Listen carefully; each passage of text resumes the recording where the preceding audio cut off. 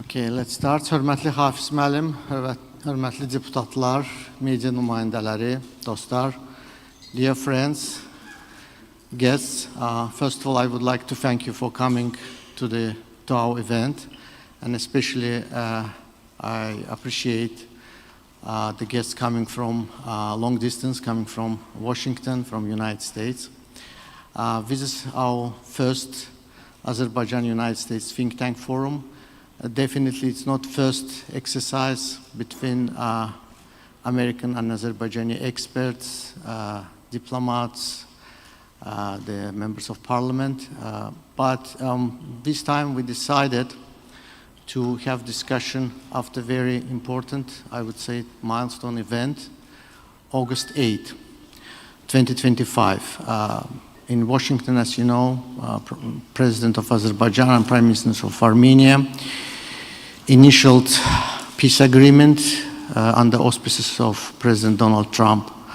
So this is an opportunity for us to discuss several important issues, and I would like to highlight three, in my view, important implications of August 8 meeting. First, this is about Armenia-Azerbaijan normalization process. So now we have commitment from both sides to move process forward. We initialed peace agreement, and hopefully peace agreement will be signed under proper circumstances when due amendments will be made in Armenian constitution.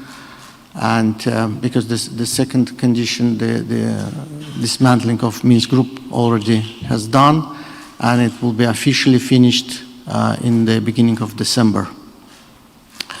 The second, I think, important implication, it's about Azerbaijan-US relationship. Besides the waiver on notorious Amendment 907, both sides agreed to work towards the strategic partnership agreement. And it opens up a lot of opportunities in terms of trade and investment in some new sectors, not only energy, because over past 3 decades, energy dominated our relationship. And the third, coming from these two implications, the third implication, I think, for greater region, South Caucasus, even the Caspian region. On the perimeter of our area, of our region, we have two wars, two conflicts. One is Russian-Ukrainian war, and the second in the Middle East, with several conflicts over there. They have all implications for the South Caucasus. But I think what August 8 meeting opens up is opportunity for all countries of the South Caucasus to create a united platform of peace and cooperation, security. So I'm not going to speak much. We expect that during discussions we'll hear some good insights. Just would like to mention that besides these issues related to the South Caucasus, related to peace, for us as think tankers, will be interesting to learn also American experience with think tank activity. So please, if I would like to ask our guests to share if any recommendations. In the meantime, I would like to ask the technicians. We just published the report. It's a product of our center about Azerbaijan-US relations. You can download from our website, aircenter.az. So we would like also to have feedback about this report and would be interested in joint research with experts from United States who came today. Now I would like to move and give the floor to Rector, Ambassador Hafiz Pashayev. Hafiz Pashayev served as first ambassador of Azerbaijan in the United States. In his capacity, he was instrumental in moving forward relationship between two countries. It was very crucial and difficult time, and he has a lot of experience both in terms of diplomacy and in terms of the academia, as now he's rector of one of the leading universities in Azerbaijan, and I'm proud to say that I'm also part of, as an adjunct lecturer of this university. Hafiz Malim, floor is yours.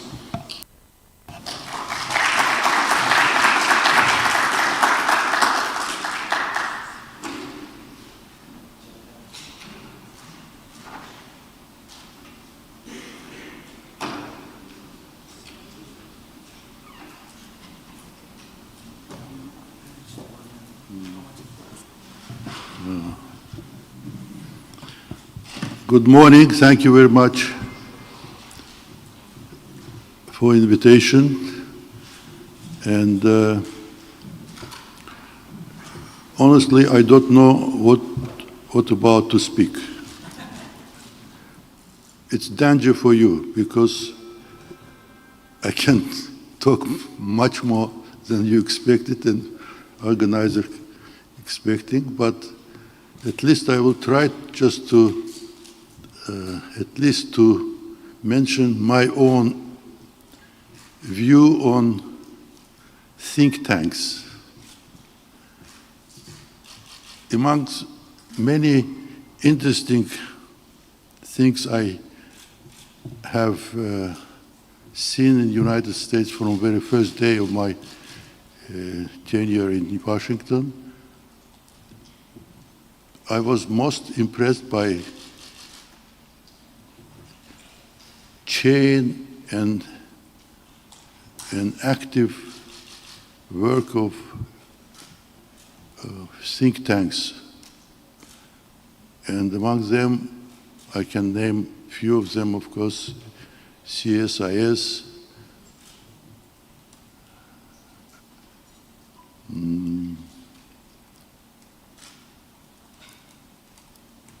all of them on K Street. And we had also embassy on K Street. So for me, as a young not by age, by my profession, I was first position as diplomat.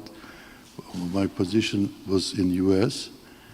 and I consider that I am student of diplomacy, and it was best university for me, where all those think tanks, and I tried to attend many of them, and as you know, each week, each day even, you can find some event in those institutions, and for me it was really good university.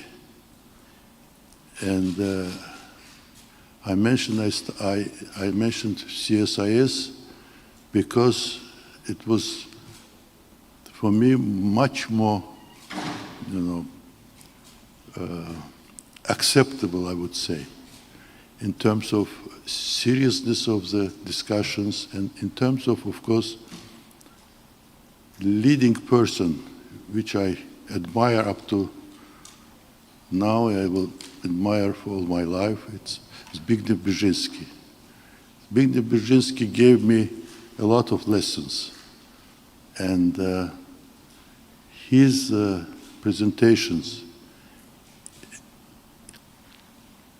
were for me real academy, real school.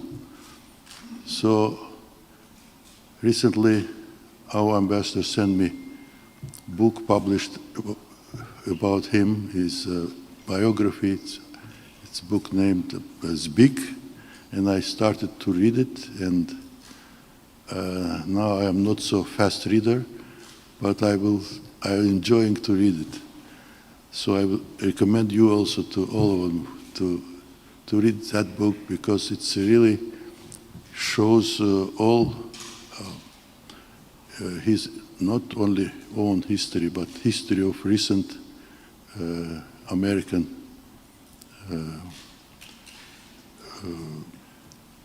policy, American history of 20th century. So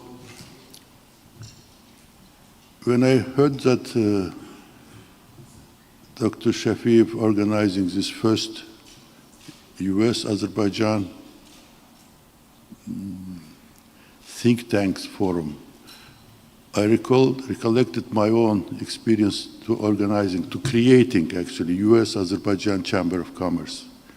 This Chamber of Commerce was created specifically to give opportunity for Azerbaijani visitors and officials who would come to United States to present realities of Azerbaijan in United States. And as you know, I arrived to Washington in 1993, February. It was absolutely was not unknown. I would say it was known to us much more than we were known to US public. So it's obviously first our efforts were related to give as much as possible real, true information about Azerbaijan, which, as you know, by that time environment was distorted by community of Armenian population of United States. So it was struggle, and if somebody have seen my book on the name of Racing Uphill, it's exactly this book and this name of the book reflecting our life in the United States that time. So, but once again, returning back to think tanks, it was very helpful to our young diplomats, because I tried to send all of them to attend all meetings and all discussions in those institutions. And growing, it was, for me, it was obvious how much they are getting from that discussions, and they're becoming more knowledgeable about US realities, about US style of operating. So through all that active years, of course, I got a lot of friends, and among them, I would name another person. It's Fred Starr, Professor Fred Starr, who was very much helpful to me understand how new country should present itself in the United States. And up to even, I would say, university we created here, I would somehow give some credit to Fred's efforts to educate me on American universities. Of course, I was among the few Soviet Azerbaijanis who had chance to visit US in 1975, 76, and I knew many things about US universities, but mostly on science side. I spent 1 year in University of California that time as physicist. So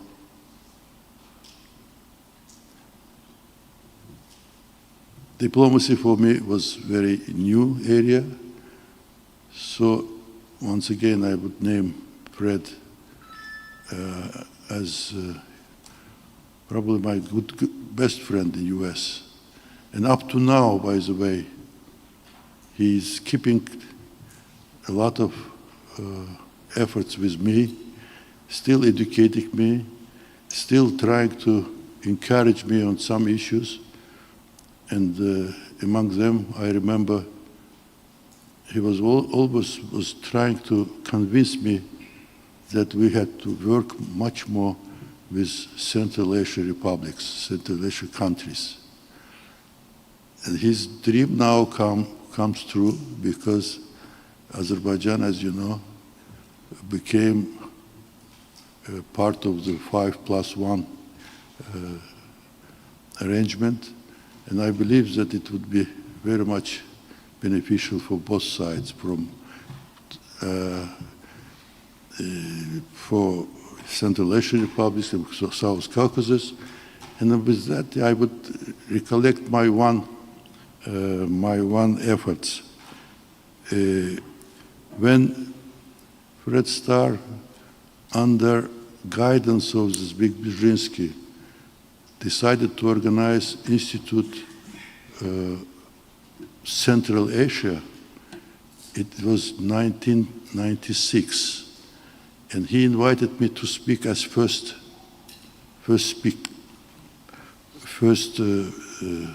presenter, first speaker. It was, I look at my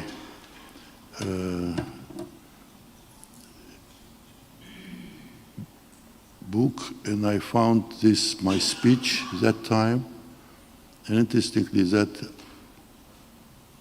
I recommended that my speech to make name of the institute not Institute of Central Asia, but Central Asia and Caucasus. And immediately he agreed with that, and now you know that this institute is still very active, though it's not in frame of the Johns Hopkins University, but still it is very effective venue for political scientists to educate public about our region. So, if you would be students of my university, I would ask them to ask questions. I don't know what your interests, major interest. I believe that this conference will give you a lot of thoughts, a lot of ideas how Azerbaijan see itself in frame of the new realities, but a lot of happening, and some people asking me, what would be your preference, to be ambassador that time or now? And I would say that now much easier, because President of United States has personal attach to Azerbaijan.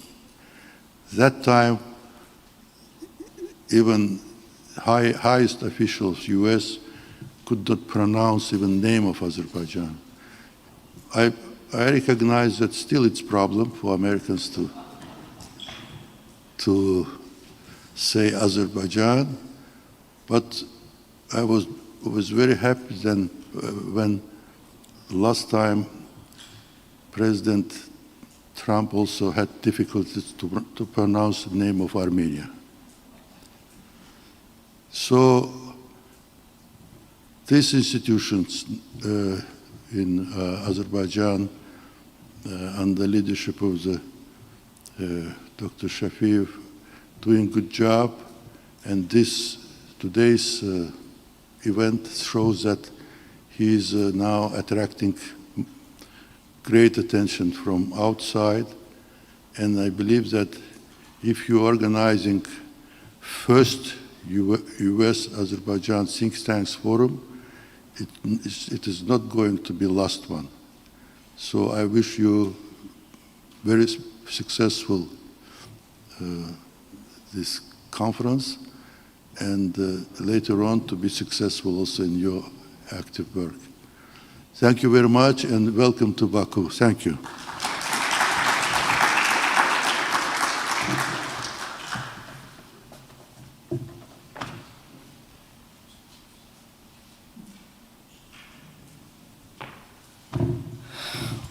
Çox sağ olun Xafiz müəllim, xoş sözlərə və xeyir-duaya. İnşallah mən əminəm ki, bu tədbir uğurlu olacaq və bizim bugünkü müzakereler hem Amerika hem Azerbaycan taraf için faydalı olacak. Thank you very much again, and just would like to pick up a few notes. You mentioned Azerbaijan-US Chamber of Commerce, which you have created and your auspices. Would like to mention that I got scholarship and the opportunity to study in the United States 20 plus years ago, thanks to this chamber and thanks to the scholarship, was the funds which was given at that time by some oil companies. And now we have quite a number of people in Azerbaijan, including high officials, who studied in the United States. This is very important, with educational links, and hopefully this think tank track 2 will be also helpful. Now I would like to give the floor to our ambassador, also former ambassador of United States, but currently he's like me in think tank community, John Herbst, and the executive director of Eurasian Division of Atlantic Council. The floor is yours.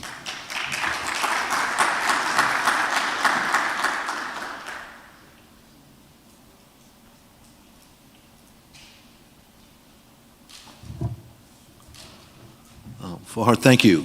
It's a pleasure and an honor to be here. And it's even more of a pleasure to see my old friend Ambassador Pashayev, who was already an institution in Washington when I started to work on what we call the newly independent states in August of 1994. And I had that job for 3 years, which gave me the opportunity to come twice to Baku, and I worked closely with Ambassador Pashayev then. I'd like to congratulate the Center of Analysis of International Relations for organizing this forum.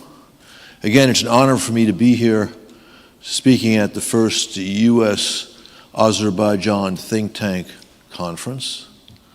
Ambassador Pashayev is right that it's going to be the start of something. It's not going to be a one-off. And it's also worth commenting that the two Americans that Ambassador Pashayev mentioned, Zbigniew Brzezinski and Fred Starr, understood very clearly in ways that few Americans did either 30 years ago or even today, American interests in the South Caucasus or in Central Asia.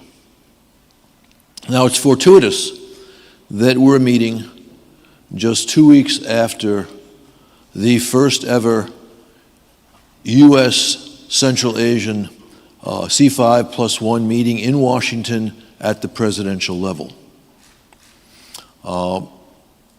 The administration has made clear that Central Asia is a priority.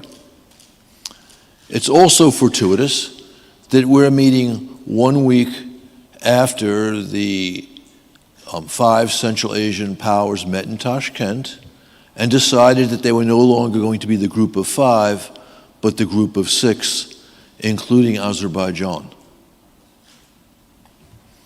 And just to complete this circle, if you follow what I'm doing, which generally people do not, the fact that you have administration interest in Central Asia is matched by perhaps the even greater interest, I say perhaps, of the administration in the South Caucasus. Donald Trump fancies himself a peacemaker, and I think that's an accurate estimation of what he's done. He has promoted peace successfully at, I think it's now 9 hotspots globally. And of course, one of those is the South Caucasus.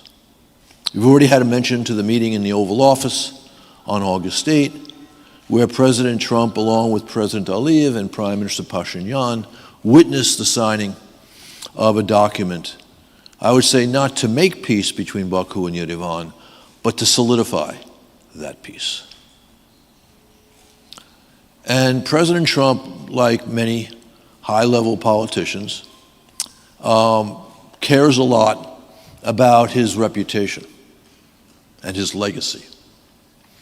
And the fact that a difficult issue in the negotiations between Baku and Yerevan, the corridor, the transportation corridor to the south, has now taken on the name of Donald Trump, means that he is invested in the success of that corridor, and he is invested in the peace emerging between Azerbaijan and Armenia. Very good thing. Just to wrap up, the fact that you're hosting the first U.S.-Azerbaijan think tank conference, the fact that you have already an institution of C5+1, soon to be C6+1, think tank, is a sign of the future of growing cooperation between analytical centers in Washington and in Baku and in the 5 states in Central Asia. We hosted a conference at the Atlantic Council 2 Fridays ago, the day after the C5+1 in Washington. And I told our audience then that we would like to institutionalize a regular analytical conference, think tank conference, every time the C5, soon to be C6+1, meet. So we had the first of those 2 weeks ago in Washington. As I think most people know here, the C5, C6+1 tends to meet annually, usually at the UNGA, the UN General Assembly in New York in the fall. We're going to be working very hard with our think tank partners here and in Central Asia to be able to pull this off next fall and to, again, institutionalize closer cooperation amongst think tank centers of South Caucasus, Central Asia, and Washington. So I'm delighted to have the opportunity to help kick this off. Again, congratulations to our Azerbaijani partners, and I think you've heard enough from me for now.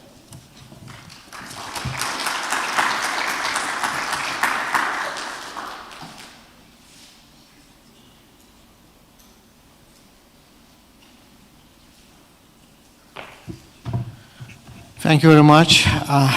We supposed to have also third speaker, Hikmet Hajiyev, President's Foreign Policy Advisor, but yesterday he phoned me. He has urgent government meeting today, so he won't be able to join us.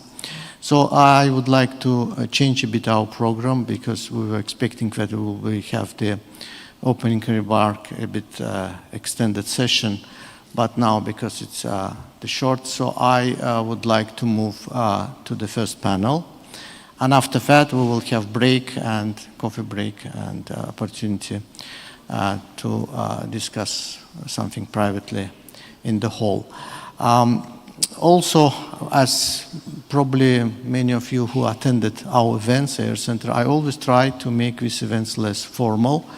So what I would encourage, and we have also quite a number of people from diplomatic corps, ambassadors, to take active part in discussion, ask questions, make comments. So basically, think tank forum is about discussion, about arguing, if you wish.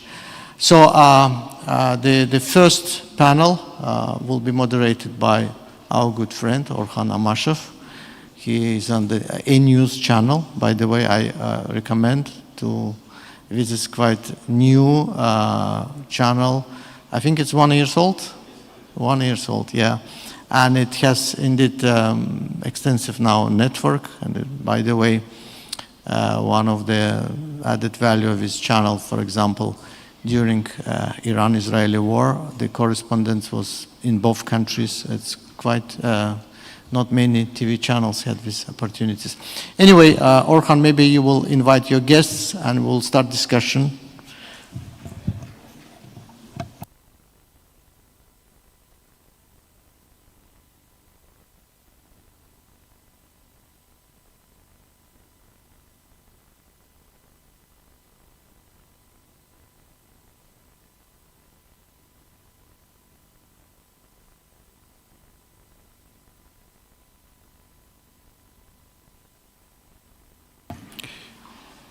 Am I being heard?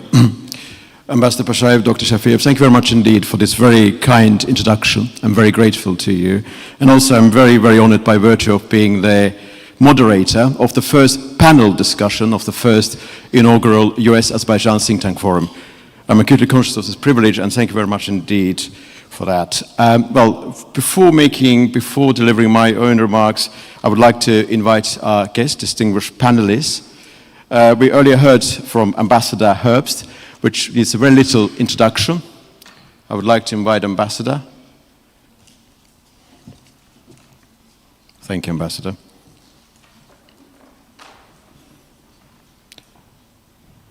Dr. Bukhari as well.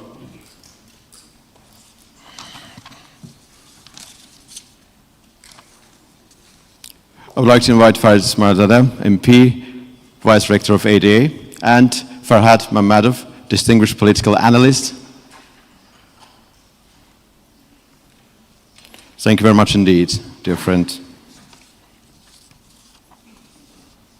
Well, we are having this meeting, think tank forum, at a very, very interesting juncture, and Dr. Shafiev earlier outlined some of the key parameters. Of course, 8th of August changed the entire dynamics in our region. What happened on that very day in Washington when President Aliyev and Prime Minister Pashinyan signed a joint declaration initialing the agreement on the establishment of peace and interstate relations was a very pivotal moment. Of course, that particular peace treaty is yet to be signed. That will happen in the fullness of time.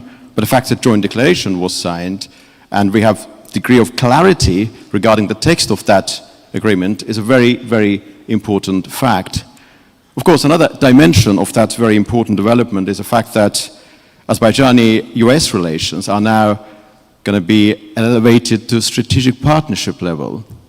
Well, that particular moment, of course, memorandum of understanding on the establishment of strategic working group, which will be preparing that partnership, strategic partnership agreement, was adopted.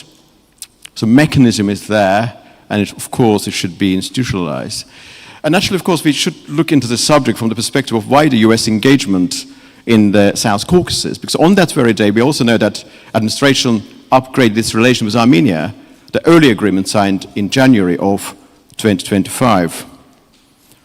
And when you look at the wider landscape, we cannot exclude, of course, we cannot actually look at what is happening in the South Caucasus without analyzing the Central Asian dimension. And Ambassador Pashayev earlier mentioned what happened in 1996 when he actually made a very clear point about this Central Asia and South Caucasus forming one geopolitical space.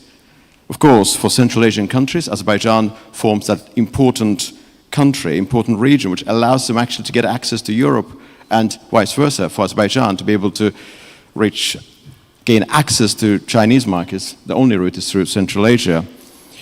And today we'll be looking at some of the key questions, of course, and those key questions will be guiding our discussion. We'll be looking at some of the political, economic outcomes of the 8th of August breakthrough. We will be trying to understand its long-term implications for wider US engagement in the South Caucasus, for peace building between these two countries, and many other related matters. And I would like to invite our distinguished panelists to deliver their remarks. Ambassador Herbst, of course, does need very little introduction. Was former US ambassador to Uzbekistan and Ukraine, and his current role is incredibly important in terms of shaping thinking there in Washington when it comes to wider regional issues in this region and also wider Central Asia. Ambassador Herbst, the floor is yours, sir.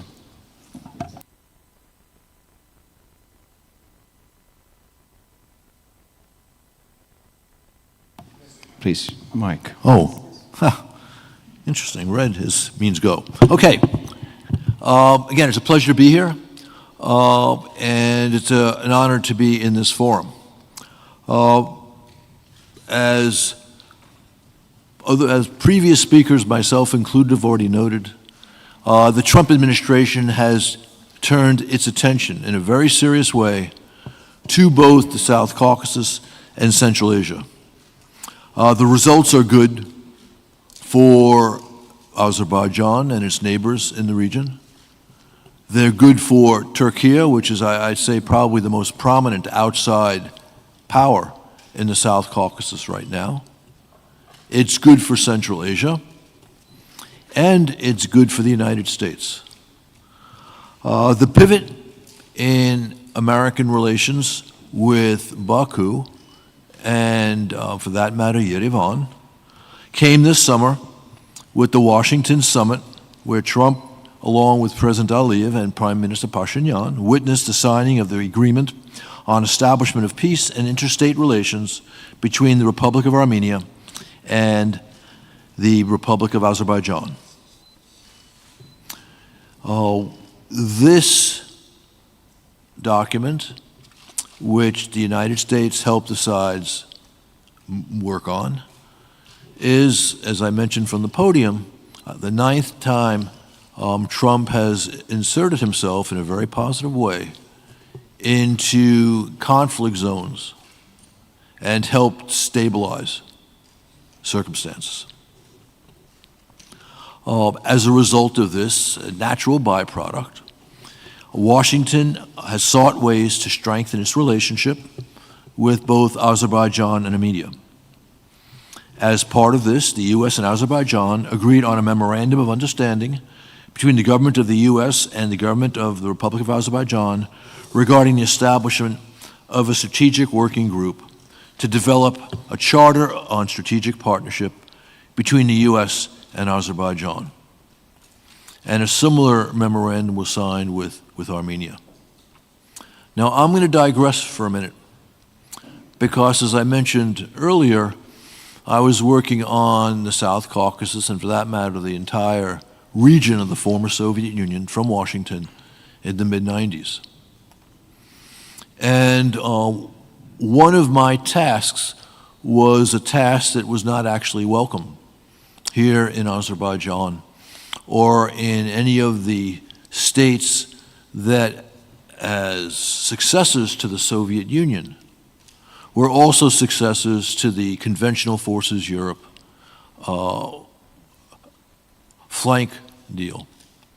The problem was simply that Moscow found it inconvenient and geopolitically unnecessary, and that's actually a euphemism, to move its forces, tanks, artillery, out of these countries. And Washington felt it needed to be able to point to progress on an agreement with the flanks for other reasons. And my job was to help persuade the countries of the South Caucasus, Ukraine, Moldova, to accept the ongoing presence of Soviet hardware in their territory. And as part of that, I persuaded Strobe Talbot, who was then the Deputy Secretary of State and who had responsibility for this area, to give me the card of saying in each capital which I visited that we would begin a strategic partnership. And so we actually announced that then. And frankly, that was a bare bones strategic partnership 30 years ago. But it certainly developed with Georgia, starting in the aughts, before the Russian war on Georgia in 2008.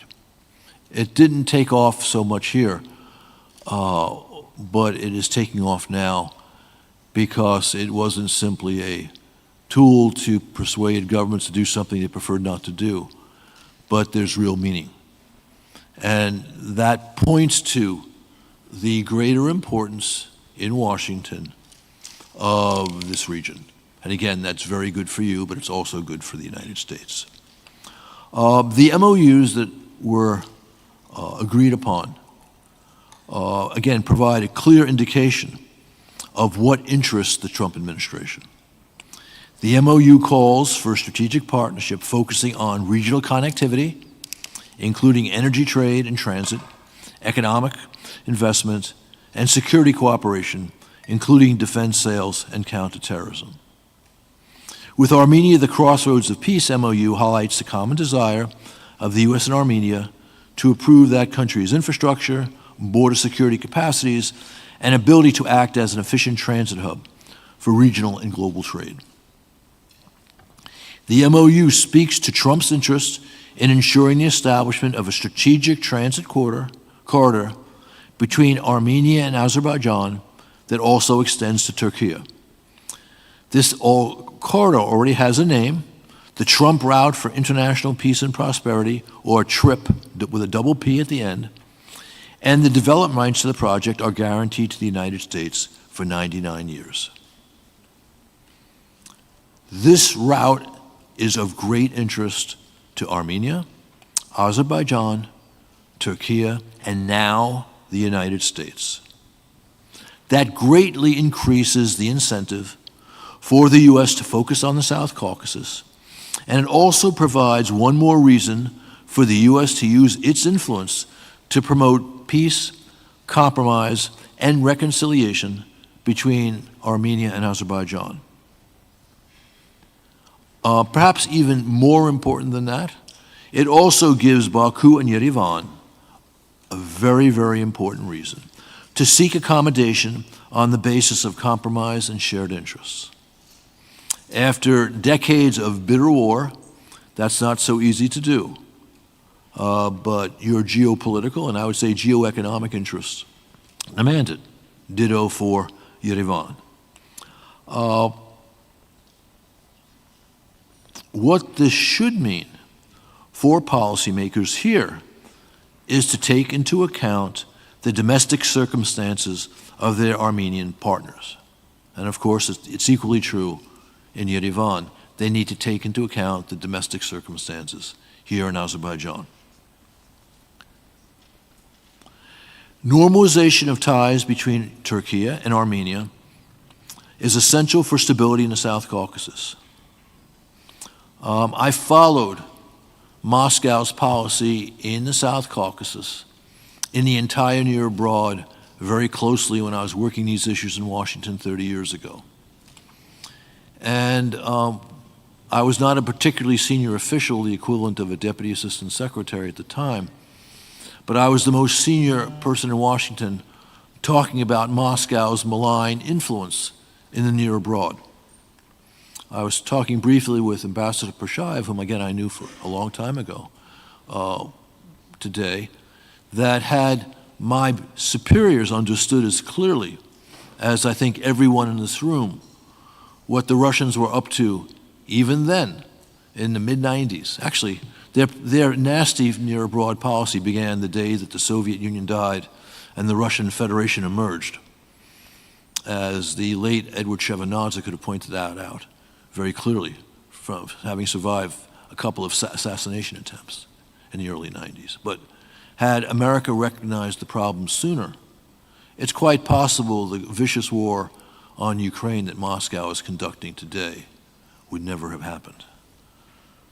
But let's come back from the early 90s to today. Moscow has shown its disregard for Azerbaijan over the past year, starting down with the shoot-down of the Azerbaijan civilian airplane last December, the denial that there was anything untoward by the Russians in that incident, the treatment of Azeri businessmen in Russia. All of this points to the importance to Azerbaijan of a closer relationship with the United States. But it also points to, and I don't need to tell anyone in this room the following, the importance of Baku's relations with Ankara. Turkey is the most influential foreign presence in the region. That was not true, back when this was clearly a Muscovite backyard. And Turkey's presence overall has been a plus for you and a plus for the region. The U.S., Erdogan is not an easy partner, but he can act with strength and energy when he sees his interests at play. And to a large extent, not complete, especially not as regards the Middle East, American and Turkish influence overlap. And we, the United States, can and should do more to find ways to cooperate on our joint interests with Turkey. Now, the last piece. I was delighted, and I'm a little bit embarrassed to say surprised, when at a gala dinner in Washington about 7 or 8 weeks ago for the Institute of World Policy, Deputy Secretary of State Landau gave the keynote address, and he said, you know, we, the Trump administration, wants to pay much greater attention to areas of the world where the United States has significant interests, but has not paid sufficient attention. And he mentioned explicitly Central Asia.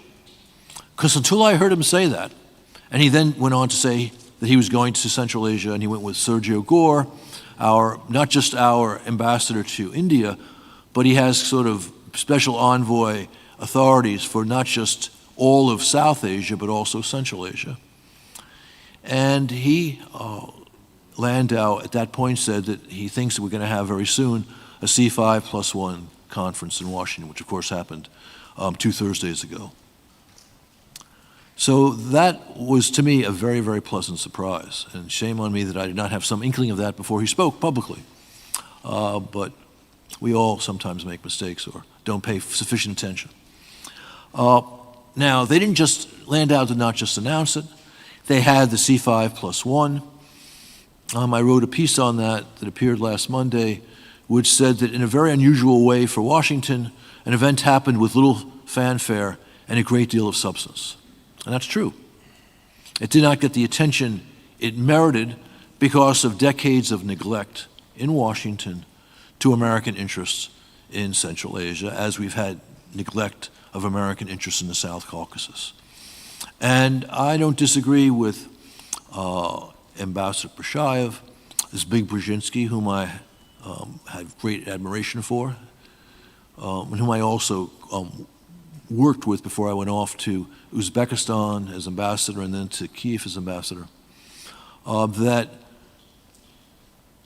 in geopolitical terms, the connections between the South Caucasus and Central Asia are tight and need to be understood in any relevant policymakers' understanding of the world and of American interests. So the conference, the C5+1, was a clear success, highlighting Washington's interest in enhancing relations with Central Asia.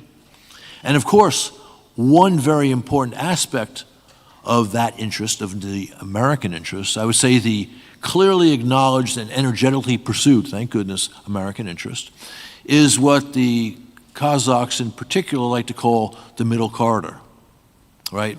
Central Asia is, as Mackinder would say, the very center of the world island, right, the Eurasian world island. And what that means, unfortunately for the region, is that the 5 countries of Central Asia are landlocked. And how do they get their products to world markets when one of their neighbors is Russia, the other of their neighbor is China, a third neighbor is Iran? By the way, that's 3 out of the 4 of America's principal adversaries. Another reason why we should be engaged and should have been engaged more closely in Central Asia. So the idea of the Middle Corridor extending across the Caspian Sea from Central Asia, where Azerbaijan, a literal state on the Caspian Sea, plays an important role. And then the corridor, which we've been talking about, becomes even more important because it essentially becomes one with the Middle Corridor. And so this reinforces the separately developing interest of the Trump administration in Central Asia on the one hand and South Caucasus on the other, because in fact, geopolitically, the regions are one. Now,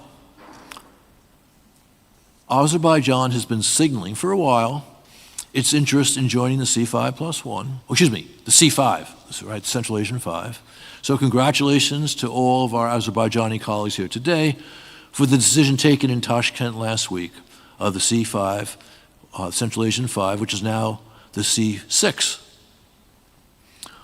While this issue was very much in the air at the C5+1 in Washington 2 weeks ago, and at the conference we held the day after.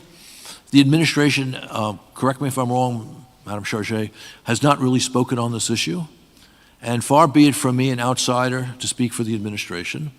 But I would say the logic of this is impeccable, and the C5+1 will certainly, I think, well, let's leave certainly out because I'm no longer a U.S. government official, will likely become the C6+1, and hopefully at the next meeting next year. So with that, it's a very good time for an American who's been interested in Central Asia and the South Caucasus for over 40 years to be working on this issue. It's a good time for this conference to be convened. It speaks to the fact that this will not be a one-off conference. It speaks to the fact that we, the think tank community, have an important role to play here, because people like Fred Starr, who's clearly the dean of American thinkers on Central Asia. And by the way, if you've never read his book on the Lost Enlightenment, what I would call an intellectual/cultural history of Central Asia, it's a true tour de force. Not an easy read. Intellectual history is not easy read, but absolutely brilliant and important. Anyway, as Fred Starr likes to point out, this is very much where American interests lie, and he's right. And that also means American interests in the South Caucasus. So with that, again, congratulations to the conveners of this event, and I look forward to working with you in the future.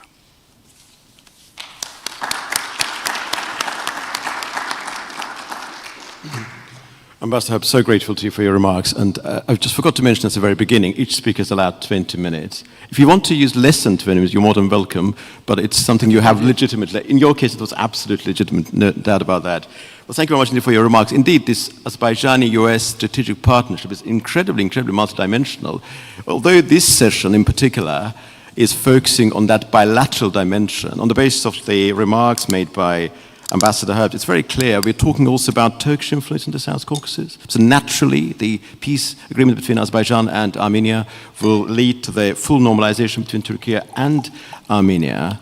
And of course, Azerbaijan is now widely seen and acknowledged as far as the latest decision taken in Tashkent is concerned as part of the Central Asian dimension. And it has been mentioned, and as you said, it has been in gestation for some considerable time. President Aliyev's trips to Kazakhstan, Turkmenistan, many other countries, this particular emphasis on this region being one whole, and actually Caspian Sea being connector, not divider, has been floating in the air for some considerable time. I'm so grateful to you, Ambassador Herbst, for your remarks. And now I would like to give floor to Dr. Kamran Bukhari, who is Senior Director for Eurasian Security and Prosperity at the New Lines Institute, one of Washington's leading analytical voices on geopolitics, regional security, and what one may call the structural complexities of Eurasia. The floor is yours, sir.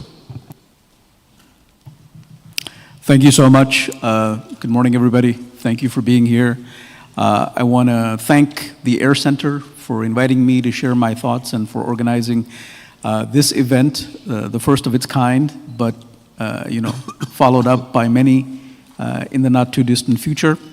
So what I'm going to do here in 20 minutes or less is sort of provide a broader strategic context, situate everything that we've talked about in a global context. And the way I'm going to do that is I'm going to start with a global situation report. Where do we stand today? What are the main strategic issues facing the globe? And then I'm going to drop a little altitude and talk about what the United States is trying to achieve under the Trump administration, which I think bears thought and conversation because it too is very historic. Then I'm going to sort of zoom into the South Caucasus and the Trans-Caspian region, talk about a little bit about what the Washington summit means and how that has accelerated what has been happening in this region for the better part of the past 5 years. Then how the Washington summit creates an opportunity for the United States to finally have access to this part of the world, which historically has been one where the US footprint has been the most thinnest, if you will. Then we live in an age of connectivity, so I'm going to try to connect South Caucasus with the Middle East, because I think that's important. And then lastly, I'm going to talk about how Azerbaijan, which shares a border with both Russia and Iran, is emerging as a middle power. And then sum it up with, what does this all mean for our conversation today? So where are we today?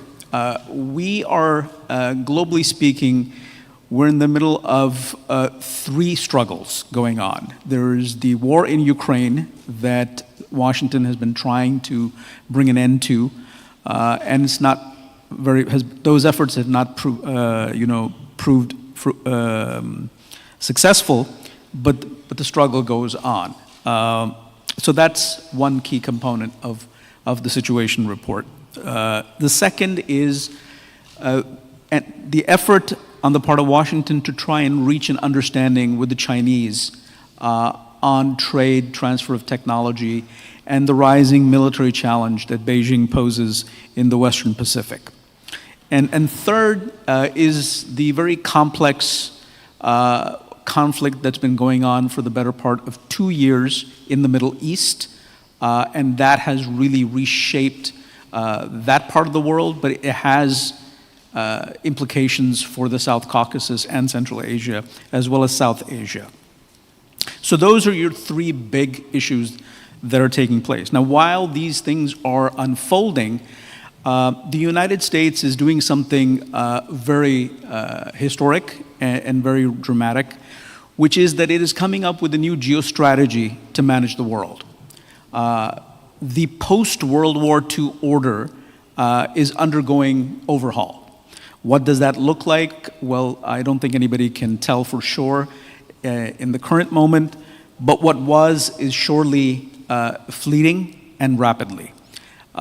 Simply put, the United States is moving from a position of doing the heavy lifting of security and stability around the world as the primary net security guarantor to a strategy where it is going to heavily rely, or it is relying on regional stakeholders, allied and partner nations, to play that primary role, with the United States supporting, if you will, a secondary role. And you can see this manifesting differently in different parts of the world. Simply put, the United States is trying to extricate itself from land conflicts. What do I mean by that? What I mean by that is that because it's an oceanic power, the United States is not going to give up the primary responsibility of security in the Western Pacific, particularly given the threat from China. But even there, we're seeing the emergence of multiple, if you will, alliances. But the primary one is, is the Quad, but there's also talk of a three-way between the United States, Japan, and Australia. Okay, so let's drop down to South Caucasus. So while this is happening, there is a world that is in commotion, and the United States is trying to deal with it. Where are we in the South Caucasus? I think it would be fair to say that the balance of power has completely shifted in the South Caucasus after the war of 2020, which reached its culmination point in 2023 with Azerbaijan's victory in that war, which has paved the way for the current diplomacy with Armenia, and it is producing a reality where conflict can be put potentially in the rearview mirror, and hopefully, and this space that we call the South Caucasus can become what Ambassador Herbst has been saying, a corridor for geoeconomics as opposed to conflict. So I think that is very significant, because what it does is this part of the world, the corridor between Azerbaijan, Armenia, through Nakhchivan to Turkey, is sort of that strategic choke point for the Trans-Caspian international transportation route, also known as the Middle Corridor. Without resolution to this part of this area west of the Caspian, you can't have a middle corridor. And the big problem, even after the end of the war, even after the progress that was made between Armenia and Azerbaijan in the negotiations towards a peace agreement, I believe the draft that was agreed upon was back in March, but it still needed something more, and that something more is, American involvement. And we saw that with the Trump administration hosting the August 8th Washington summit. And the key part is, as Ambassador Herbst pointed out, is TRIP, the Trump route. What that does is that positions the United States for the first time in what used to be, for the longest time, a Russian sphere of influence. This area was firmly in the Russian sphere of influence, and that thing is changing. The Russian grip is loosening, at least as far as Azerbaijan and Armenia is concerned, and we can have a debate on that. Though Georgia is still, given its location, still struggling with that.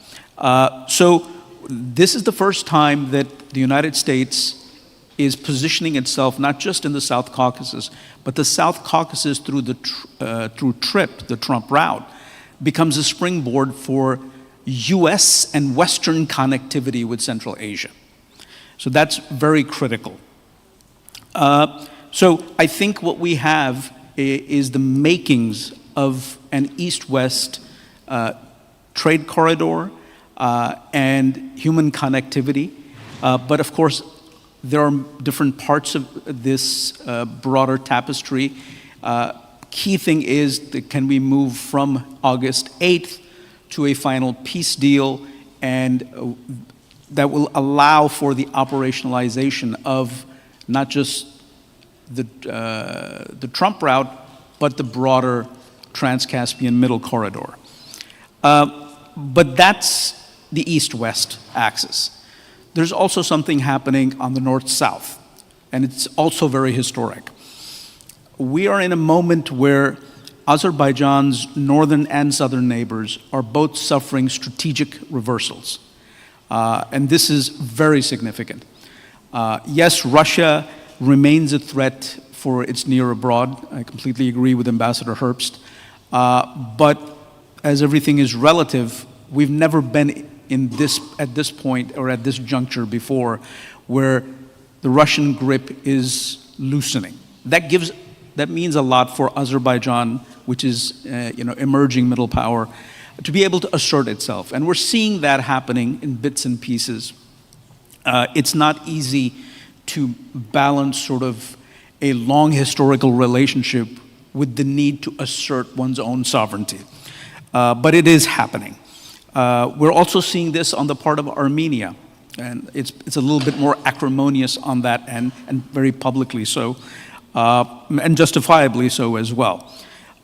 Meanwhile, Iran has been strategically shaken by the events of the past 2 years, particularly what happened last year in 2024, culminating in the 12-day war with Israel. The process, what I call evolutionary regime change in Iran, has been accelerated by these external conflicts. Iran, again, is due for change. The supreme leader will, at some point soon be passing the baton to a new leader. There will be a succession. We've already seen the rise of the regular armed forces over the grip that the IRGC has had in Iran. This creates opportunity for Azerbaijan to play a much bigger role in the Middle East. And Azerbaijan is not sort of, if you will, confining itself to just its southern neighbor. We already see Azerbaijan playing a very significant role, first in Syria, with the mediation between the deconfliction talks between Turkey and Israel. Both countries have forces in the north and the south of the country.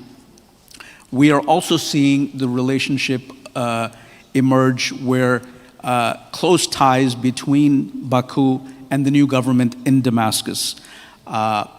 And now we're hearing that Azerbaijan will be, and it's not final, but I'm going by what the reports say, that Azerbaijan, together with Indonesia and Pakistan, will probably be supplying the bulk of the forces that will go into the International Stabilization Force as part of the 20-point plan by the Trump administration to stabilize Gaza. So you see Azerbaijan playing an expanded role in the Middle East. So what does this all mean? I'm going to try to wrap it up here. What it means is that we're living in a very, if you will, unprecedented times. We are in a situation where everything around Azerbaijan is rapidly shifting, and that creates opportunity for Azerbaijan. It creates opportunity for the United States. It creates opportunity for Turkey and the Central Asian states to reshape this landscape. It is not going to happen, all of a sudden, but I, for one, do see sort of that momentum, the acceleration picking up because of everything that I've just talked about. And these developments, these trajectories are not over. They are unfolding, and they will continue to unfold in the years to come.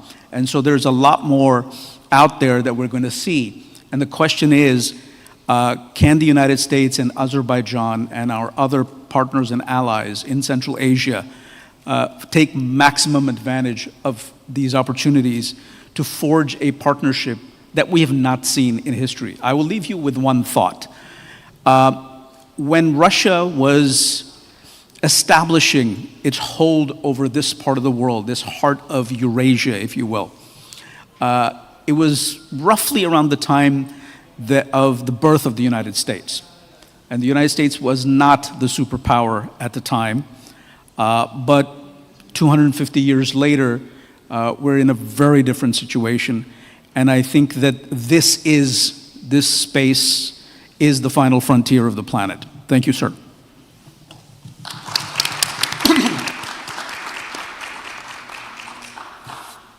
Dr. Bukhari, thank you very much indeed for explaining to us what I earlier, before your speech, described as structural complexities of Eurasia, with vital elements related to many, many actors, including Iran, Russia.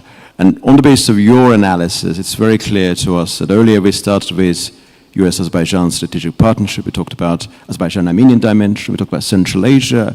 And also, of course, what happened on the 8th of August has implications for Azerbaijan's wider role in the Middle East. We know what's happening regarding stabilization force, regarding Azerbaijan's relation with Damascus, and Azerbaijan's involvement in the Abrahamic Accords. All of these elements appear to be part of the same process. And I suppose, Dr. Ismailzadeh, this is the best of times for Azerbaijan in many ways. The issue related to Karabakh is sorted out. Peace deal is in the offing. It's going to be signed very soon. And we see the developments and their scale. Would like to hear your evaluation in relation to the outcomes emanating from the 8th of August breakthrough. Thank you. Thank you very much, distinguished colleagues. First of all, I want to say that it's very difficult for me to speak today because I have my rector here, Ambassador Pashayev, and for more than 30 years, I'm learning about US-Azerbaijan relationships from him. Even back in times when he was ambassador in United States, I was intern at embassy. And today, for the first time, I'm speaking about US-Azerbaijan relationships in front of him. So it's a kind of interesting moment for me. Of course, US-Azerbaijan relationships have passed through different phases. In the early 90s, we had Russia First policy by US government, where Azerbaijan and other former Soviet republics have been perceived as not a priority. Russia was perceived as a priority. Then we have gone through oil contracts and a lot of interest from United States to Caspian region. Then 9/11 happened, and again we had a huge surge in US-Azerbaijan relationships, especially in security field, in cooperation in military field. 9/07 was somehow put on freeze. And then there was a period of time when there was absence of US in the region. We didn't see a lot of developments in bilateral relationships. We saw lack of interest from United States to the Caspian region. And today we are seeing another stage, another moment, another page when there's growing interest from United States. I think two speakers before me have highlighted that. And signing of Washington documents have been quite important phase of that growing US interest to the region. I want to maybe briefly talk about what are the expectations of Azerbaijan from this new page of US-Azerbaijan relationships. There's already dynamic visits from both sides. As we speak, my colleagues, members of parliaments, led by Samad Saidov, Foreign Relations Committee Chairman, are in Washington. They're holding meetings with US congressmen. There's a lot of visits from US side to Azerbaijan. So we already see dynamism of dialogue in different sectors of economy, in different fields. What are the expectations of Azerbaijan? First of all, I would say that modernization of Azerbaijan's economy, because Azerbaijan is now entering a very interesting moment of its history where oil outputs are not increasing, oil revenues are not increasing. We are trying to look into different other sectors of economy to develop, including renewables, transport logistics, investments in technology, investments in new areas which can bring dividends to Azerbaijan's economy. So I think that here US's role can be very instrumental. And here I mean US technology transfer, US investments. So Azerbaijan is looking at this new page of US-Azerbaijan relationship from the perspective of economic development, from the perspective of technological development, and here I also mean artificial intelligence. This is a completely new area which Azerbaijan does not have much experience, so we can learn from United States. Here we can also talk about other forms of technology, including cybersecurity, military cooperation, defense cooperation. All of these areas are important for Azerbaijan, for future of Azerbaijan's sustainable growth, and here US can play a big role. Second area where Azerbaijan, I would say, what are the expectations of Azerbaijan, is strengthening of its independence, sovereignty, and growing leadership in the region. My predecessor speakers have talked about conflicts in the region. Indeed, we are kind of experiencing World War III. We are experiencing tectonic changes in the region. We have European security architecture under question. We have territorial borders under question. We have territorial integrity in the region under question. So in this very dangerous and risky situation, where we have state threats and non-state threats, Azerbaijan is trying to maximum strengthen its independence, sovereignty, borders, territorial integrity. And here we of course need cooperation with United States as a balanced force against other actors in the region. We have threats coming from our neighborhood. We have had tough relationships with Russia in the past year. So in this context, cooperation with United States will strengthen Azerbaijan's sovereignty, independence. It will further strengthen the peace in the region, security in the region. So that is the second expectation that Azerbaijan has. And if you look at Azerbaijan's foreign policy, we are always trying to balance between different actors. Just in the month of October, Azerbaijani president participated in summits in EPC, European Political Community. The next few days he was participating in Turkic summit. The next few days he was participating in CIS summit. And the next few days he was participating in Middle East Peace Summit. So you can see that Azerbaijan is pursuing a type of foreign policy which is multi-vectoral, engaging different partners, different parts of the world, different organizations. We are active in non-aligned movement. We are active in UN platforms, COP Summit, World Urban Forum Summit.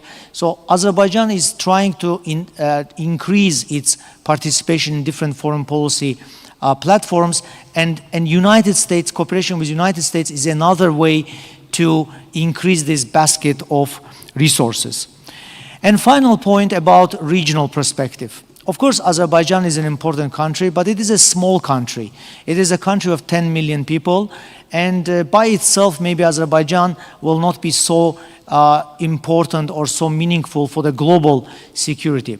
But if we bring back the conversation of Central Asia, Caspian region, Middle Corridor, connectivity, Eurasia, so my predecessor speakers have mentioned about that. In that context, Azerbaijan becomes a very invaluable asset. It becomes a pivotal asset. It becomes a connector between Europe and Asia. It becomes a transit corridor from China to Europe. So from that perspective, I think that Azerbaijan is trying to position itself not only a regional power, regional connector, but also a country which drives regional agenda. You can see that in many issues, Azerbaijani president is a driver, a locomotive of regional integration. He is the person who initiates new platforms, new ideas, sometimes trilateral formats, sometimes engagement with Central Asia. So he is the person who drives the regional integration, regional dynamics. And in that view, I think Azerbaijan is trying to increase its importance in the global security architecture by linking itself with Central Asia, linking itself with different other parts of the world, and try to move away from a 10 million population, small country size narrative towards more regional narrative. And I think in that perspective, Azerbaijan can be also very much valuable for US agenda in the region. And I am actually quite optimistic that August 8 documents will open new page in bilateral relationships, but also in regional peace and regional security. Thank you very much.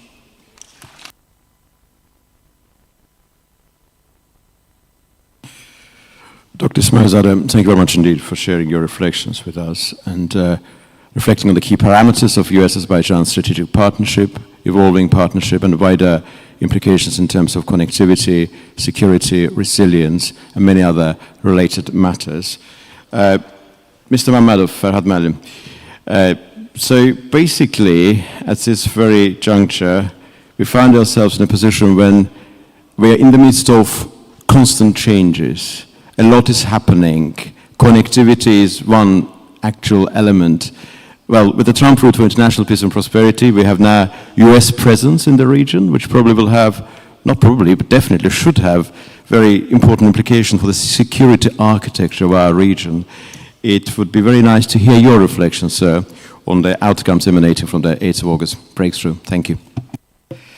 Thank you, Orhan. After brilliant British pronunciation and American pronunciation, now time for Azerbaijan style pronunciation.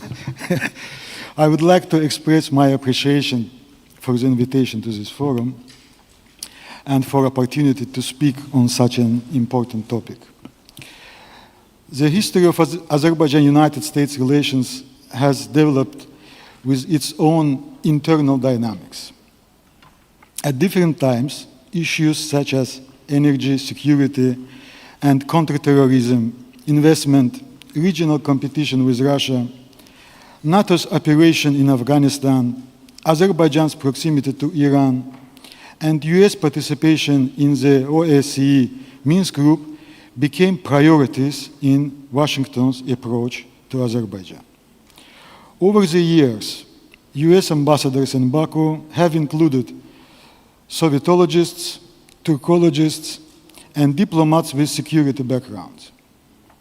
At the present stage, the United States does not have an ambassador in Azerbaijan, and it will be important to see whom Washington nominates for this role, as today's phase of bilateral relations spans several different areas, each with its own geographic context and strategic objectives.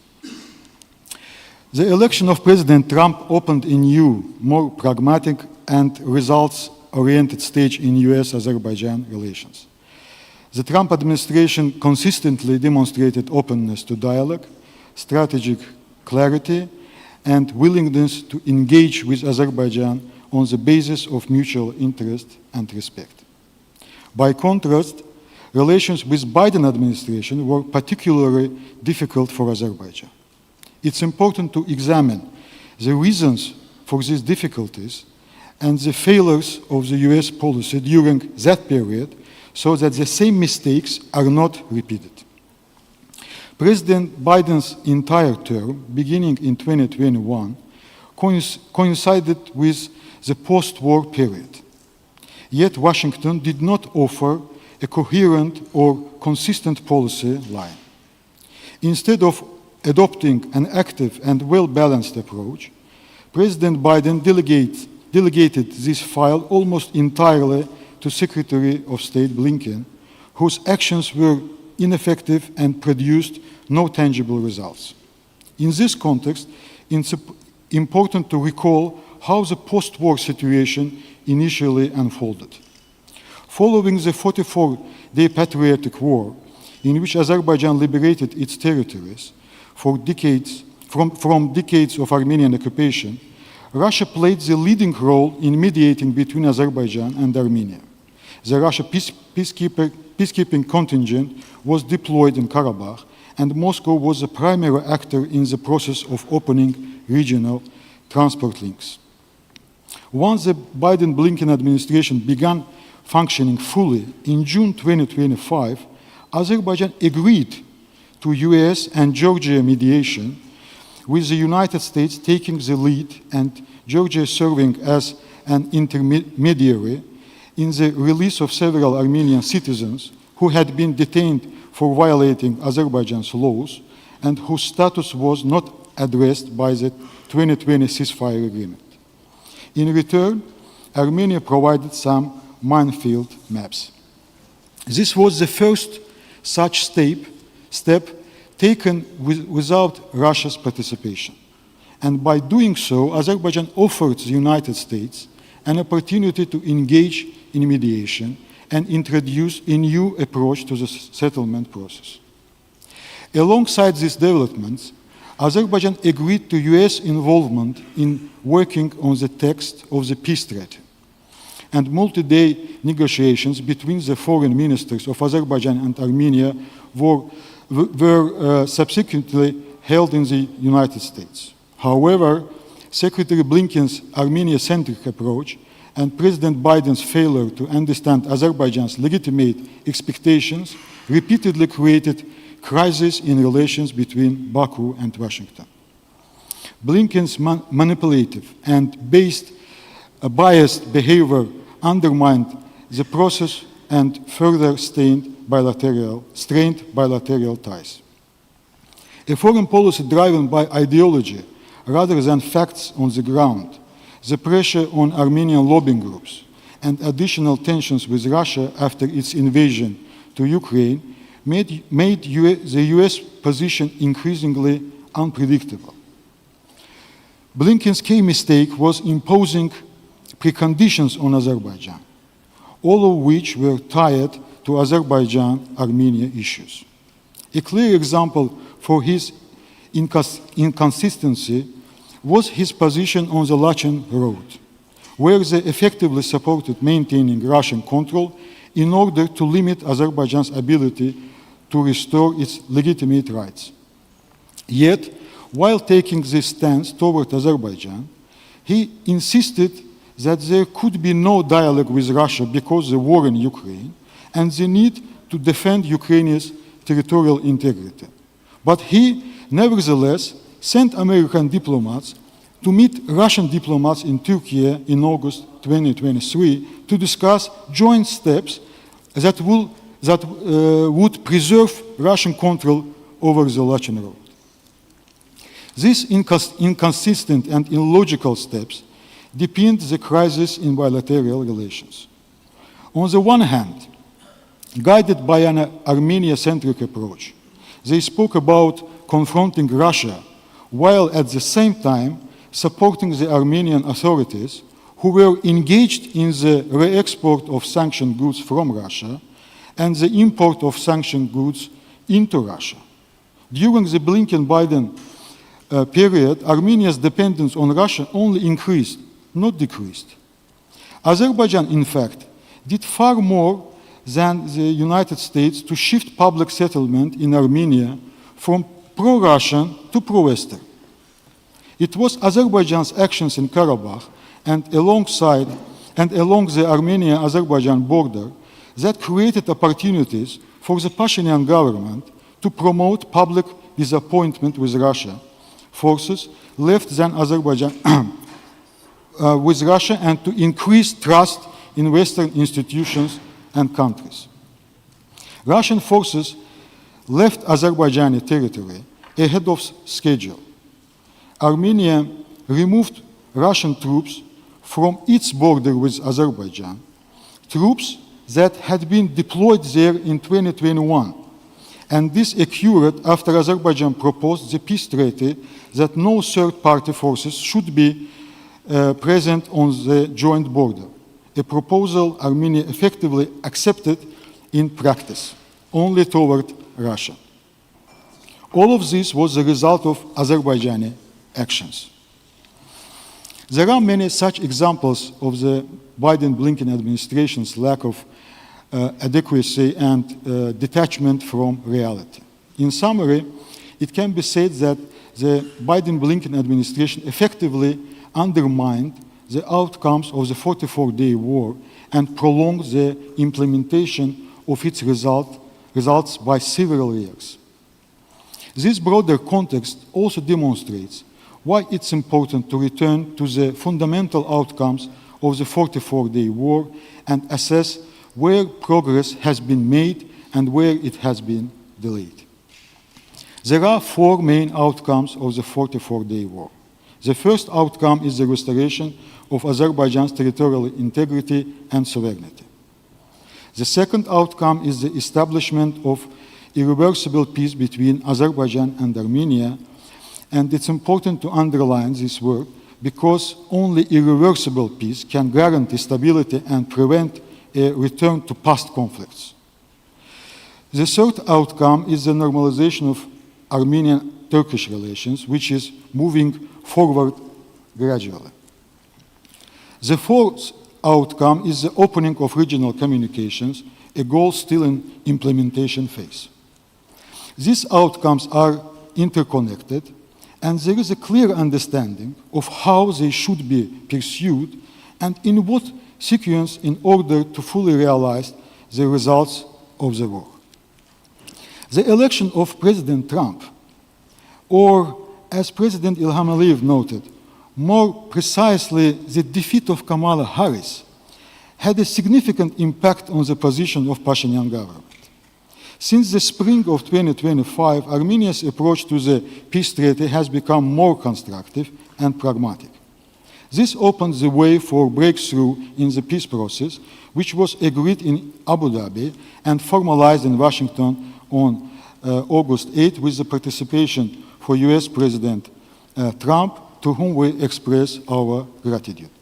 Noted to records that we gratitude Mr. Trump.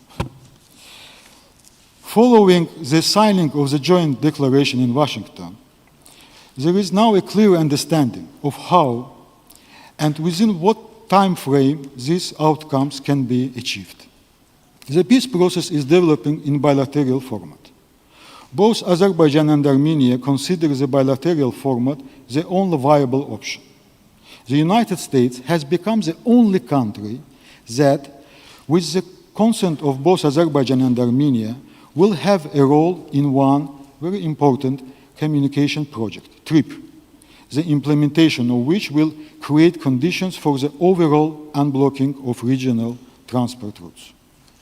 The trilateral summit in Washington and the adoption of the joint declaration were important milestones in the peace process. After this meeting, numerous statements were made and concrete steps were taken to strengthen the peace agenda between Azerbaijan and Armenia. Conditions were created to enable direct people-to-people contacts and to involve representatives of civil society from both sides in a bilateral format. I am part of this effort as well. A visit to Yerevan has already taken place, and we were expecting representatives of Armenian civil society in Baku soon. US participation in the TRIP project has eased tensions surrounding this initiative, which forms part of the Zangezur corridor. The final decision that will be adopted between the governments of Armenia and the United States and coordinated with Azerbaijan will create a new situation in the peace process. Thus, the peace process and the implementation of the outcomes of the 44-day war are transforming regional dynamics that were shaped 30 years ago. This transformation is taking place against the backdrop of greater sovereignty among regional states and the weakening role of external actors. The United States plays an important role in this transformation, not only at the negotiation table, but also on the ground. And this has become possible as a result of decisions taken by the governments of Azerbaijan and Armenia. The peace agenda has also had a positive impact on US-Azerbaijan relations. During a meeting with an American diplomat, I was asked the following question: what interest does the United States have in raising relations with Azerbaijan to the level of a strategic partnership? I appreciate such simple and pragmatic questions. So let me try to answer this question, and in turn the question of why Azerbaijan needs a strategic relationship with the United States. First question, why does the United States need a strategic relationship with Azerbaijan? First, the transformations in the South Caucasus arising from the outcomes of the war will shape regional dynamics for the next 20, 30 years. With the TRIP project, the United States has a real opportunity to secure its place in the new regional configuration. Ambassador Herbst mentioned the second point, that the United States has already formalized its relations with Central Asia, and in the coming years, the most predictable physical access route to Central Asia will run through the South Caucasus, where Azerbaijan plays a key role. Third, after the US Central Asia Summit, the Organization of Turkic States has become one of the most predictable regional platforms, uniting US allies and partners, and its objectives aligned with US interests. Azerbaijan is an active member of this organization. Dr. Buhari mentioned fourth point. Azerbaijan is shaping a new role for itself in the Middle East, where its positions and strategic approach coincide with those of the United States. In particular, neither Azerbaijan nor the United States is interested in escalation between Turkey and Israel or between Syria and Israel, plus the Gaza issue. Fifth, historically, Azerbaijan has been an ally of the United States allies, Turkey, Israel, and several European countries. Today, United States policy is more pragmatic, yet the factor of the ally of the allies has not lost its relevance. Six, in the future, the United States may regain interest in the direction of Afghanistan, where Washington will need either to confront or to engage. It's worth recalling that Azerbaijan maintains an embassy in Kabul.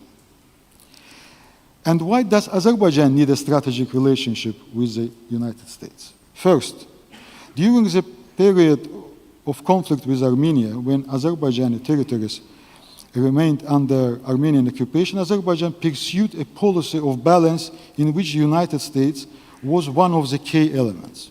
After the victory in the war and the restoration of territorial integrity, the structure and form of this balance are changing. Azerbaijan values its relations with the United States because it does not seek membership in military political blocs or customs union, giving priority instead of bilateral relations. Second, a new regional reality is emerging. and it's important for Azerbaijan to help shape regional arrangements in which geopolitical competition among major powers does not escalate into conflict. Strategic relations with the United States are useful for Azerbaijan in establishing a stable regional balance of power. Third, President Trump's policy of moving away from ideological foreign policy and avoiding interference in the internal affairs of the states creates a foundation for elevating bilateral relations and overcoming long-standing obstacles such as Section 907, which for decades unfairly restricted US assistance to Azerbaijan. Fourth, as Dr. Ismailzadeh had already mentioned, sectoral cooperation in technology, artificial intelligence, logistics, asset management, and investment represents important economic interests for Azerbaijan. Fifth, US involvement in the TRIP project contributes to a predictable environment for the unblocking of regional communications and at the same time serves as a certain guarantee against revanchism in Armenia. In conclusion, I would like to highlight the risks that may arise in the process of forming a strategic partnership between Azerbaijan and the United States. The activities of Armenian lobbying groups in the United States, including their use of religious narratives, may create obstacles to the establishment of such a strategic relationship. Initiatives such as a Peace Act, as well as a religiously framed message voiced in Tucker Carlson's podcasts with Russian puppets, can pose threats to the current process. It should be emphasized that such initiatives harm Azerbaijan, harm Armenia, harm the peace process, and harm the realization of US interests in the region. At this historical moment, the United States and Azerbaijan share mutual interests and converging priorities that create a solid basis for elevating the relationship and overcoming existing obstacles. Thank you very much.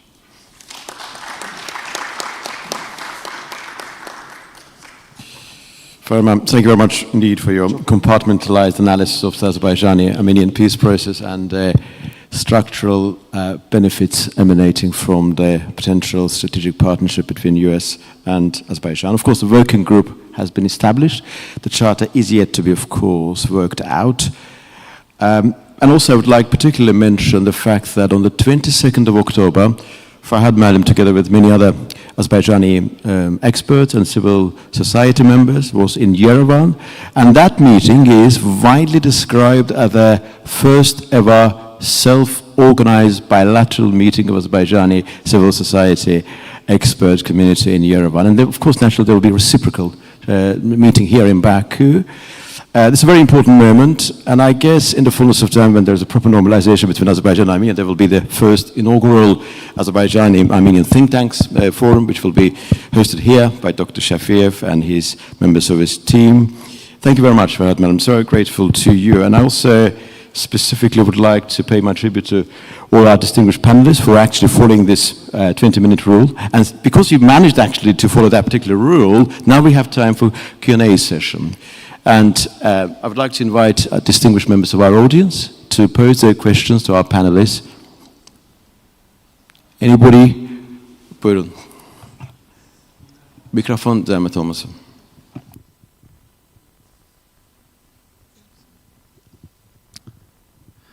Təşəkkür edirəm, hörmətli Hafiz müəllim, hörmətli Fərid müəllim, dəyərli dostlar.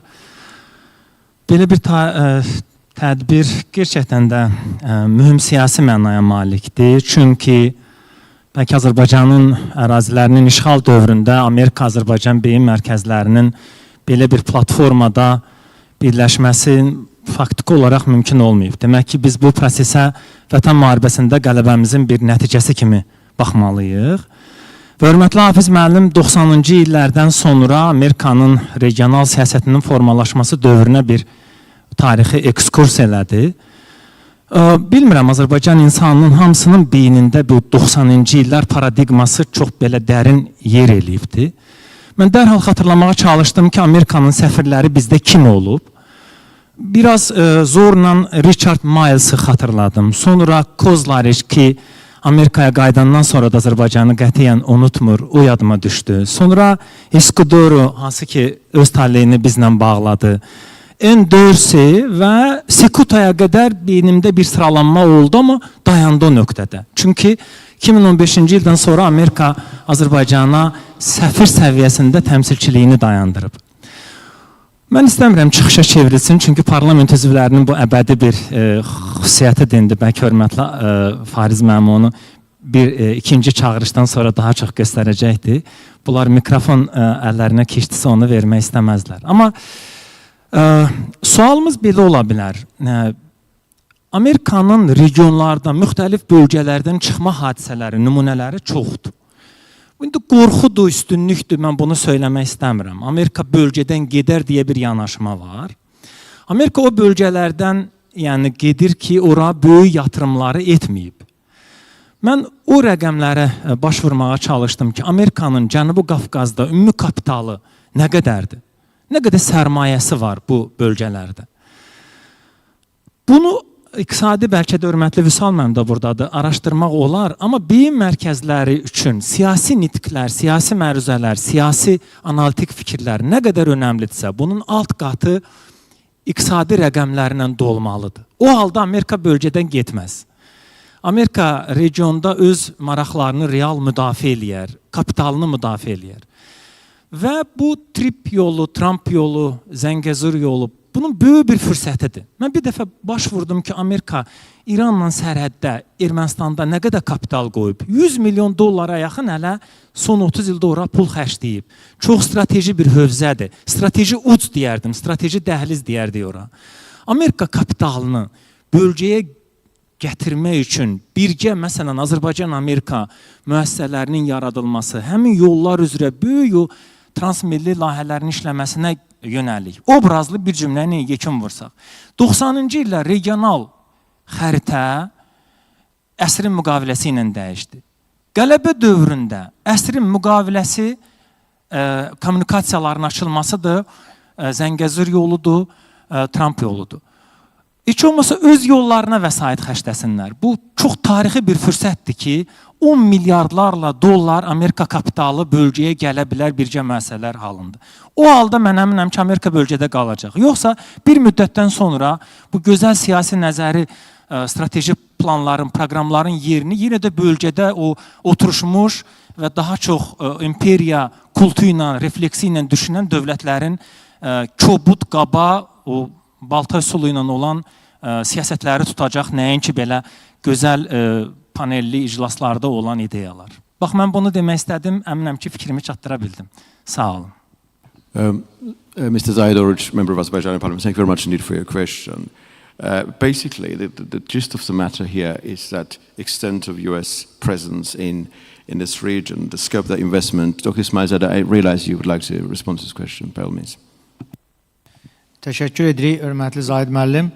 Mən öz çıxışımda qeyd eləmişdim ki, biz Amerika siyasətinin indiki durumuna baxsaq, onlar bu regiona məhz biznes, iqtisadi maraqlardan baxırlar və tək Azərbaycan... From the business economic is not just from the Azerbaijan's paradigm, not from Azerbaijan framework, because it could be very small, but to take the region as large Caucasus, Central Asia, you say it's an interesting hub, economic hub for the U.S. interests. Given in the last few months, especially as to look at the Central Asia, the leaders, the Prime Minister of Italy, the President of Italy, European Commission's President, and many head of the Council of Europe have visited Central. The Prince of the Macron even have visited the very region, because there's a huge resources, the opportunities to tap into the very rare earth materials, right?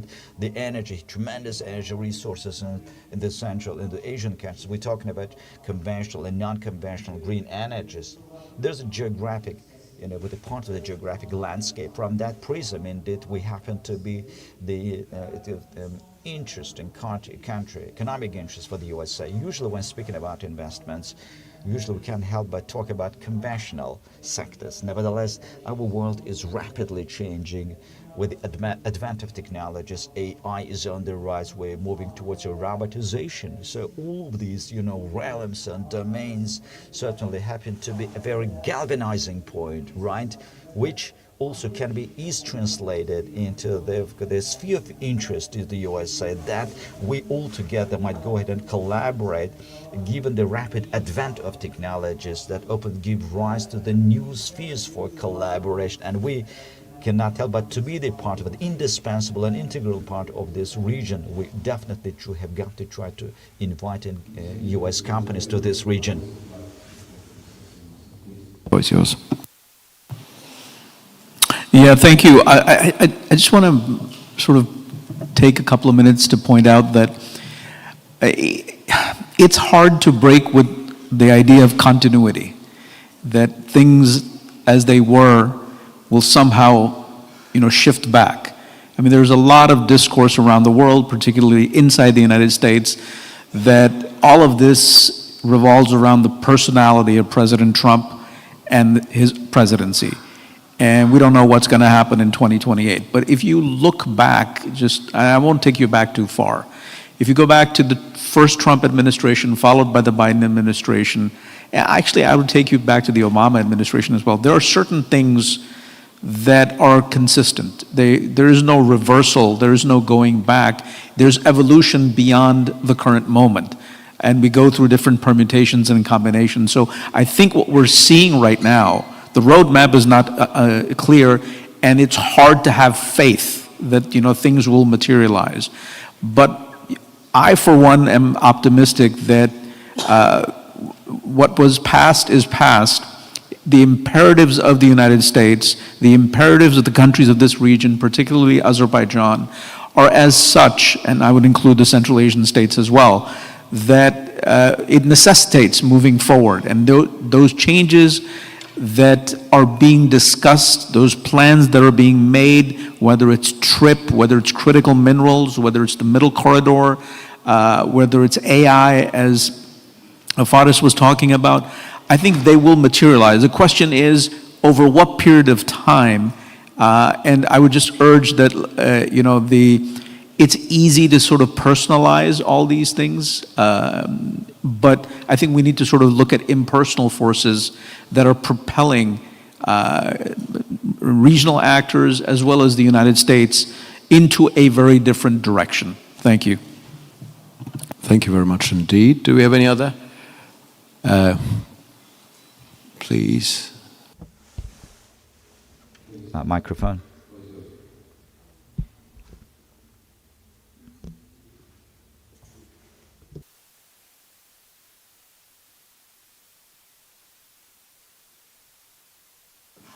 Hello? Yeah. All right. I'm going to try to simply make a comment, again, in the context of what the topic of the panel is. And that is really, what are the strategic consequences, or what can they be, from the White House event?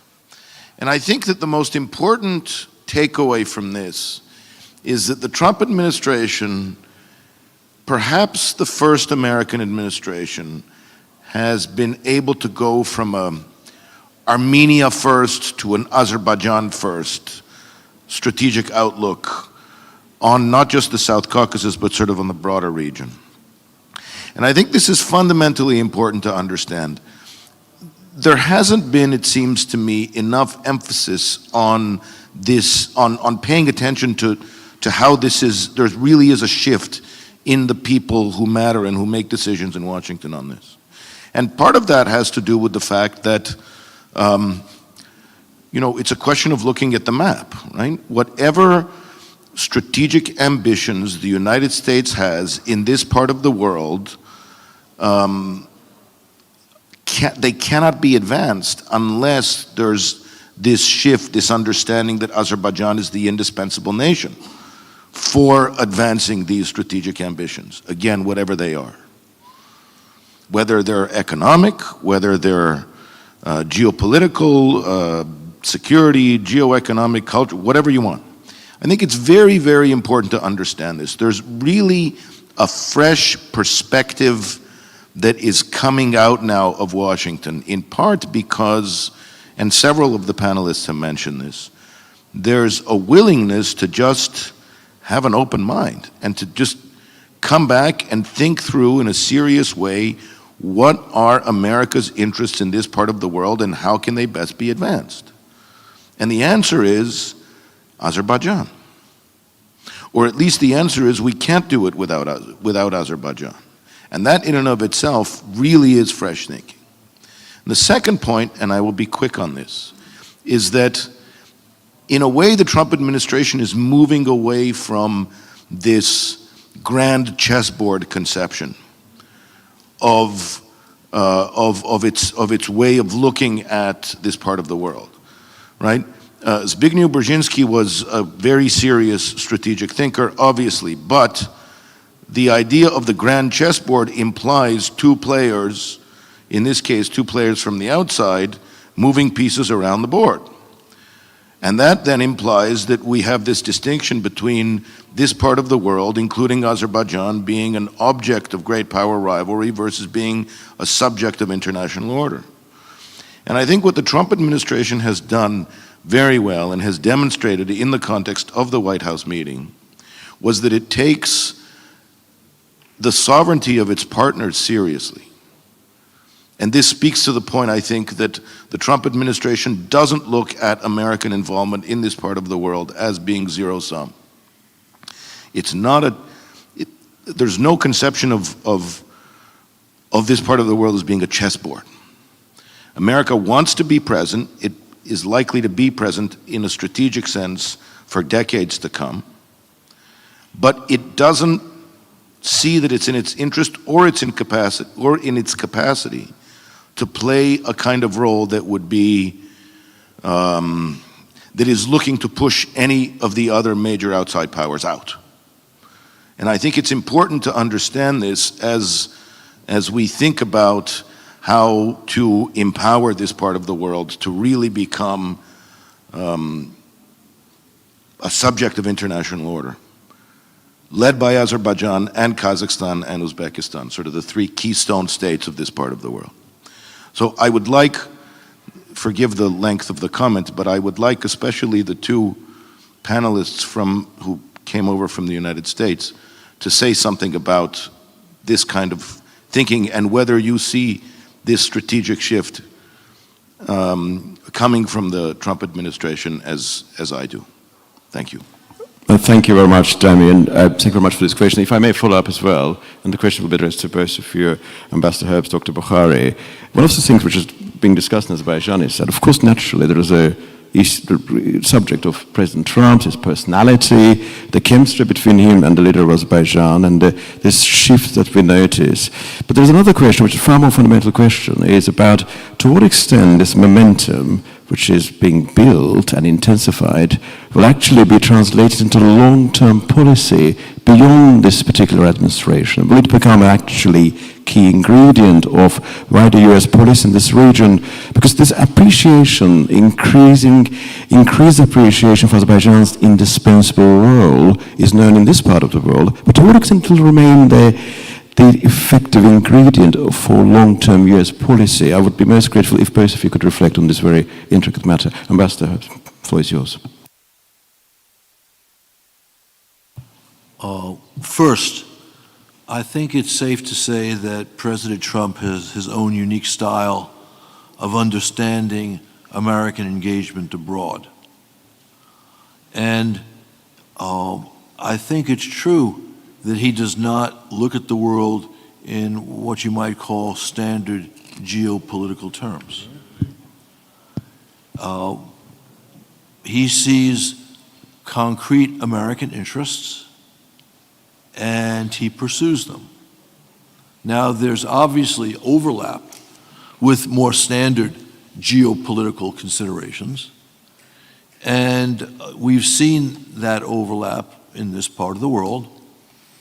The middle corridor, right, we've been talking about this all morning, is essentially the 2020s version of what in the 1990s was the policy of multiple pipelines. That policy referred to hydrocarbons, so it was narrower than the middle corridor idea, but it essentially addressed the, you could call it geoeconomic, you could call it geopolitical problem of how you bring resources. In the 1990s, there was, again, oil and gas.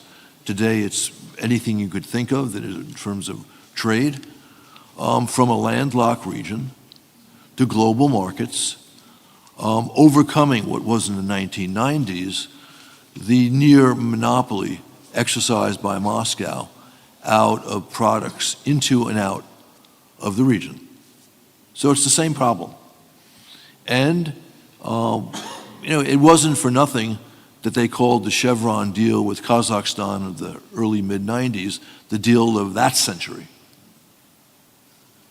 And so you can say that what we're seeing now with Trump, whether it's talking about the trip, right, the corridor in the South Caucasus, or expediting, facilitating trade with Central Asia, it's the same impulse of American policy.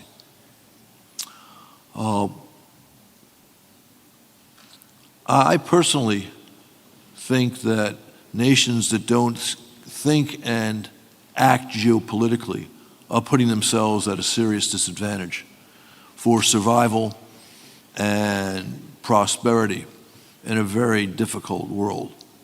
But I can understand why certain geopolitical practices create unease among countries which don't rank among the world's first powers. But what I endorse in the very serious and positive initiative we've seen from the new team, the new administration, both here in the South Caucasus and also in Central Asia, is that these policies suit America's strategic interests or geopolitical interests.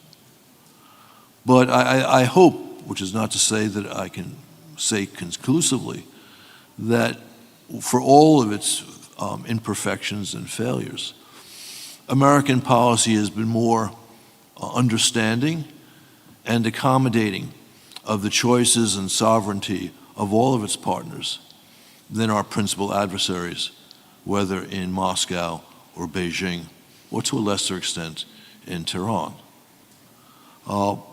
Now, as for longevity of what we're doing today, in a sense, I partly and indirectly answered that when I said that the middle corridor with the now support and the trip with the now initiative of the Trump administration are variations of a long practiced American policy that go back to the first days of the post-Soviet period. And again, if you were paying attention then or reading history now, you know that Moscow was not too keen on multiple pipelines because they wanted a complete monopoly of gas and oil departing, whether it was Azerbaijan, Turkmenistan, Kazakhstan. So in that sense, American policy for 35 plus years has been very much policies that are in interest of states in this part of the world that want to strengthen their economic and their geopolitical position. But it is true, coming back to the comment made before your question, that the United States can be fickle, that our democratic system can lead to administrations which sometimes find a political imperative to dismiss and disregard even the achievements of their predecessors. So this is a problem. And it's a little bit larger today than it was, say, 20 or 30 years ago. But again, seeing the continuities of what we've been doing should be at least partly reassuring. And again, Trump's focus on concrete commercial needs of the U.S., and right now that's most highly relating to rare earth minerals. We've been asleep at the switch for 20 years, and the Chinese have been very active to our great disadvantage. as President Trump just discovered in his trade negotiations with Beijing. But now that he's focused on it, and he's an energetic man, we're seeing some very serious steps to improve that. And that means we need a much closer relationship with the rare earth-rich states of Central Asia. That means we need to get those products out. And that means, again, and then you bring in the collateral Trump interest in creating peace, his interest in South Caucasus, which is, again, economic as well as strategic. I am optimistic that with inevitable, some backtracking, inevitable losses of interest and mistakes, the U.S. will basically get this right for the next 10 and hopefully 20, 30, 40 years. Thank you very much indeed, Ambassador. I'm clearly given to understand by Dr. Sheffield it's time to conclude at some point very soon. But Dr. Bukhari, first you, of course, please reflect on this matter. Thank you for that comment. It was very important. I want to build on what Ambassador Herb said. I don't think, to go back to your comment about the policy of the United States was Armenia first, and now it's Azerbaijan first. I think if you go around the globe, this sort of shift is causing angst in every region. So just this past May, two nuclear powers in South Asia went to blows. We had an 87-hour war, and the result of that was an India disappointed with the United States' attitude towards what was clearly a terrorist attack. So what is happening is many actors who were comfortable with the U.S. posture, historical U.S. posture towards their region, are now mortified. And it's natural. You see this in Europe as well, that what, you're not going to take care of, security in this region? How will that work? You have the Poles behaving a certain way, you have the French and the Germans behaving a certain way, and we can go down the list. So this isn't something confined to the South Caucasus. This leads me to another point that I want to make, is that the post-World War II order was not for all eternity. The responsibility that the United States took as the net security guarantor for the globe, both militarily and financially, was because of what had happened in World War II and what happened previously in World War I and the Cold War. Those realities shifted, and it's only natural now the United States is trying to figure out a new approach on how to deal with global security by reducing its own exposure. It is no secret now that on both sides of the partisan divide, you have a clear majority of voters, whether they vote for as far left as Bernie Sanders or the new mayor of New York, to the president's own MAGA base, which is internally divided, that there is, the president calls it America first, but I think that the left will call it something different, but ultimately it's the same thing. That why should we be dealing with all these things, and why should we be paying for all of this? So there is a consensus, a bipartisan consensus in the United States, which then shapes the behavior of politicians, and they have to adjust their politics accordingly. I think what the current president has done, different from the previous, his predecessors, is understand the sort of the pulse of the American public and what it wants, and then he rearranged his politics accordingly. And much of it is very consistent with what he's been saying for decades. But I think that regardless of all of that, if you rise above the personality and the partisan politics, there are national imperatives of the United States that you will not see massive change from one administration to the other. I give you an example.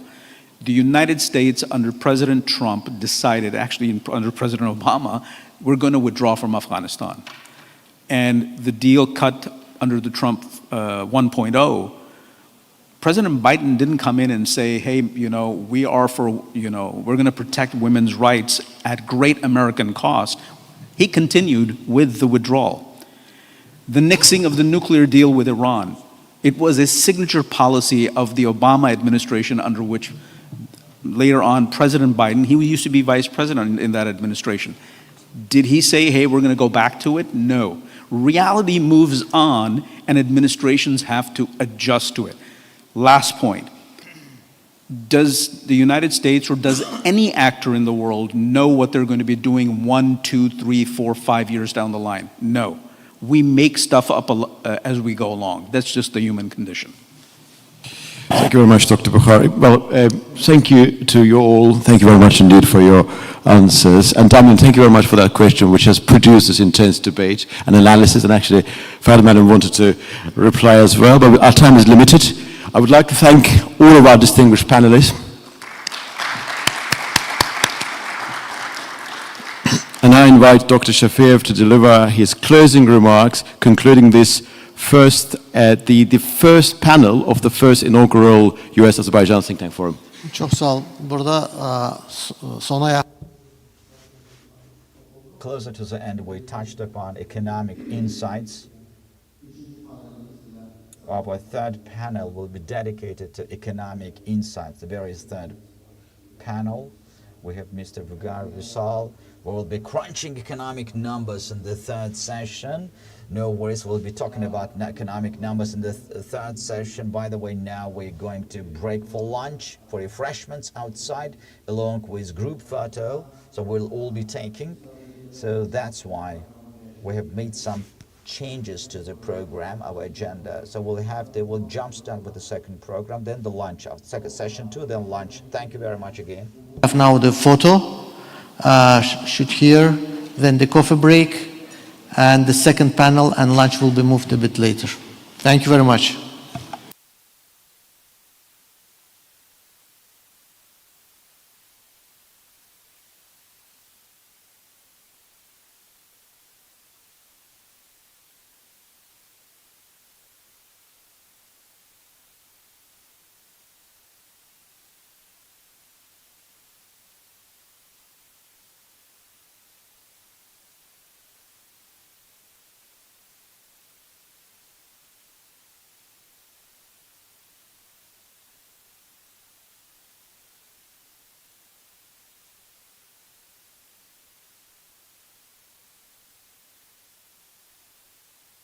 Yes, please come to the podium.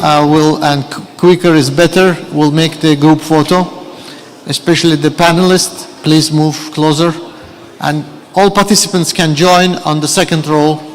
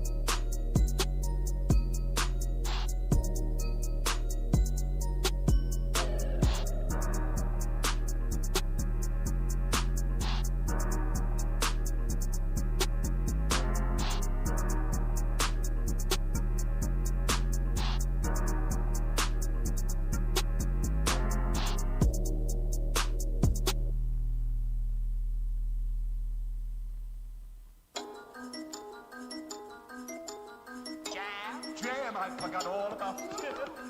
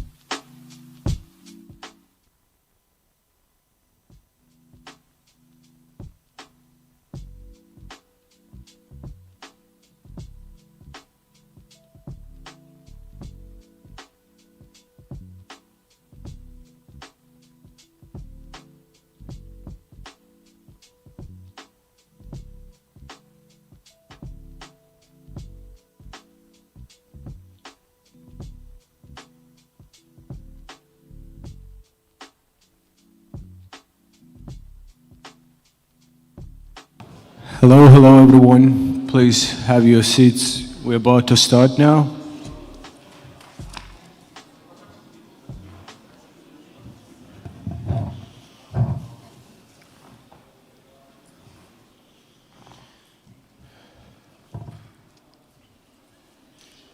Ben size çağıracağım onları. Siz de çağıracağım Murat.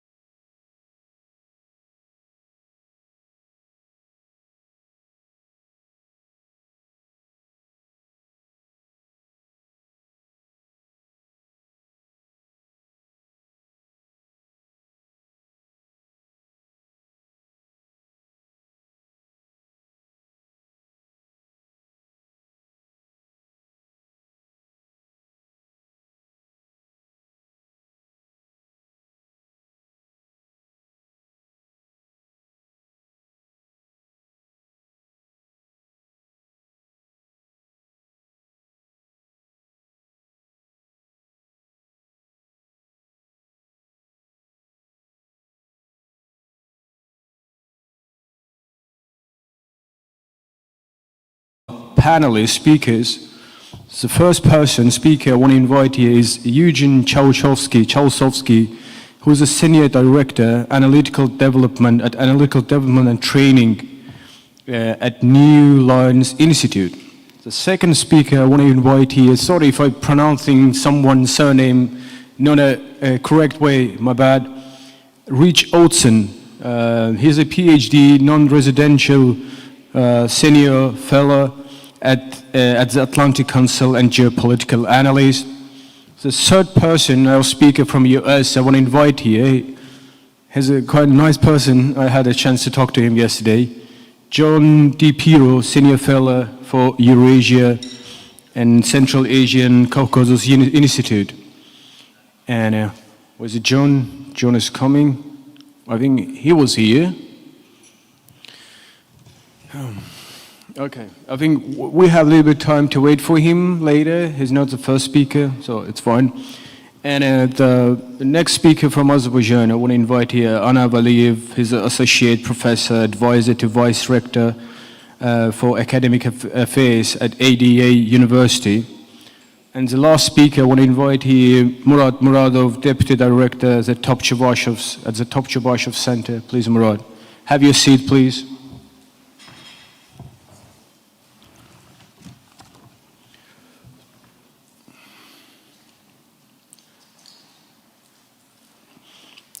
The second session is about the Armenia-Azerbaijani peace process following the Washington summit, and it will examine how evolving geopolitical shifts and power alignments are shaping the balance of influence in the South Caucasus and its surrounding regions.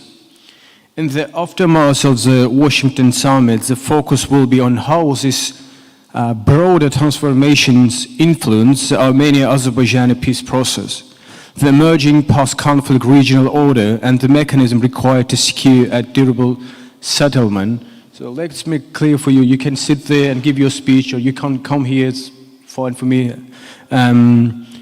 So, Eugene, the floor, the stage is yours. Please, the word is yours. You can start.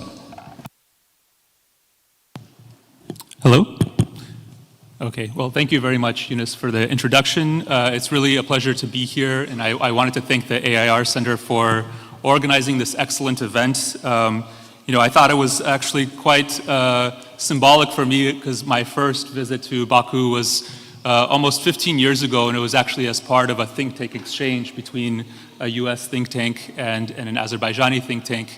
And since then, I've been coming here. This is my third time now in Baku. Lots of collaboration with Dr. Shafiev and the AR Center, and I'm hoping it's the start of a regular, an annual conference, as has been mentioned by many of the panelists before. So I'll try to keep my remarks as short as possible. There's really three key things that I wanted to discuss for this panel. Speaking of geopolitical shifts, I think I'll start off with a broader global picture, then kind of zoom in as kind of we have been over the past panel as well on the implications for Azerbaijan, for Armenia and the peace process, and broader implications for the Trans-Caspian region, and then using that to do an outlook, looking at the opportunities and challenges for the peace process between Azerbaijan and Armenia. And one thing that I think is a through line for all of these three topics is one that's been mentioned kind of, in passing in a lot of the speeches made today, but I think it is the Trump administration and the foreign policy approach of what I would call transactionalism. Now, I don't mean this in either a positive or a negative connotation. I think it really gets applied to each hotspot around the world in different ways. But the way that I would kind of define that, and I think we've seen it basically from the beginning of the second Trump administration, is really all centered around a key goal, which is to get deals that serve US interests and improve the US position, especially at home, but also abroad as well. And I think that this transactional approach basically starts with diplomacy first and foremost, which I think is very relevant to what we're discussing here. And it applies to any and all actors, whether that be traditional US allies and even adversaries from Russia to Iran to China, and I'll get into each of those in just a minute. But what starts with diplomacy also then can bring various economic and security tools, which the Trump administration has brought to bear, and those can be used either as carrots or as sticks, or more likely a combination of the two in order to get that first goal that I mentioned of ultimately getting those deals and serving US interests. So I'll start off very briefly applying this concept to three global geopolitical hotspots. And I think first and foremost it makes sense to start with a hotspot that's not too far from here, which is the Russia-Ukraine conflict. And so if we look at how the Trump administration has approached this conflict, this theater, over the past year or so, we started by seeing a pretty significant shift, which is one of diplomatic engagement, right? And that meant, for the first time in several years, and especially since the start of the full-scale Russian invasion of Ukraine back in 2022, we saw the resumption of direct diplomacy between the U.S. and Russia, and that included and sort of culminated with, of course, the direct meeting between President Trump and President Putin in Alaska a few months ago. This was also happening in the backdrop of an initial very cool and very tense period between the US and Ukraine. I'm sure you all are familiar with, Zelensky's first visit to the White House didn't go very well, which kind of led people to believe that, that the U.S. was shifting dramatically its position away from Ukraine towards Russia and things of that nature. But what we've seen actually happen as a result of that, which is that the ultimate goal of the Trump administration, one of the many goals in terms of Trump being a deal maker, a peacemaker, the ceasefire agreement and certainly a broader peace agreement has remained elusive despite those diplomatic outreaches from the Trump administration to Russia. And so here is where we get into that the element of security and economic tools, which now have taken on more of a stick approach vis-a-vis Russia as compared to the initial carrots that we saw early on this year. And this has been particularly taking place as Russia has continued and even in some ways intensified its military campaign in Ukraine with its primary objective to basically secure the entire Donbas region.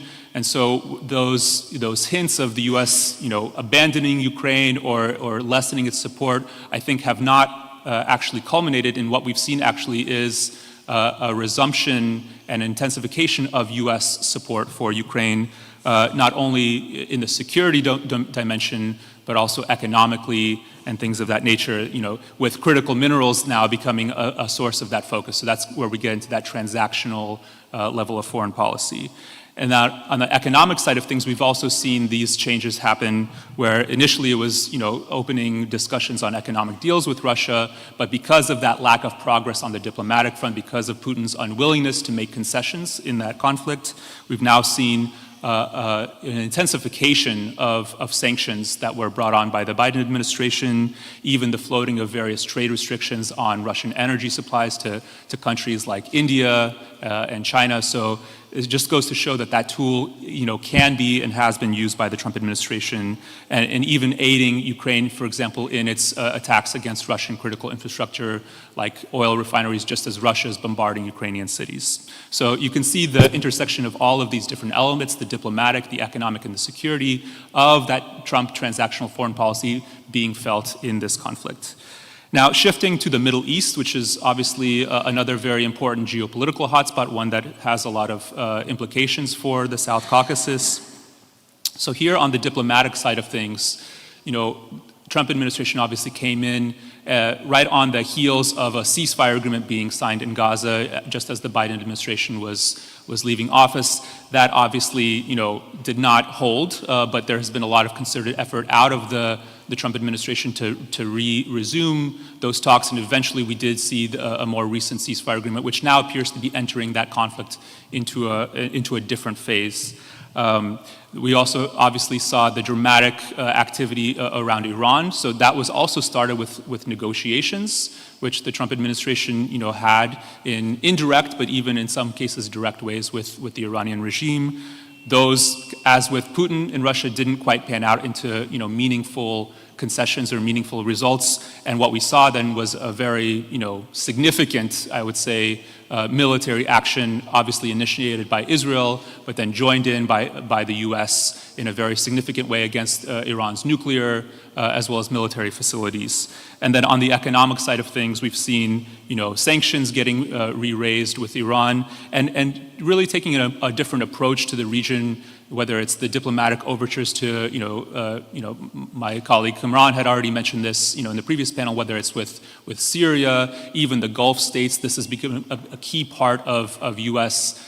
Diplomatic and economic engagement, where it's not just the traditional security matters that the U.S. has been pursuing in this region, but even things like AI, access to energy, and resources of that nature as well. So again, that mixture of economic, security, and diplomatic developments. And finally, the last global hotspot, which is China. This is a country that's obviously been very front and center in U.S. decision-making, and one that arguably has the most bipartisan support and continuity between the Trump administration, the Biden administration, and Trump before that as well. So here, this is where the trade element comes in. This is arguably one of the most important transactional approaches that the Trump administration has had, obviously setting the global tariffs, the reciprocal tariffs all over the world.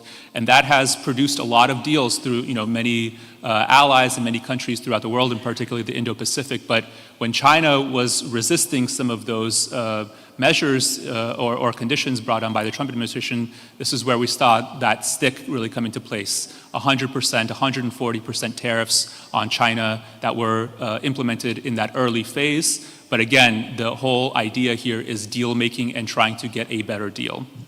So what has resulted is, now there was an agreement, or at least a trade truce reached between the US and China.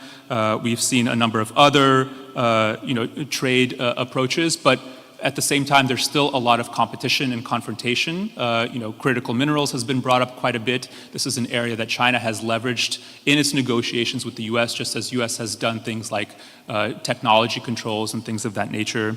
But I think that this really frames kind of how the US has approached not only its interactions with China and the Indo-Pacific, but also seeking leverage against Beijing or vis-a-vis Beijing by securing access to minerals, to energy supplies all over the world, again, with that interest of getting the US a better deal. And this, I think, is a good natural transition now to Azerbaijan and the broader Caucasus and Caspian region, where we're seeing all of those geopolitical trends that I mentioned, on the diplomatic side, really culminate in a way that has been arguably the most effective form of this transactional foreign policy early on in this Trump term.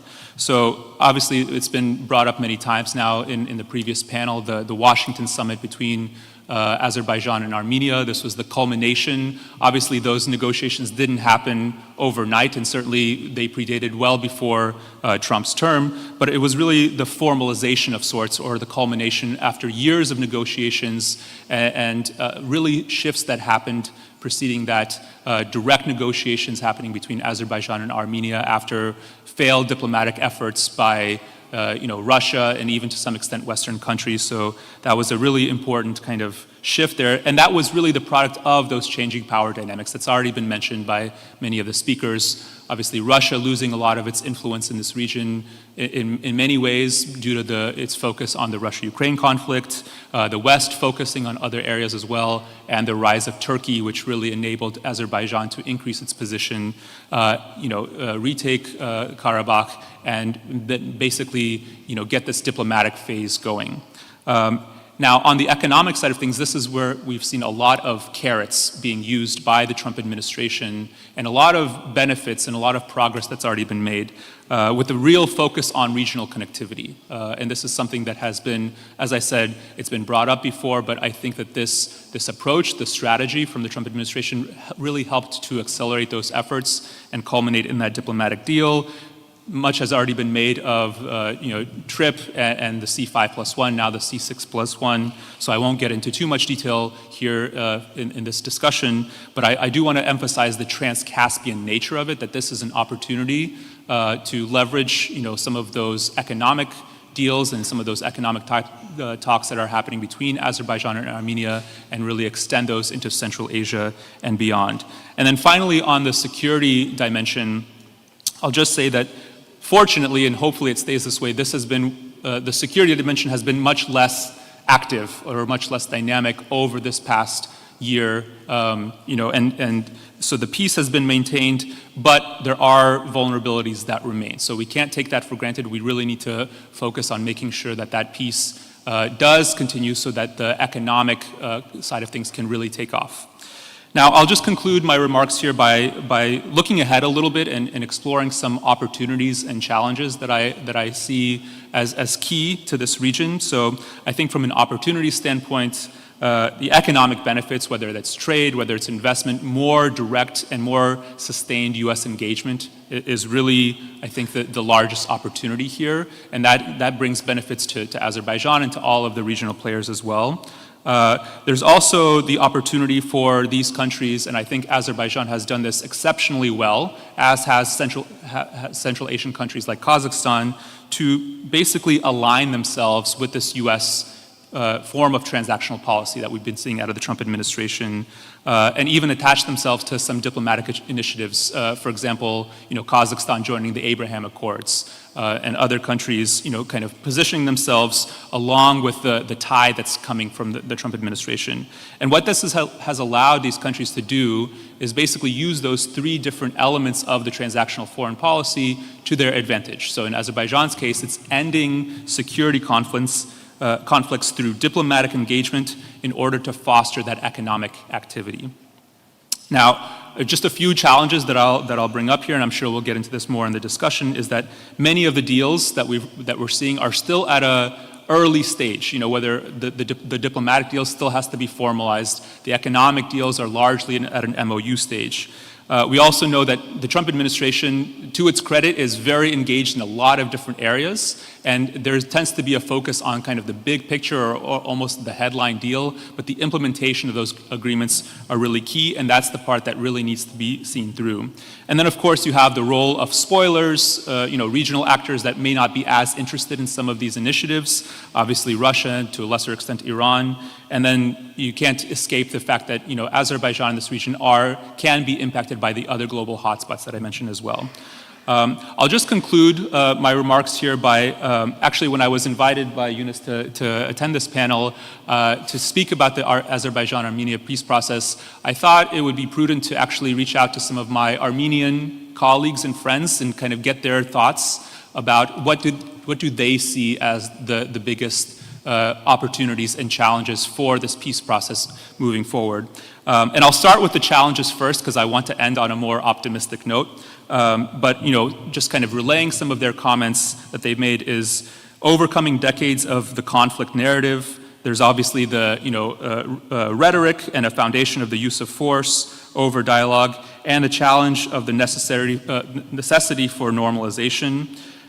They also mentioned that all of these things are exacerbated by what they see as malign Russian influence in the post-Ukraine scenario, and that an angry and vengeful Moscow seeking to regain its lost power and diminished role in the South Caucasus, in their view, represents the largest challenge.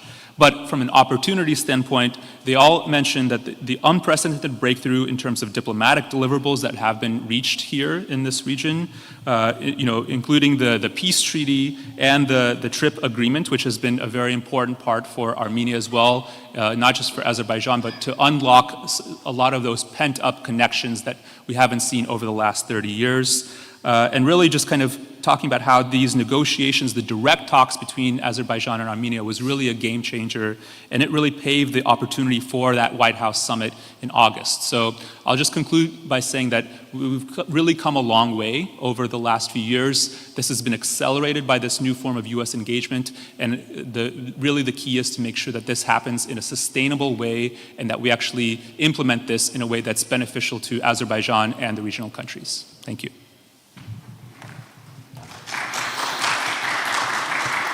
Dear Eugen, quite interesting to listen to you, and thank you for sharing your thoughts with us. I like the way you just covered all the regions, like Middle East, Central Asia, even China.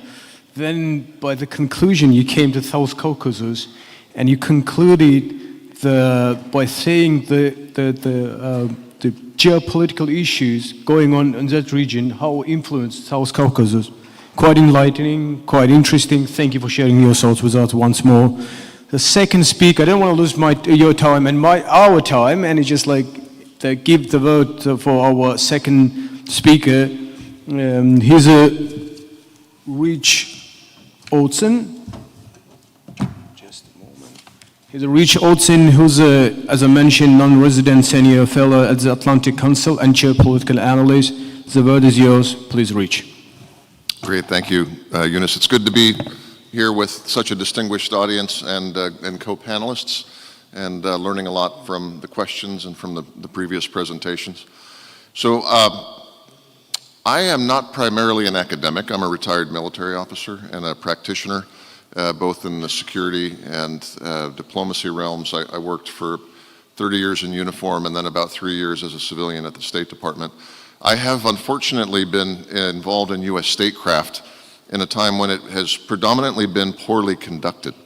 I was commissioned into the United States Army in 1989. I got to see our victory in the Cold War and the disestablishment of the Soviet Union. I got to see a moment of amazing asymmetric advantage to the United States, a time in which hubris grew in Washington to the effect that we thought we could actually converge all the lines of history from China to Moscow to the Middle East along the lines of peace, prosperity, and the American model of capitalism and globalism. It all sounded quite good.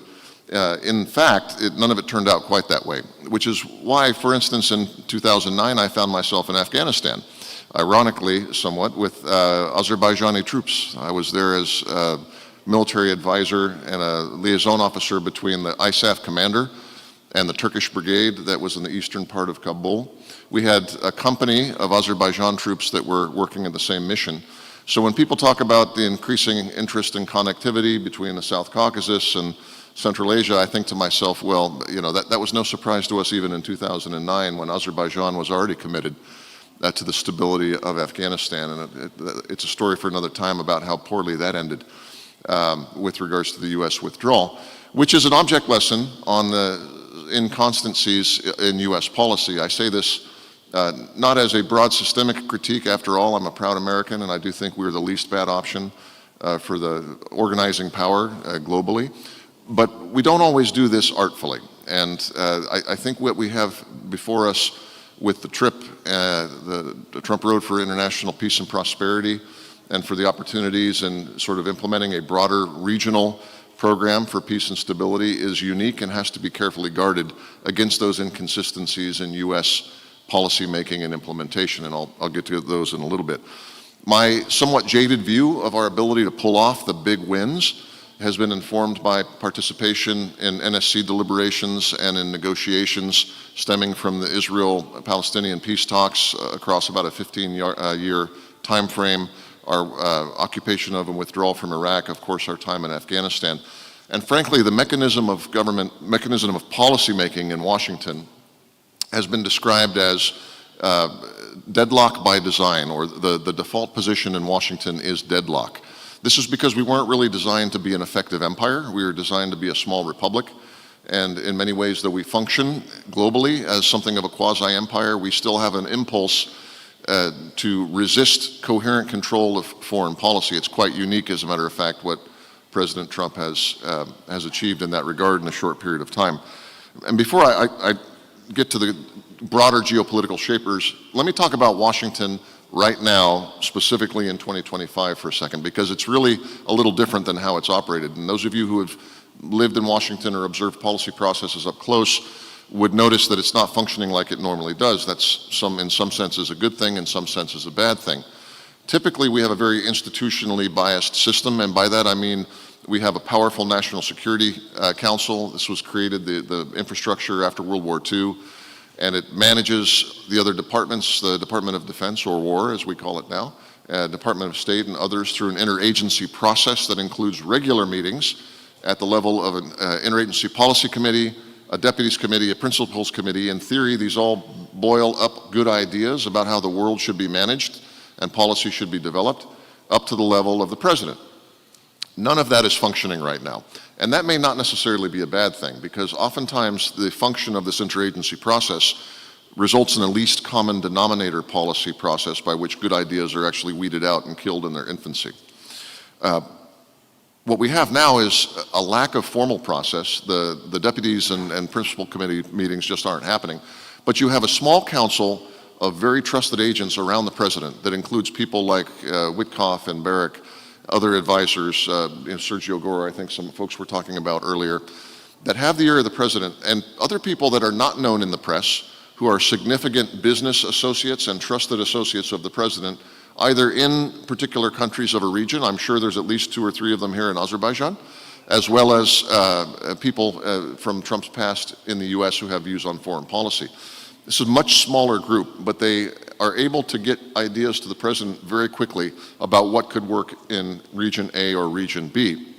In the case of the Caucasus, South Caucasus, it was very clear, even before the election last year, that this was an area that was ripe for a positive and constructive U.S. intervention. The question was not, are there conditions because of Armenia's disenchantment with Moscow, because of the unambiguous military outcomes in 2020 and 2023, and because of the upsides of economic mutual interest in the region, it was not a question about whether a deal could be done. The question is, how do we catalyze the system to work?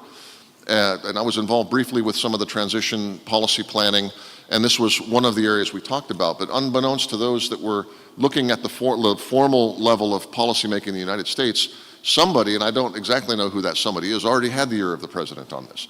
So that when the Abu Dhabi conference happened last year, and some of the developments bilaterally between Armenia and Azerbaijan bubbled this up to the surface, the system was ready to react.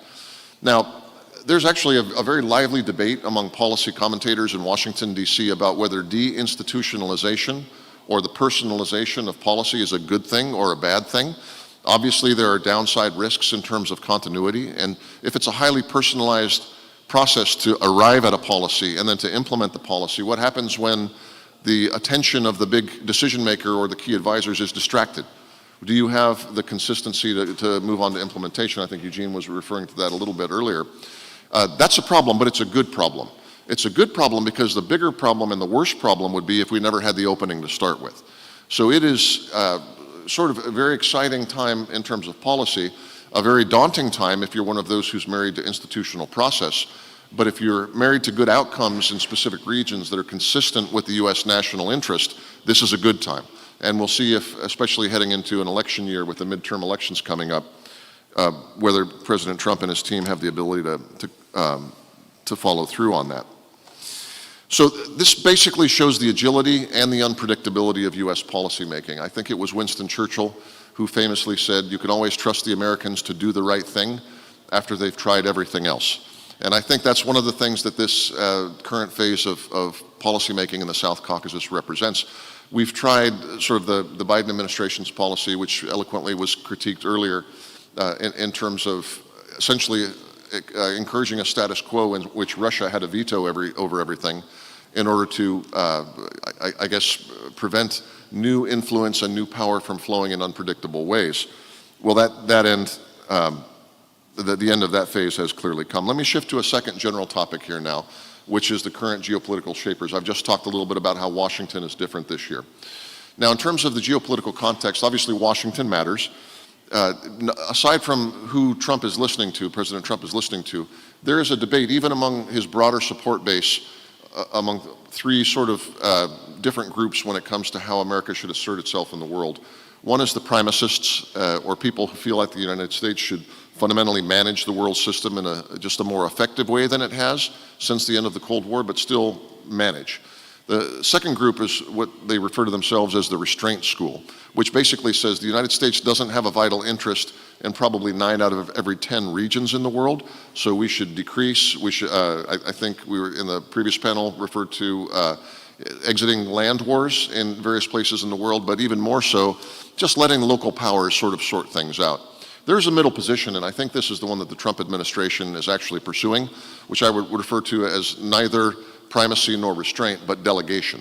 And delegation, in this sense, means that the United States still wants to be the organizing power in the international system. It still wants to sort of have a dominant say in what occurs in regions A, B, C, D, and E, but it recognizes the limitations of its own attention span, its own resources, and its own staying power, and therefore recognizes the fundamental importance of local partners and organic developments within each region to help drive those things. And I think this is complementary to what Dr. Bukhari was saying earlier about what we see in Asia, what we see in South Asia, what we see in the South Caucasus. And it's clear that Turkey and Azerbaijan are two incredibly important powers in South Caucasus, two of the key players. And by closely consulting with and working with those, rather than keeping them at arm's length, as has been done for some previous administrations, that's unlocked the key to a more sustainable, locally driven outcome. So I think that's a major change in the geopolitical environment globally, because that is, by the way, bipartisan. It's not just the Trump administration and not just Republicans. On the left side of the aisle, and you find this in Congress as well as in the executive branch, there's a disinclination to try doing the same things that we've done over the last 30 years. The first 3 decades of the post-Cold War era were decades of direct U.S. assertion both of the agendas and of the modalities of how we solve international problems, and I think we're backing away from that. What that implies is we're going to listen a little more. Listen first, and then develop policy later. And my view, my analysis has been that for this hubristic period of post-Cold War leadership, the only thing that mattered was what we decided in Washington. Then we would go on a regional tour and dictate to the leaders in the various areas what role they would play in our grand design. And I think this is a fundamental shift in how our influence is being felt in various regions of the world. So a second, in addition to these changes in how the United States acts as a global superpower, the second thing that's happened is a weakening of what I call the lose-lose-win gatekeepers. Now, when I say lose-lose-win, what I mean by that is that in the South Caucasus, there's other areas as well, but specifically the South Caucasus, there was a locked-in status quo for the 35 years immediate post-Cold War by which the primary actors, Armenia and Azerbaijan, both lost. And the winners were Iran and Russia, because they were able to keep out Western influence and to accelerate their own centrality by the incapacity of Armenia and Azerbaijan. So the two regional powers were essentially able to say, you bear all the costs and we will win all the benefits of that. That lose-lose paradigm, lose-lose-win paradigm, again, the winners being Iran and Russia, came at great cost to the peoples of the South Caucasus. But the two gatekeepers of that, Russia and Iran, over the last 2 to 3 years have suffered grievous, I think, again, Kamran, you called it strategic reversals, right? With the breaking of the resistance narrative that Iran had been foisting upon its proxy forces in the region, certainly for the last 15, 20 years. And this idea that Iran would be immune to any direct pushback from its use of proxies to destabilize other countries in the region, that's been shattered. Now we'll see if I may not share the optimism Dr. Bukhari had for the imminence or the likelihood of regime change and better governance in Tehran, but certainly Tehran's ability to project malign influence and power has taken a heavy, heavy blow, and this has redounded to the benefit of Azerbaijan and frankly for Armenia as well.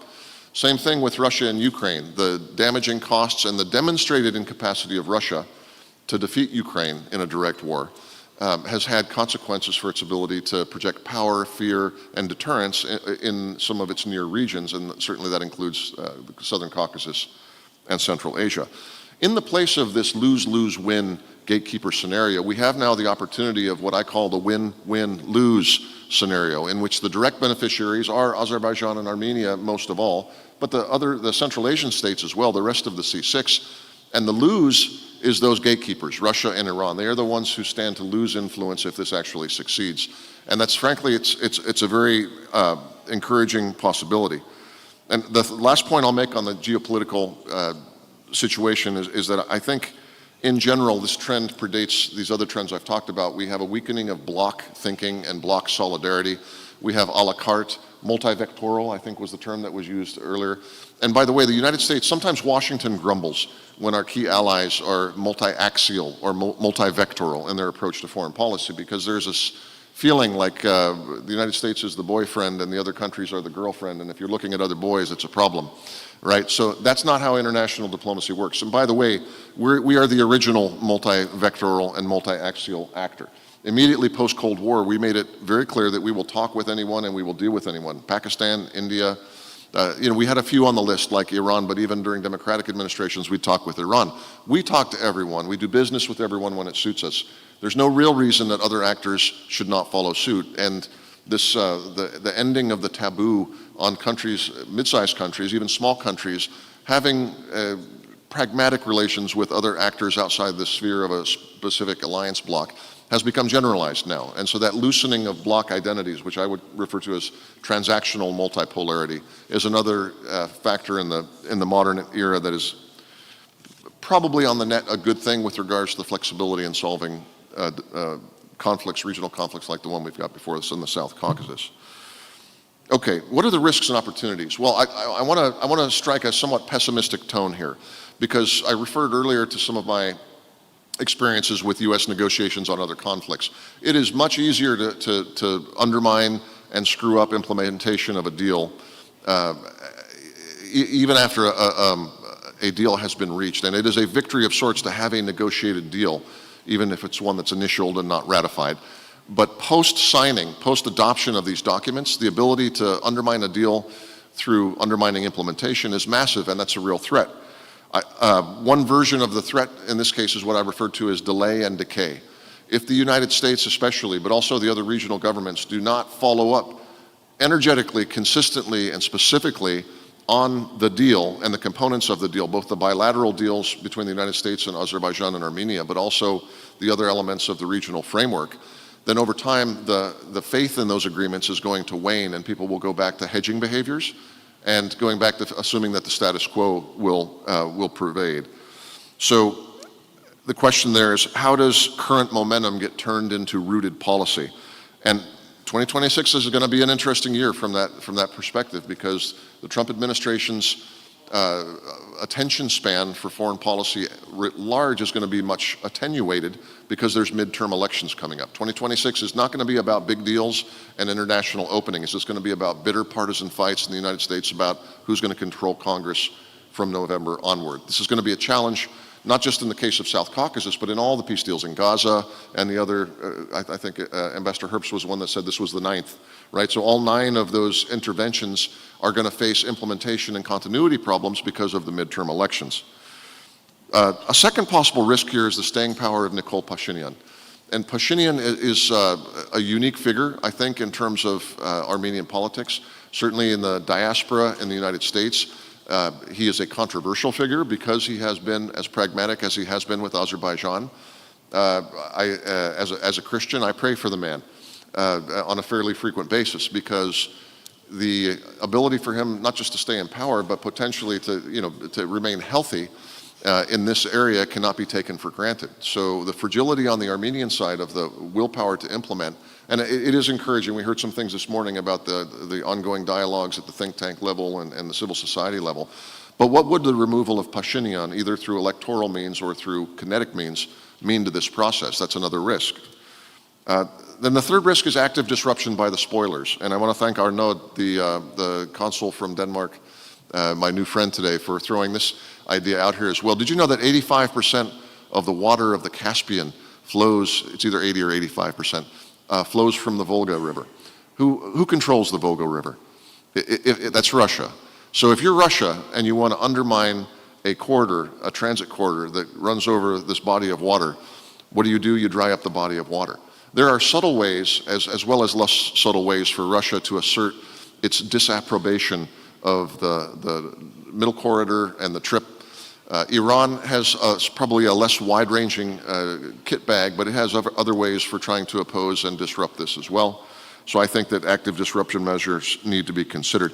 Now, in terms of opportunities, one that I want to focus on, mostly because I'm working in the private sector these days, and if I didn't mention that, my views do not reflect those of the United States government, nor of the Atlantic Council, which is kind enough to allow me to comment on things from there.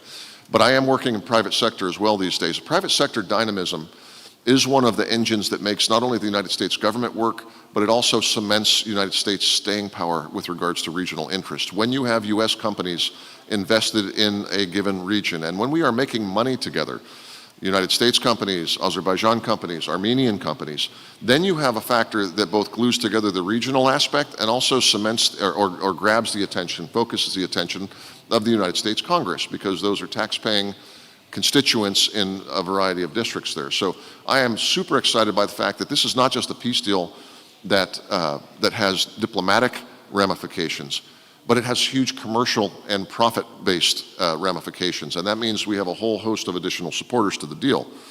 A second opportunity is the fact that the trip, as comprised of a 26-kilometer stretch of Armenian territory that will become a transit corridor linking Nakhchivan and Azerbaijan proper, as well as Turkey, Central Asia, Europe, that's great.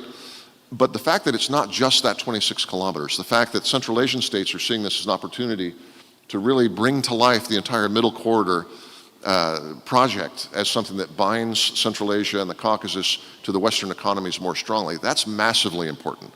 That means that we're not just talking about a triangle or quadrangle between Armenia, Azerbaijan, the United States, and Turkey. We're talking about now a dozen countries that are invested in the success of this project. And I think coupled with the private sector opportunity, this regional broadening opportunity is a massive reason for optimism.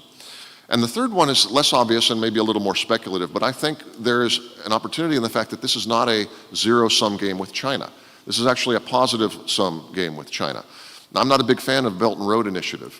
However, Middle Corridor actually does not detract. It sort of hurts Russia's trade monopoly, but it could potentially expand Chinese throughput of goods into Europe and Anatolia and other places like there. But that's not necessarily against the interest of the United States, because we have companies that will be benefiting from this trade as well.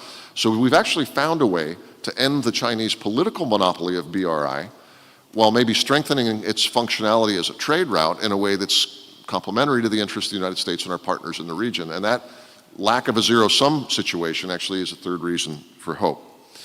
Now, last thing I want to talk about is how does this go from being, what are the implications for, winding it down, I'll wind it down. Yeah.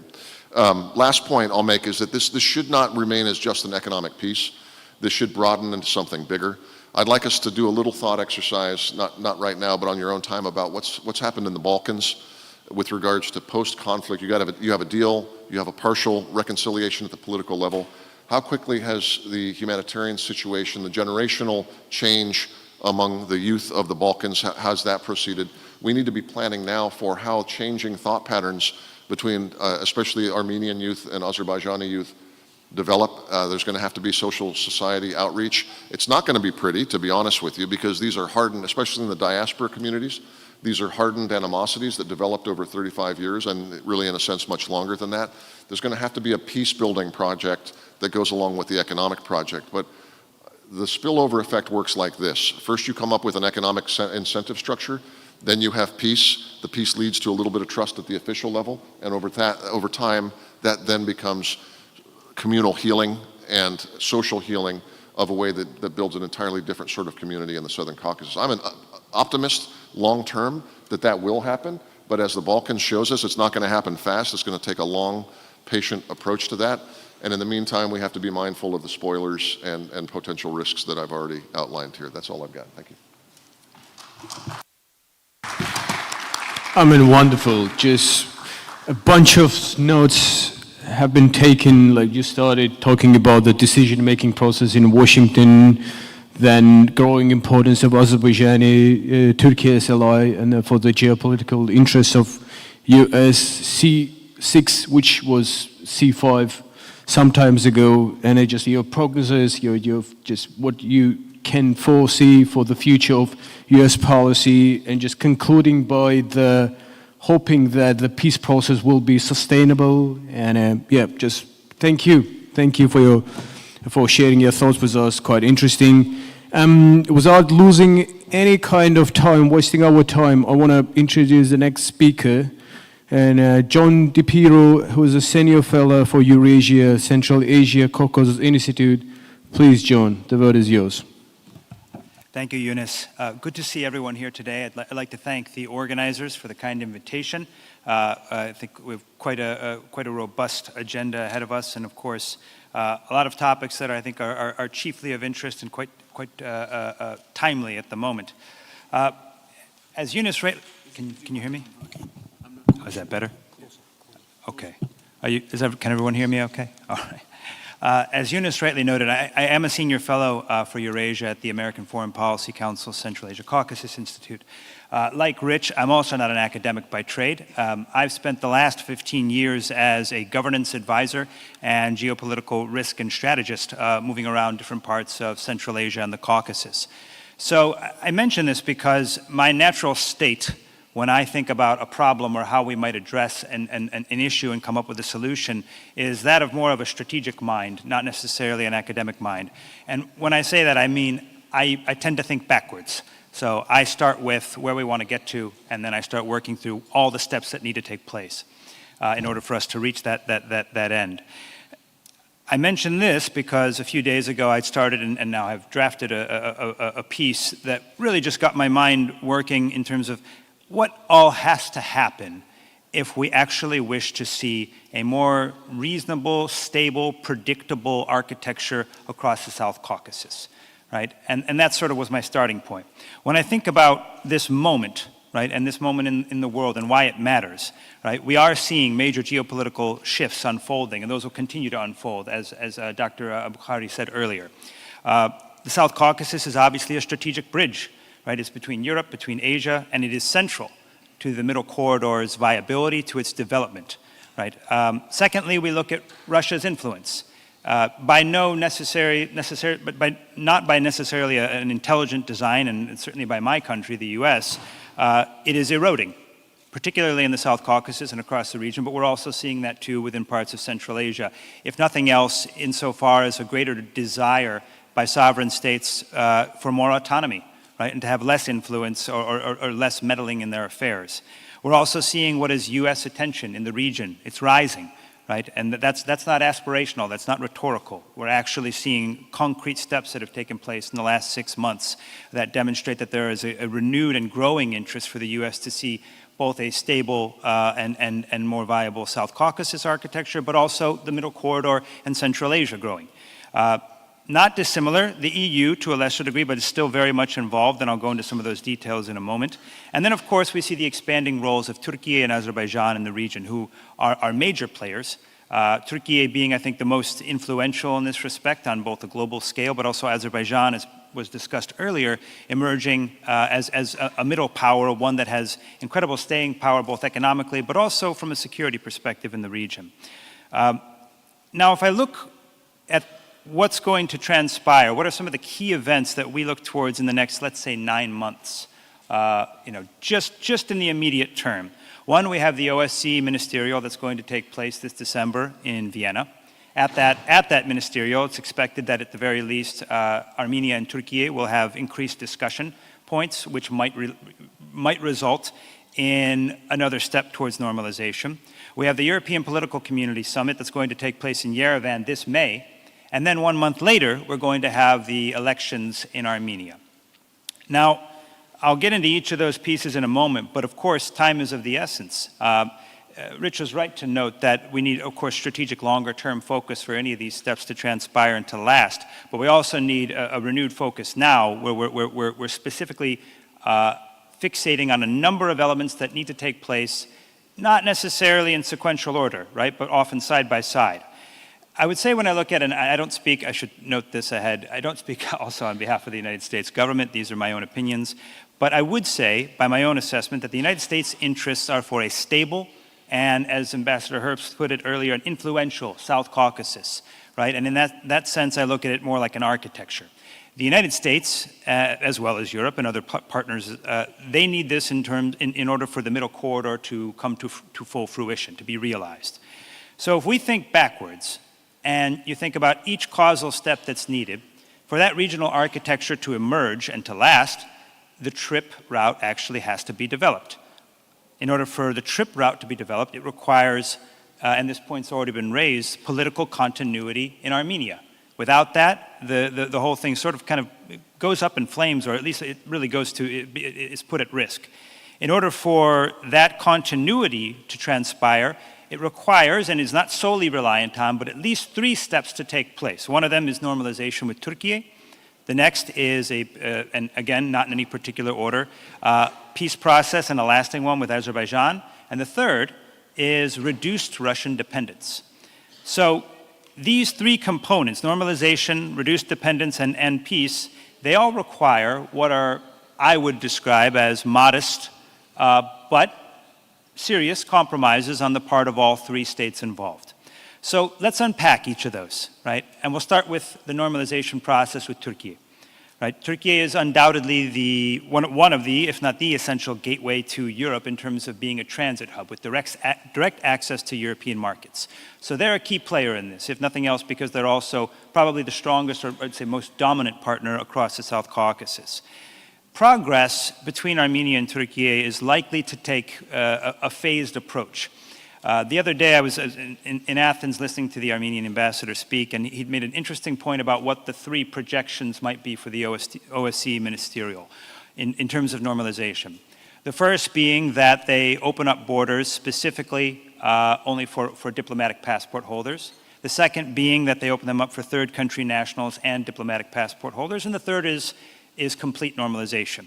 The projection, based on what Turkish diplomats are saying and expecting, is that it will likely be something along the second option. So a phased approach that could eventually lead to full normalization. That is already and would be progress, particularly insofar as the public is concerned in both countries. In order for that to happen, again, as I noted before, there will need to be compromises. Armenia would have to deprioritize at least some issues that it takes and has taken historically quite seriously, such as the issue of the genocide, right, and how it's discussed, and those politics in this discussion point. That doesn't mean that they'll let it go forever. It's obviously a big talking point for their diaspora specifically, but it is one that Prime Minister Pashinyan has already said he can take at least to a degree off the table in the interest of a greater normalization process.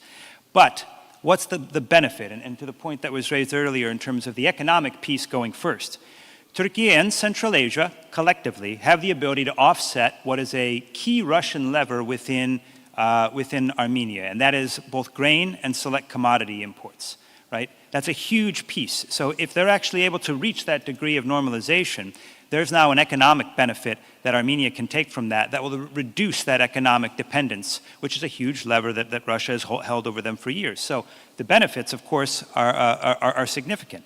Increased sovereignty for Armenia, increased trade across two countries, if not the entire corridor, and then, of course, connectivity now moving across the South Caucasus. This would, therefore, at least be one step in boosting Armenia's electoral environment for 2026. Moving on to the second piece that I noted here, and that's the peace agreement with Azerbaijan and Armenia. This is not aspirational, right? It's not just rhetoric anymore. This is actually, there's real momentum on this line. It's already been noted here that they're of course complementing these efforts with increased engagement between both countries. There's working groups established. There's forthcoming CSO and our civil society as well as think tank engagement between the two countries. So there are steps being taken. The three main issues, though, that seem to be consistently raised and on the line in these negotiations, in sort of a more lasting peace process, are one, the language in the Armenian constitution, which has been a point that Azerbaijan has raised, specifically with relation to Karabakh. Second is, of course, border delimitation issues. And the third being humanitarian cases, particularly related to Western Azerbaijanis being able to return, right? The two issues of territorial integrity and the element of non-claims, these can actually be achieved without a constitutional reform element, right? And this gets back into the point about where the compromises might lie. Everyone will have to make some compromises in order for this agreement to go through and to be lasting. However, that degree of peace, if it can be achieved, and it is lasting and it can be finalized, it also unlocks, again now, economic benefits, particularly first for Armenia, but of course for both countries. The energy diversification piece is key. This is a key lever that Russia has and continues to hold over Armenia, right? So when we think about gas, we think about nuclear energy, and we think about the electricity grid. These are all key pieces where even if there is security divestment on the part of Armenia, there's still a strong economic connection with Russia, and that piece is one that they can't, that ultimately is held as leverage over their heads. The second is access to transit infrastructure, right? For a trip to be integrated and to actually be finalized, there is economic benefit both on the parts of Azerbaijan as well as Armenia if this route is finalized. So there are genuine and serious benefits, economic benefits, if this can come to fruition. And the last being from that side is the Central Asian engagement, right? Via Baku, there are already discussions in terms of grain imports that are coming from Central Asia, from Kazakhstan. There are also nuclear reactor elements where they can actually be shipping pieces that are produced in Kazakhstan for the benefit of energy production within Armenia. So these are not, again, these are not theoretical components. They're actual commodities and pieces that are available.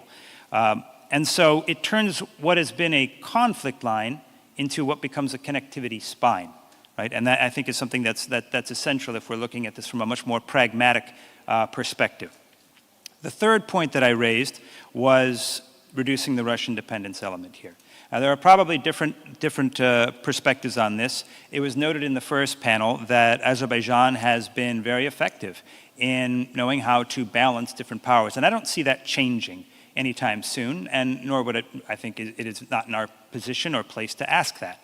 But for Armenia, this is a key piece, right? Without that, there's always going to be leverage held over them, and that makes it much more complicated for their, what has been stated and growing aspiration for European integration, but also for finalizing what becomes the trip route. They've already taken steps in terms of security diversification away from Russia, and that's to say they have frozen their membership within the CSTO.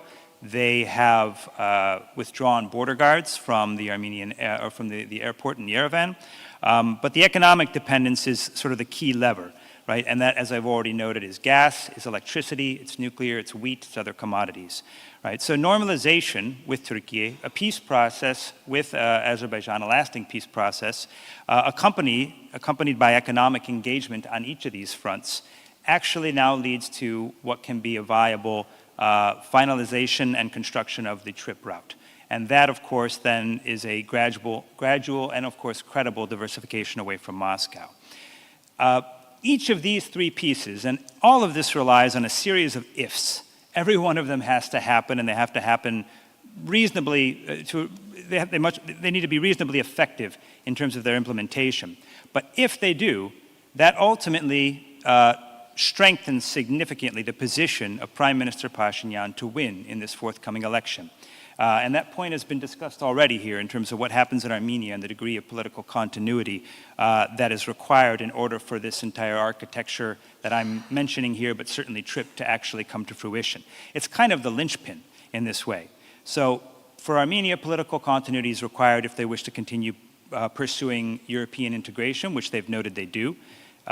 Trust from their own public in terms of normalization with the Turkish normalization with Turkey, but also the peace process with Azerbaijan, and that's a long-term process, but of course one that needs some serious wins in the immediate future if it's going to move forward.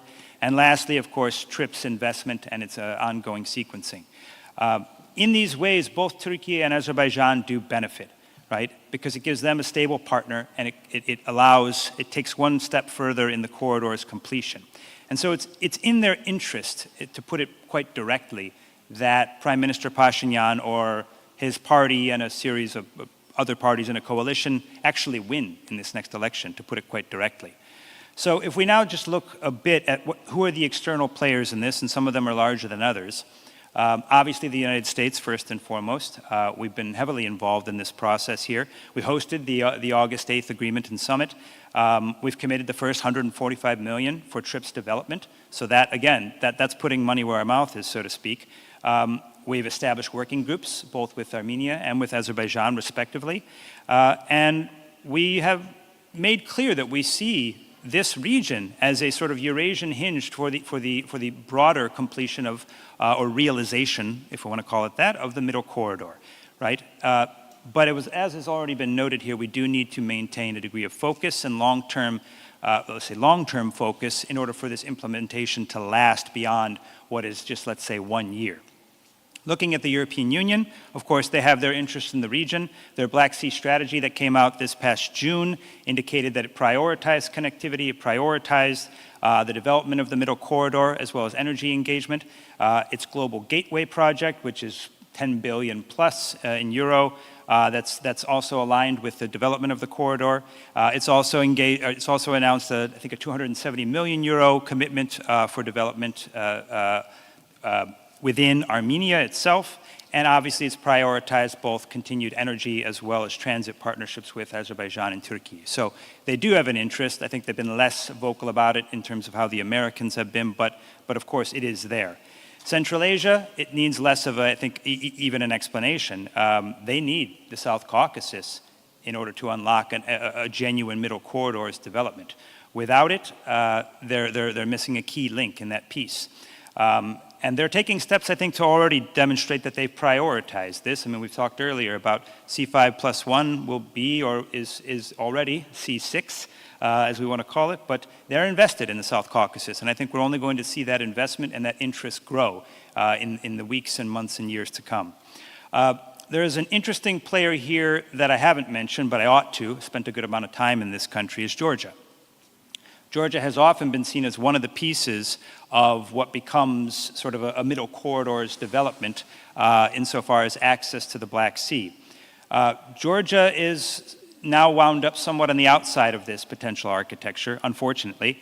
I won't get into all the reasons as to why, but certainly their engagement with Russia has in fact deepened in the last years, particularly since the war with Ukraine began, rather than sort of being decreased. And by not being a part of this potential architecture, it threatens to sort of bypass Georgia entirely, right? But what's interesting about all of this, and I do believe the government in Tbilisi knows this, but what's interesting about the progress that we've already seen is it also gives Washington an interesting degree of leverage, right? Where they can now make an offer that sort of potentially could bring Georgia back into the fold. And Georgia does need steps in terms of its own infrastructural development, both in transit modernization, as well as the establishment of its maritime transit deep sea ports. Those things could actually take place if there were to be, let's say, a reasonable and pragmatic discussion between Washington and Tbilisi. Whether we'll reach that, I couldn't say, but certainly they are right now risking a degree of isolation in this process, one that could actually be strengthened if there was sort of 4 countries in the South Caucasus actually working together. I'll close with this, and I did want to touch a little bit on the risks, but I think it's already been discussed by my colleagues here in terms of obviously the elements of Russian destabilization that could take place, talking about the Caspian, talking about hybrid threats. Obviously, there's always the looming threat of military engagement. These are points that we shouldn't discount. And I thought it was very interesting, the reference as well, specifically in terms of China, as Rich noted, that the lack of the zero-sum game, which is quite interesting because I too am not a huge fan of the Belt and Road, but in the development of the middle corridor, if China benefits, then they're less likely to say this is outside of our interest, right? And so you're not necessarily angering another one of the great powers in the world, and not a bad thing if we want to actually see this come to fruition. But I'll close with this point, and this kind of gets me back to the world of political strategy that I come from, which is there's this old adage where they said that a good negotiation is one where everybody walks away a bit unhappy. I think in terms of when we look at Turkey, Armenia, and Azerbaijan and a potential sort of coordinated architecture, at least across the South Caucasus, I would say that even though there will be compromises, the benefits far outweigh those compromises. And so this is a negotiation that could actually benefit each country significantly more than they would have to give up. And that in and of itself is something to be positive and optimistic about. So overall, I would say that the South Caucasus can shift from what has been historically a fracture line of conflict to an actual backbone of connectivity. And all it really takes is for each actor involved to pursue what we'll call rational self-interest in this process with a minimum amount of restraint.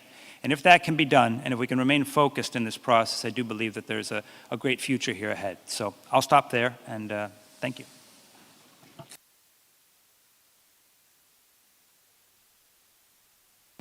Dear John, thank you.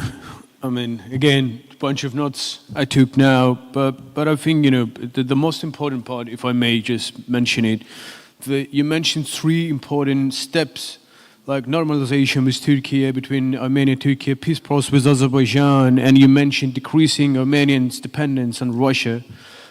Yeah, I think that would be great for the future of the region. Thank you for mentioning. I don't want to just repeat yourself again. You again with the points you mentioned, but in order just to finish it on time. But thank you. It's quite interesting, remarkable to listen to you. Thank you. And now we have Azerbaijani speaker. So after 3 American speakers, and I want to give the word to Anar Malim, who is an associate professor, advisor to vice rector for academic affairs at ADA University. Anar Malim, please. The word is yours. Well, thank you very much, Enes Bey. Previous speakers perfectly kind of outlined the picture of the world, specifically related to the geopolitical realignment with what's going on right now in our region, and how the outside powers are just looking at this part of the world. And in the new paradigms that we're just living, and I really appreciate these previous speakers about this kind of things. So, but looking from the strategic thinking, I guess my previous kind of speakers was talking about more strategic thinking. We're just moving more to the academic thinking, because I'm just coming from academia, and my colleagues Murat also coming from academia. So we just try to give this more kind of academic perspective on that, and seeing that where do we see the main kind of the key opportunities and risks to the peace process, and what's going on in our part of the world.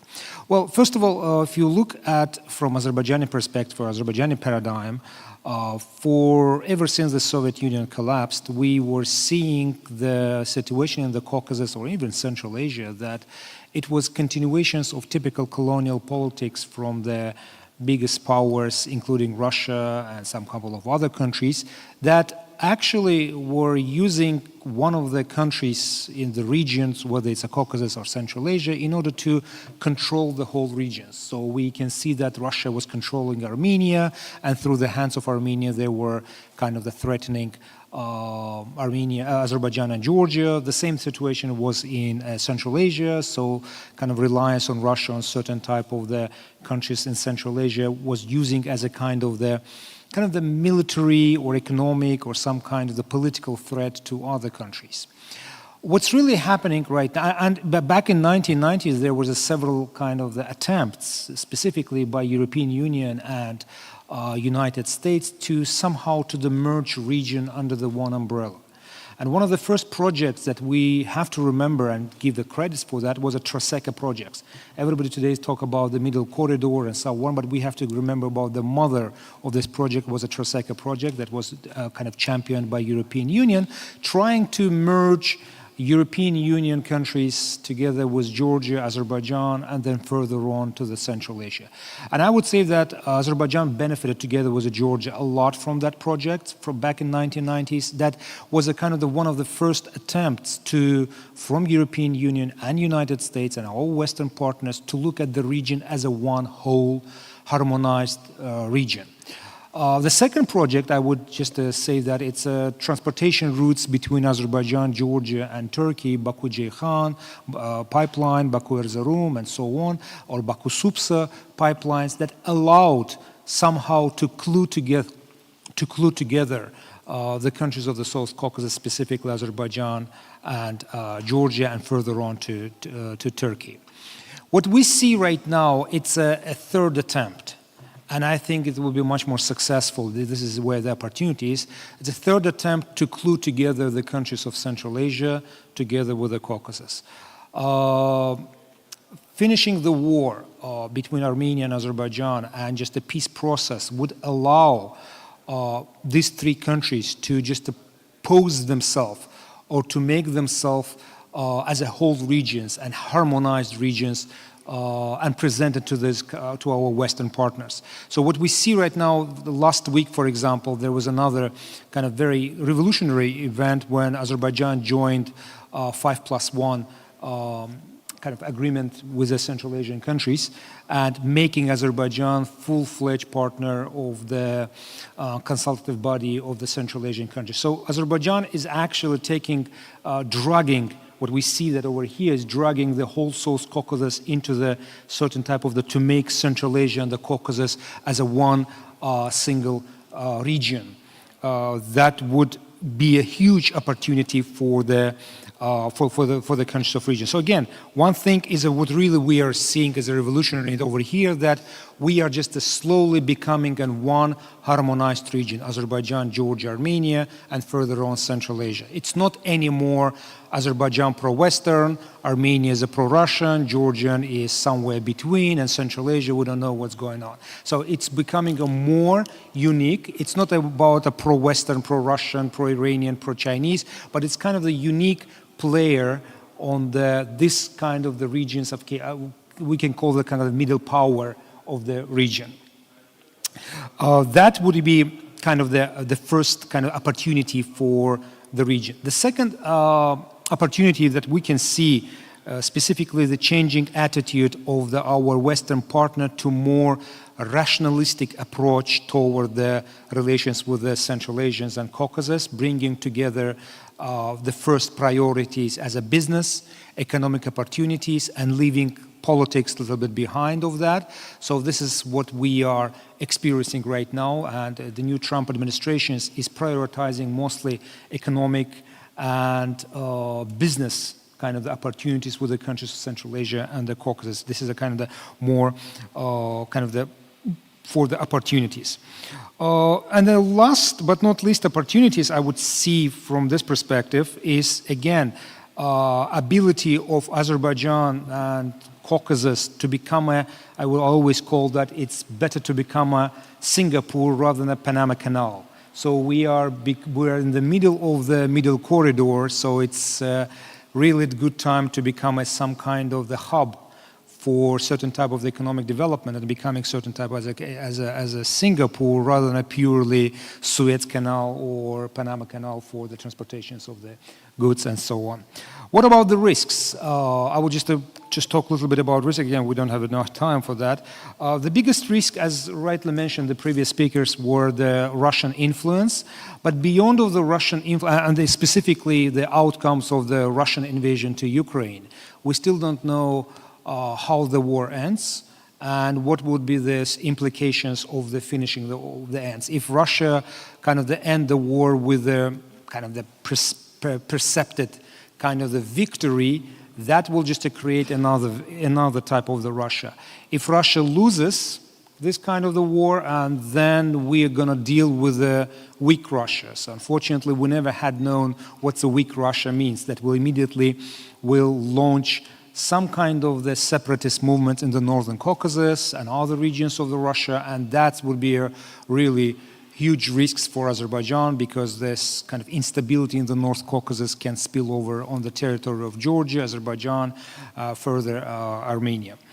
Another risks what I see in the Armenian-Azerbaijani peace process is the fact that the Russian business is actually very influential in Armenia. So we're talking about railroads, we're talking about economic enterprises. So that would create situations when the Turkish business, whether Azerbaijani Turkish business, American businesses, or European business will not be able to enter the Armenian market with a certain type of the business opportunities. Moreover, the ownership or concessions of the Armenian railroads by the Russian establishment can be another type of the hurdle for kind of the opening this corridor, and that will require Azerbaijan to build another parallel corridor in Turkey.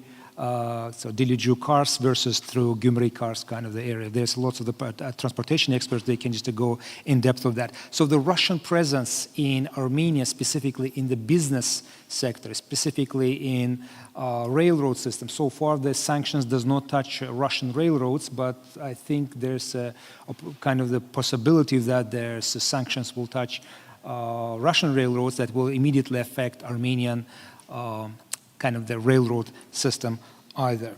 As for the, again, I will just shortly mention about that, what could be the best kind of the things, contribution to sustaining peace. I would say that this is a really great time for our Western partners, for the European Union and United States to come forward and, if not taking the process into their hands, but just to help Armenia and Azerbaijan to build the mutual trust through the certain type of the interventions. We all remember the previous US kind of interventions, European interventions, bringing back together two societies from perspective of whether it's a civil society contacts, whether it's a governmental contacts, whether it's economic opportunities, and the areas of cooperations could be really huge. From environment, that is really huge. I mean, the previous speakers talked about the Caspian Sea. It was really interesting case, but we were talking about also beyond of the Caspian Sea. There's several rivers passing through Armenia.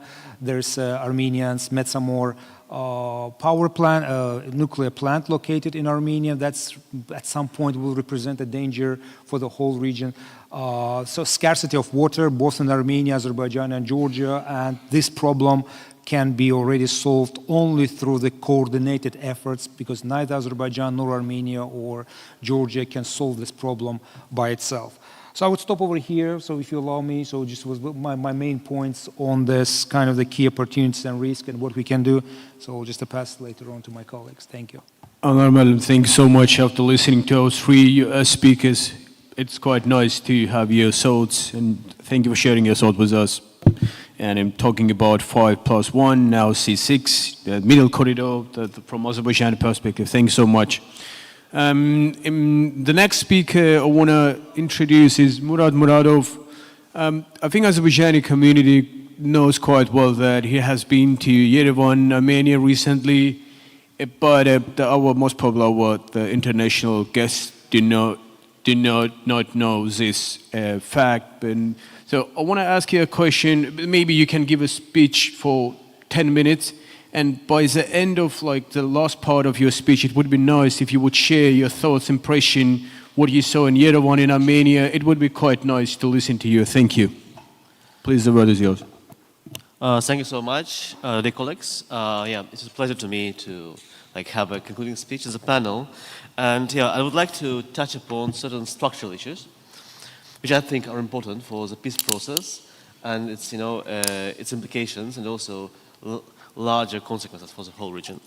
So first of all, I think it's important that what brought Azerbaijan and Armenia to finally try to settle down their conflict in a decisive way, to a large extent, is the growing global instability, which may sound a bit paradoxical, actually, given that, some people may think otherwise. But in fact, what's happened is that I think both countries realized at some point that in the new world, where previous, let's say, formats, previous commitments may not work anymore, they have to take the whole responsibility for their security in their own hands in order to guarantee their sovereignty and the capacity, the stability, capacity to remain, let's say, independent actors.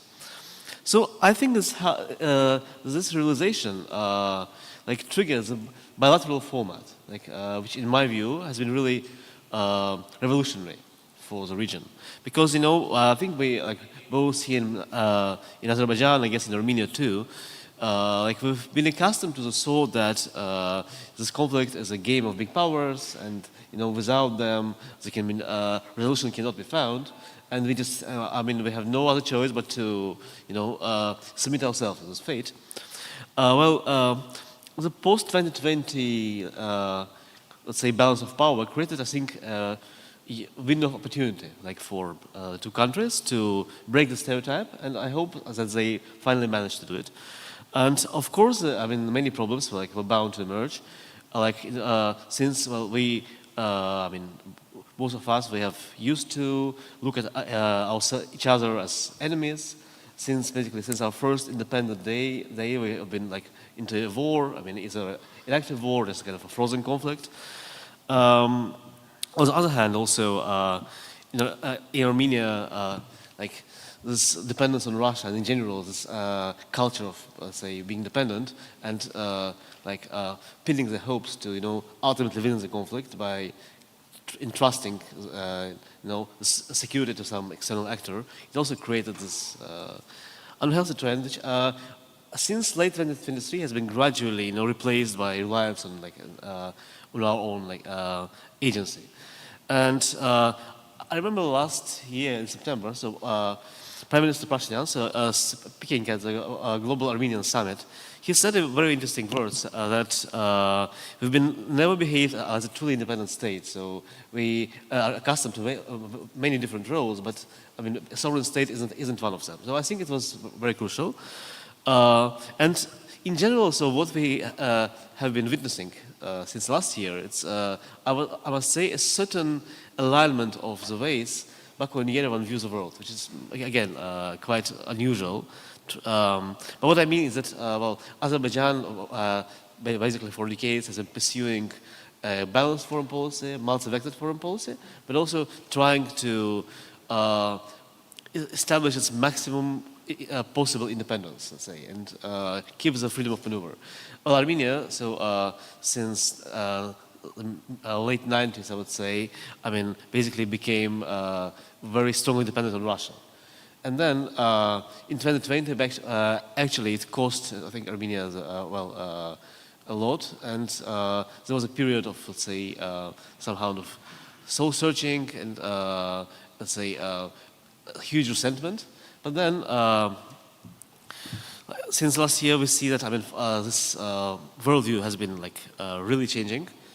And moreover, there's another concept, like which Pashin also put forward, of real, so-called real Armenia, has also been instrumental, since it kind of, I think, urged Armenian society to try, at least try to, stop looking at Azerbaijan and Turkey as a prism of historical, grievances and bitterness, but rather as indispensable partners in any way. And another, I think, important also change in Armenian foreign policy was that, also,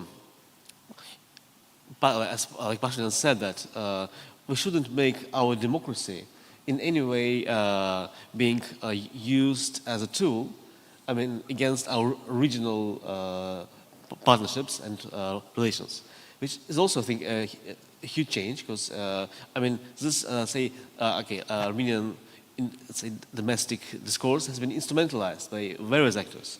I mean, also as a tool to stop the peace process. Well, so now finally, I think the Washington Agreement, at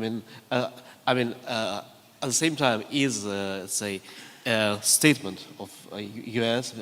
About its intentions in this region, but also a recognition, I think, of the success of this 1.5 years of the bilateral format. And it created, of course, a lot of opportunities, which some of the previous speakers have touched upon. I would like to say, to add a few issues, I mean, mostly economic, which I think can also solidify the success we have for now. Well, first of all, the peace, of course, will open opportunities for the countries to attract much more foreign investment, and for a few reasons. Well, first of all, of course, regional stability. It means dramatically decrease of investment risks, which of course, in its turn can attract more actors, like more companies, more investors. On the other hand, if we imagine that soon the peace treaty will be signed and ratified, then there is a chance to view South Caucasus as one single market. And each of the three countries, of course, is not so big enough, let's say, for many projects to be viewed as really, say, potential and profitable. On the other hand, also the difficult neighborhood, makes, has always made, let's say, scale up of regional projects quite difficult. Now, with the potential peace and also with the involvement of Central Asia into the orbit of the region, the whole calculation changes. And it means, of course, much more opportunities. And I think more international economic interest will cement, let's say, the positive dynamics of the region. And as the World Bank has noticed in this report, for example, for Armenia, until 2024, the actual, let's say, capacity to pursue its, let's say, economic contacts with the West, the US and the EU, has been just at 20% of the potential, due, of course, to the war, to the conflict, and also to all the economic limitations which stem from this. I'm sure for Azerbaijan, maybe the figure was not so low, but still, of course, we will win a lot, from this trend. And also, what can happen is that, international, say, investors, key corporations may establish joint missions to say, all the three countries. And on the other hand, we may attract, let's say, international rating agencies, to reevaluate our rating, let's say, investment attractiveness. in the new circumstances. And of course, risks remain. And okay, I would like to mention one of them. Is that, of course, there is still certain, let's say, discrepancy in Armenia between, let's say, the government and also, the circles close to the government and the wider society. I mean, in terms of how they view the peace and the prospects, which is quite obvious given, I mean, the decades, of course, of militarism and let's say, this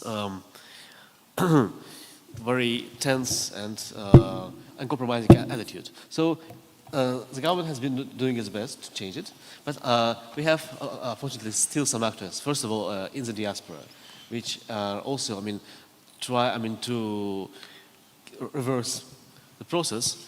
And like the interview of Tucker Carlson has been mentioned, but it's not all, let's say, the only, let's say, the only one. So I think, for far too long, let's say the U.S. and to some extent Western policy in the region has been influenced by actors who have, let's say, very narrow and selfish agendas. So I think it's time to change those. If I may, you want to conclude? Just if I may intervene, I have never been to the other one, or Armenia, right? I can say something, but it's going to be so theoretical. Yeah. But please leave me short. We have to wrap up it. Yeah. What did you say there, and what's kind of hope for the sustainable peace in the region, and actually in the face of Azerbaijani, Armenian peace deal for the future? What do you think? But leave me shorter because we have to just conclude it, please. Well, yeah, actually, I was just going to also say a few words about the trip to Yerevan, which I did a couple of months ago. Well, again, we should be, I think, realistic, but at the same time optimistic. Building societal contacts is not easy when, I mean, you didn't have it, say, for 35 years at least. So, and of course, now, every trip is somehow, I mean, is viewed in the more security context, and especially, okay, since my invitation was made by NATO Parliamentary Assembly, so for international event, so of course the agenda was focused on the negotiations, on the security risks, on the, let's say, geopolitics of South Caucasus. So I think we should go step by step again. So, and I would say, to conclude, that the role of think tanks, I mean, can be really tremendous in this historic period. Like recently, I mean, the Azerbaijani and Armenian think tanks have started to mend some bilateral ties. So beyond just meeting against the third country platform. So now there is a willingness to establish as permanent formats to discuss, to meet and discuss things, to talk. And but also, for all these years, it was mostly Europe where, let's say, our experts would go to meet. And so I think in this new reality, when the US has established itself as a major actor, promoting the peace in the region, so American think tanks can, I think, and should be the key platform which can help our, experts from those countries to see a bigger picture and to turn all these good intentions into good reality. Okay, thank you. Thank you, Murad.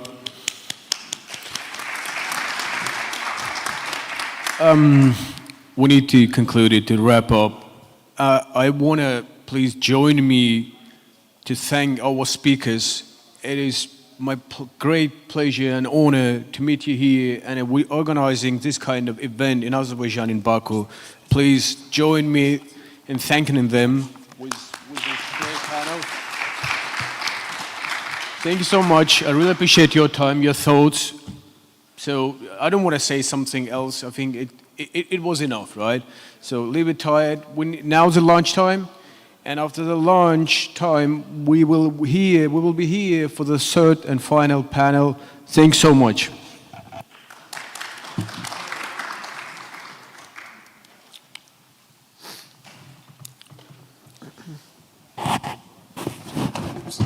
Осторожно.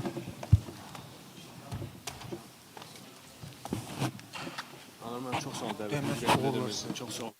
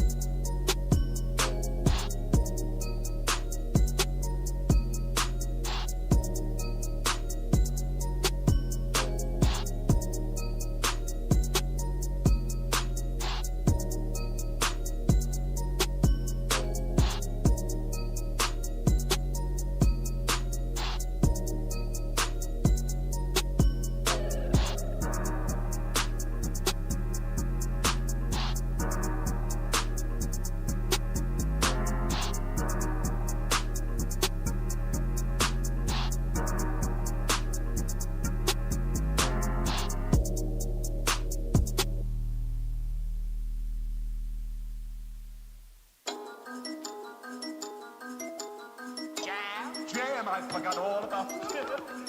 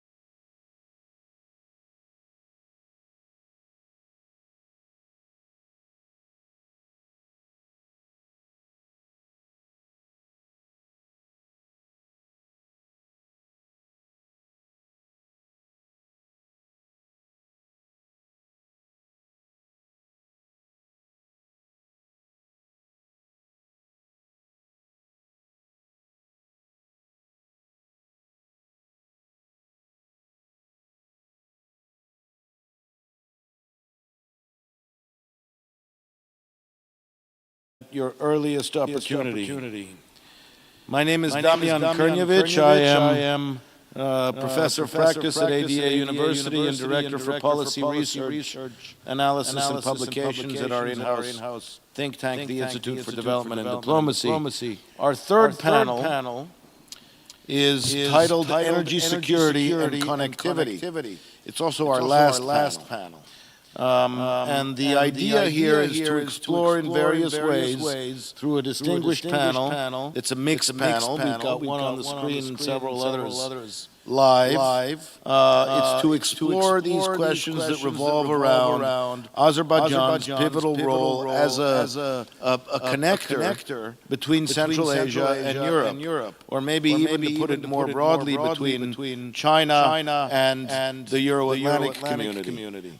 And what I want to do here is just to set it up a little bit. The idea and the selection of the panelists involved getting people to discuss sort of the next generation of energy and connectivity projects. Right, the expansion of the Southern Gas Corridor, obviously, but also renewable energy cooperation, how this is compatible with the European Green Deal, or whatever it's called, and then all of the multimodal transportation routes or transport routes. For some reason, that's the preferred term. But also the digital superhighway that is clearly something that everybody concerned would like to see built, and so on. I think that I mentioned this in the comment that I had at the end of the first panel. I want to emphasize it again. Azerbaijan is the indispensable state for advancing the connectivity ambitions of all of the major outside powers.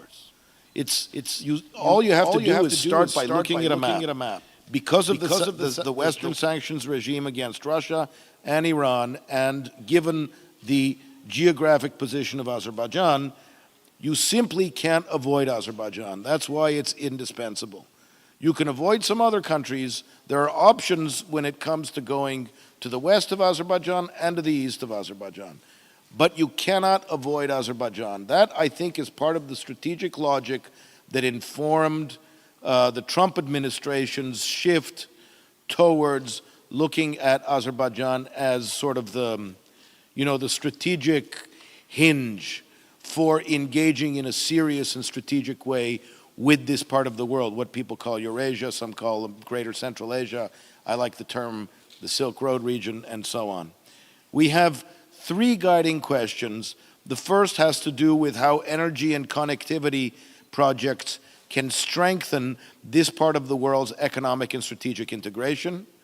We have a second guiding question that's about regional initiatives, emerging and existing, and how Azerbaijan can leverage its position as a regional hub.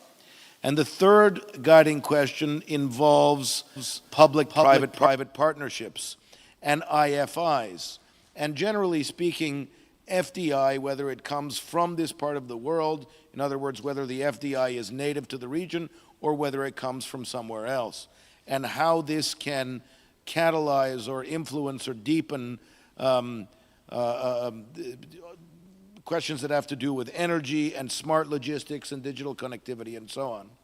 We have 5 panelists. The first panelist is up on the screen, Brigham McCowan. Hello, Brigham, can you hear us? No, we can't hear you. I think your microphone is off.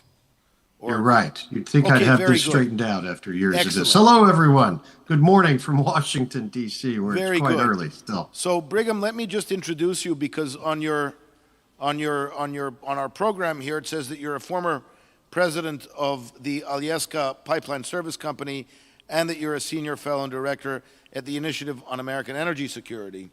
You're also a senior fellow, though, at the Hudson Institute, and an independent director and senior executive whose 4-year career includes leadership roles across the American federal government, corporate operations, national security, and public policy. Brigham is a former CEO, senior American government official, military officer, attorney, and professor, and he's overseen billion-dollar deals, billion-dollar operations, served on multiple presidential transition teams and federal advisory boards. He's widely recognized for his analysis on energy security and for infrastructure resilience and geopolitical risk. So I think that it's not just because Brigham's up on the screen, but because his biography and his background suggests that he's the perfect person to get us going on this panel, which is again about energy security and connectivity in the context of entering into the next phase of the American-Azerbaijani strategic partnership. So, Brigham, the screen is yours. Please. Thank you very much, and good afternoon. I appreciate the very kind introduction, and thank you for the opportunity to join this very important discussion. I'd like to approach today's topic from both a strategic and an operational perspective, given what you've just read about me. Because of these various affiliations that I do have, I should make clear that the views I share today are my own. That said, this combined background informs my perspective on energy security and connectivity, two areas that increasingly define not just economic growth, but strategic autonomy across Eurasia. Azerbaijan stands at the intersection, I believe, of several historic shifts: the reordering of Eurasian energy flows, the emergence of alternative east-west transportation routes, the convergence globally of digital, physical, and energy infrastructure, and the accelerating interplay between hydrocarbons and clean energy systems. I think that there are a few countries that are simultaneously a producer, a transit state, and a connector. Fewer still can claim to influence the economic geography of regions as diverse as Central Asia, South Caucasus, Turkey, and Europe. Azerbaijan can do all of these things, and increasingly it does it all quite well. Not to mention the fact that Baku hosts a most excellent Formula One street circuit. I don't think anybody can claim all of that together. The decisions taken in Baku affect Europeans' energy diversification, Central Asia's access to markets, Turkey's logistical role, and the connective fabric of the wider Caspian and Black Sea basins. This isn't theoretical, but this is an operational reality. Let me begin with the Southern Gas Corridor, I think, which remains one of the most strategically important energy networks in the world. It's more than just infrastructure. It's a model of transparent, commercially governed, multi-state cooperation in an era when people are being asked to choose between global energy projects that are politically distorted or financially opaque. And I think SGC demonstrates several principles that matter deeply to a country like the United States, and that is the supply diversification, the predictability and reliability, and the rules-based investment. The United States has consistently supported the Southern Gas Corridor, I believe, for these reasons. And as Europe aims to expand volumes by roughly 20 BCF, let's say by 2027, it's my view that this corridor's strategic significance is only going to grow. But equally important, SGC is just not a pipeline. It's a backbone for something larger, a shift toward integrated energy and connectivity corridors.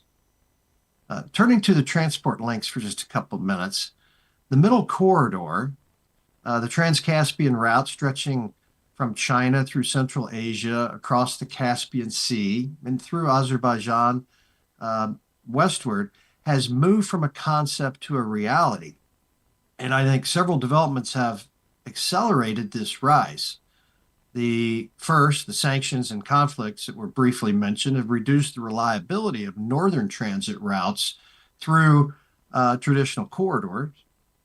The international north-south corridor through Iran faces geopolitical constraints and infrastructure limitations, as was mentioned. And global supply chains are being redrawn to reduce single point dependencies, to mitigate risk, and to build resilience. Azerbaijan sits at the very center, in my view, of this re-architecture. The Caspian Maritime Fleet, the Baku-Tbilisi-Kars Railway, essential components of this diversified Eurasian logistics network. But physical infrastructure is only a part of the story.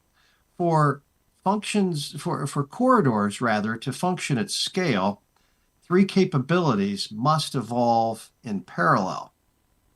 And those are customs modernization and digitalization, energy to power logistics, and governance and financing structures. Seamless cargo flows require interoperable systems, smart customs leveraging the latest in real-time digital visibility. Energy to power logistics, the ports, the railways, and data centers all require electricity, which brings us to Azerbaijan's renewable future. And public-private partnerships that was mentioned at the outset can play a transformative role in the financing structure. I want to emphasize that last point and on the P3s because I think it speaks directly to the kind of connectivity that countries like the United States and Western Europe, certainly, if not all, the whole of Europe, is committed to supporting. Around the world, nations are navigating competing infrastructure models. I think that's fair to say. And it's clear that some models rely more on state-directed financing, others represent more of the private market. Sometimes these systems can blur the line between economic and political influence. And from the US perspective, if you talk to them, you'll hear that they believe that a sustainable, resilient community and connectivity is built on transparency, open competition, commercial discipline, sovereign decision-making, and diverse financing sources. Public-private partnerships, when structured well, exemplify these principles. The downside to certain P3s, however, that we've seen in some projects is that important term, when structured well, because the detail is in the contracts and the financing, and so not every project should be a P3, and not every P3 is well structured.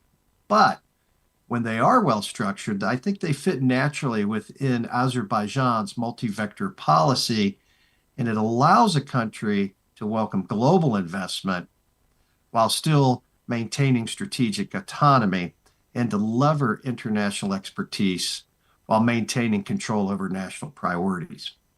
I think the context of the Middle Corridor P3s are especially relevant, where port terminals can be concessioned with performance metrics, rail upgrades can be financed through blended financial models, logistical zones can attract and anchor investors, and digital infrastructure, talking fiber, data centers, and cybersecurity, can be built in partnership.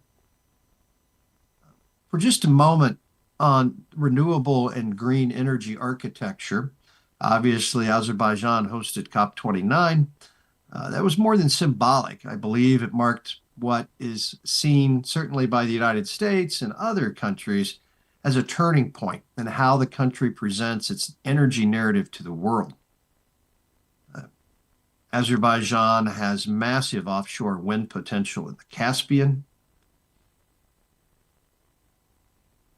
There are opportunities for multi-gigawatt scale renewable MOUs, solar PV and wind projects can become anchors for this early stage green build-out, and proposals for the Black Sea Energy Corridor linking Azerbaijan renewables to European markets are also highly important.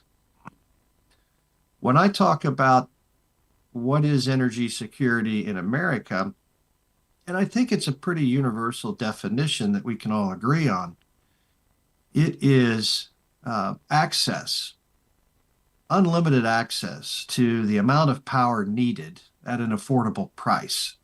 And it establishes those concepts of reliability and affordability and accessibility to energy.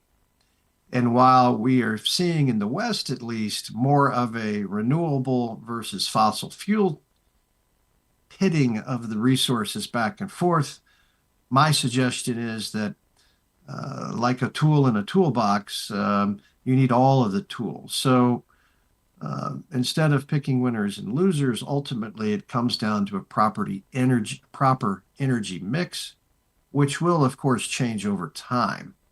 And that all the above approach is one that would leverage any country to best position itself for the realities of today and the opportunities for tomorrow. Renewables, electrification, digitalization are increasingly inseparable from traditional infrastructure. And from this perspective, to achieve the highest potential of electricity powering ports, rail, data centers, it is that reliable, affordable energy mix. So in that sense, Azerbaijan's build-out is not an add-on, but it's a potential foundation to a connectivity strategy. One development I want to highlight, because I think it's increasingly strategic, is the convergence of digital and physical corridors. Azerbaijan is positioned to become the digital heart of the Caspian Sea. To do that, it requires a resilient fiber network, secure data centers, trusted cloud architecture, strong cybersecurity governance, and AI and digital trade frameworks aligned with global standards. And that's because digital corridors are far more sensitive than pipelines or rail lines because of what they carry. It's not just a single commodity, but it's financial transactions, intellectual property, and increasingly AI workloads. I think this is exactly where the United States and Azerbaijan have a unique opportunity to deepen cooperation, because trusted digital infrastructure is now a national security asset. And as partners, we share an interest in ensuring that the digital backbone of the middle corridor remains secure and interoperable within the systems of the greater world.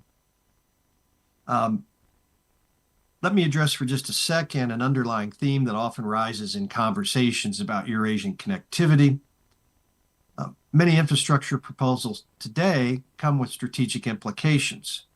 They set up long-term relationship.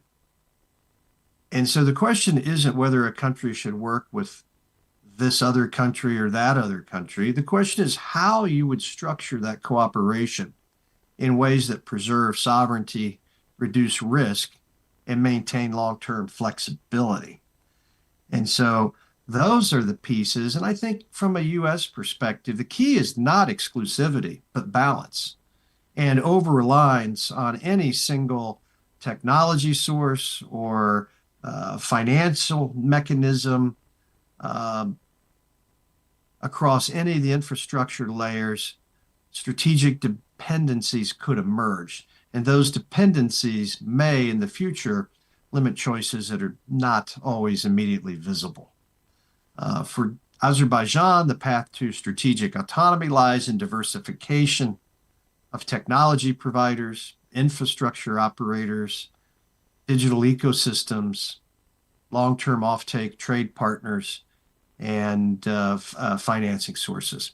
And I think that same principle that underlies Europe's diversification away from Russian gas, it underlies the same principles that the United States is looking at when it comes to the supply chains of rare earths, of the renewable supply chain, value chain. And by continuing to welcome investment from a broad set of partners, including the United States, any country can strengthen its leverage, widen its optionality, and protect autonomy. Let me, as I'm starting to get toward the end, outline several concrete areas where I believe the United States and Azerbaijan can expand collaboration. And I think that's on first on the Southern Gas Corridor expansion, capacity upgrades, compression, looping, integration of hydrogen-ready infrastructure, on the Middle Corridor modernization, customs digitalization, rail interoperability, maritime fleet modernization, and logistics and compliance standards. On the P3 side, structuring bankable P3 frameworks and capacity building at the institutional level, and securing multilateral finance for corridor upgrades, or what we call the capital stack, and where the money comes from and how it is used can be really important. Offshore wind and electricity interconnection for logistic zones, Black Sea power cable and green energy corridors, ultimately moving toward lower carbon traditional fuel sources such as sustainable aviation fuel and hydrogen, with one caveat. And that caveat is that up until now, the world has never transformed, or up until now, let me say this a different way, the world has always transformed into a new fuel source that is more energy dense than the last fuel source. And throughout history, this has been the case. Also throughout history, the world has never used less energy, only more. And even though we see plateaus, especially in Western Europe and other areas where population centers have stabilized or even seeing a slight reduction, the world as a whole will need more energy in the future, not less. And I'm not saying that because of the AI or the data center boom, but just from looking, if we research and look at it, and whether it is emerging markets or others, the demand for energy has never been greater. You probably just saw that the IEA has revised some of its fuel targets, showing that fossil fuels will still be around for a very long time. I suspect that's something we already know. And so that caveat is, again, the all of the above and a smart energy mix based on the best fuel sources available to meet a specific project. With closing reflections, I think Azerbaijan's trajectory is not just about geography, but about strategy and how a country can leverage its position at the crossroads of regions and systems to shape the environment around it. Today's conversation about energy security and connectivity is really a conversation about resilience, choice, and sovereignty to some extent. Energy corridors can shape geopolitical alignment. Transport corridors do shape economic integration. And digital corridors will shape the rules of the 21st century economy and beyond.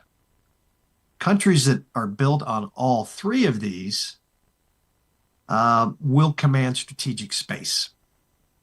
Azerbaijan has chosen diversification, balance, and multi-vector cooperation. And I think that's one of the reasons why policy experts and government officials in the United States value highly that relationship, and why there is such a large opportunity in the world ahead. Thank you again for including me in this very important discussion, and I look forward to the viewpoints of my fellow colleagues.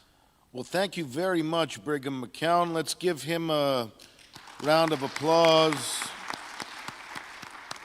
I certainly speak for myself, but I think for pretty much everybody else in the room that we're genuinely regretful that you wouldn't be able, that you're not here to join us, because we would have enjoyed having off to the side conversations with you. So next time we have to rectify this. But I look forward to that. Thank you. Very good. Thank you very much. I would now like to turn to our first live and in-person panelist. To my immediate left is Carlos Roa, who is the Director of Research of the Danube Institute, U.S. He's a former executive editor at the National Interest, and currently he's a contributing editor at the National Interest. Carlos started off his career back in the day as someone who worked for me in Belgrade, and we're obviously pretty good friends. So I would very much like to hear what Carlos has to say on this topic. I suspect that that the transition from what Brigham said to what Carlos is going to say is going to be pretty seamless. Again, the context is the title of our panel, which is Energy Security and Connectivity. The microphone is yours, Carlos. Test. Right. Well, first of all, thank you, Damian. Thank you, Brigham, and thank you for the Air Center for having me here. I'm kind of a bit nervous, forgive me. I am probably the youngest speaker by far today in this entire conference, so I feel a bit underqualified, and people still think national interest, like, oh, he's former national interest editor. He must be Francis Fukuyama. I am not that good, I'm sorry to say. But anyways, on this topic today, I'm going to try to be a bit provocative. There's been a lot of talk today so far about FDI and more investment in the region, how's the natural outgrowth, etc. I am much less optimistic about this, but there is a reason for silver lining, which will be AI. And I'll get to that, but first I need to give the whole case and worldview leading to that. So I think the place to start first is the big time bomb the world faces, which is debt. Much of the global economic system and global political system we know today has been built on debt. There's been the promise since 1945 of all democracies being built on the promise that there'll be a pension system, there'll be a welfare state, and so on and so forth. Plus economic growth has been built on a lot of debt. Now, for a long time this could be managed because there's been economic growth and productivity, so long as the numbers made sense, things are fine. Past few decades, that's no longer the case. We have U.S. Debt now at 38 trillion. Debt to GDP ratios of most of the world are not looking good. At the same time, we're being hit with a population decline, falling either stagnation or falling productivity, and so on and so forth. So essentially, the buy now, pay later model has hit the pay later stage, and people are not sure how to deal with this. Given that, how we deal with the debt problem will tell us a lot about how we deal with the economic, financial reform, monetary reform necessary to go forward into the future. There are 5 ways, really, to deal with debt of this kind of size. 1, default, which is political suicide, no one likes it. 2, hyperinflation, same thing. 3, austerity, which we tell ourselves is a good idea, but then we try and then it doesn't work. 4 is the ideal, new high growth, but you rarely get some new technology or policy that can actually make high growth happen. Right now we're all hoping AI can deliver that. Unfortunately, AI requires lots of inputs, energy, critical minerals, refined chips, etc., and there's been underinvestment in these for years. So we can get there, but right now, not realistic. The 5th approach, this is where we're starting to see it happen present, is something called financial repression, which is a nice way of saying we will keep the interest rates slightly lower than inflation. So de facto, we're moving money from savers, old people, bondholders, various investment funds and so forth, to the public sector. And we do this at the same time with investment, industrial policy, reindustrialize, remilitarize, and so on and so forth. We see what we're shifting towards right now, which is what I think should be called an era of, call it state capitalism or national capitalism, which is is now the national interest to use our nation's funds, however they exist, to reinvest in our own country. So when you see President Trump talk about, America first, and pushing companies to, no, you want to invest here. Oh, you want to invest in America? You need to literally invest in America and build stuff here, and so on and so forth. But we're also seeing this when you start to take place in Europe. We see various parliaments discussing, actually we should spend more European money on the European economies. We have the French in particular, because it's the French, they always want to rethink capitalism. We had Macron give a speech last year at the Sorbonne called Europe, It Can Die, where he says Europe can die, and we need to avoid this. We need to do change to monetary policy, invest more domestically, and so on and so forth. And this is a long-winded, getting to Azerbaijan and the region, but this is why a part of this will be capital controls. The realization that if we cannot rely on debt anymore, then there's now a limited pool of money that exists. We want to have that money invest in our own country, whether it be the United States, Europe, wherever. This is why we're also seeing, well, no more foreign aid, let's get rid of USAID, or why the French are considering now following the US and having a citizen-based tax system rather than just territorial tax, why we have various MAGA Republicans say, well, you know what, you should probably tax remittances, so no more money leaving the United States going to Latin America or wherever. And given this forthcoming new economic model context, there'll be much less money available to invest abroad unless there is a national interest or specific interest in to do so. This will have various second-order effects. A lot of economies that depend upon remittances for double-digit percentage of GDP are in trouble, others less so, and there'll be large incentive to reform economies or also follow in the state capitalism, national capitalism model. In this context, economic corridors, the middle corridor, IMEC down south from India to Europe, and so on and so forth, take new meaning because now each country within these corridors has an incentive to say, well, we now need to invest domestically to build our own capacity, infrastructure, more regional trade, and so on and so forth, and there should be new mechanisms to make this happen. This brings us back to the middle quarter region, the Silk Road region, as Diamond calls it. There is now, I believe the states in the region will have greater incentive, and because of these pressures, push for these same economic models, which they're more comfortable with, investing in infrastructure, connectivity projects, and so on and so forth, and seek to leverage these to their own advantage. This is where the AI story comes into being, because the region has all the tools necessary for AI. The vast amounts of energy, the critical minerals, and if you can build a refining capacity here, turn the critical minerals into chips, the human capital, and so on and so forth.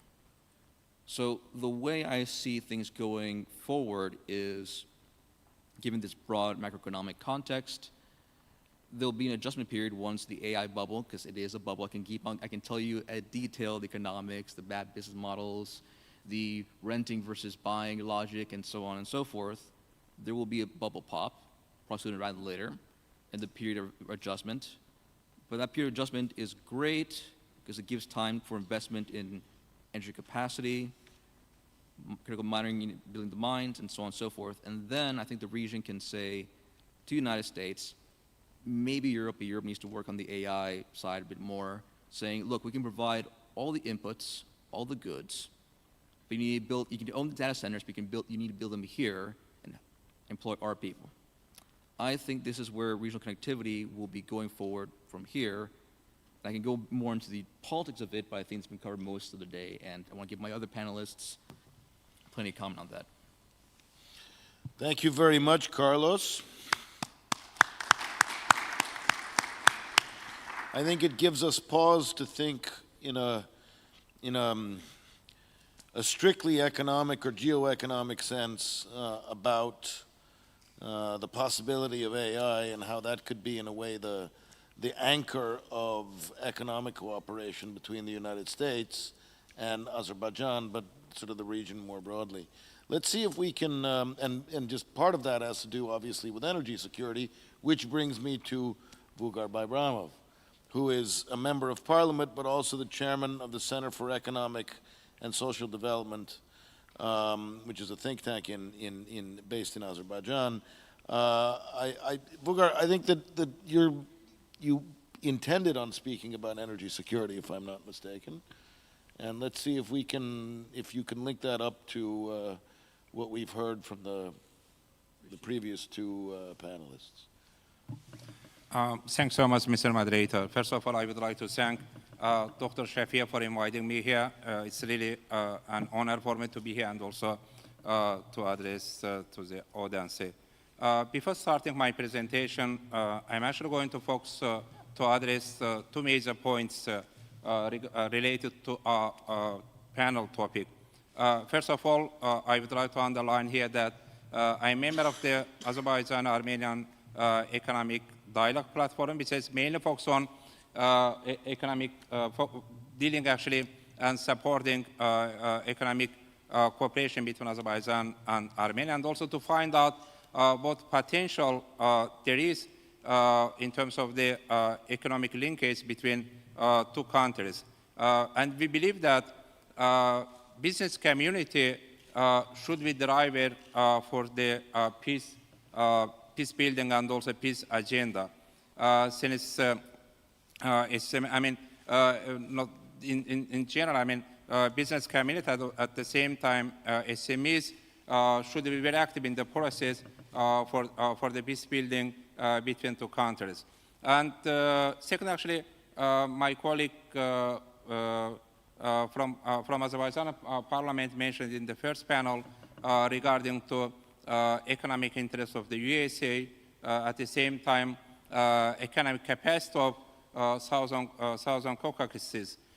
Because of the nearly to 4 decades conflict between Azerbaijan and Armenia, we had 3 divided markets: Azerbaijan market, Armenian market, and Georgian market. Even though Azerbaijan market was the largest one, since Azerbaijan is consisting or contributing more than 65% of Southern Caucasus economy.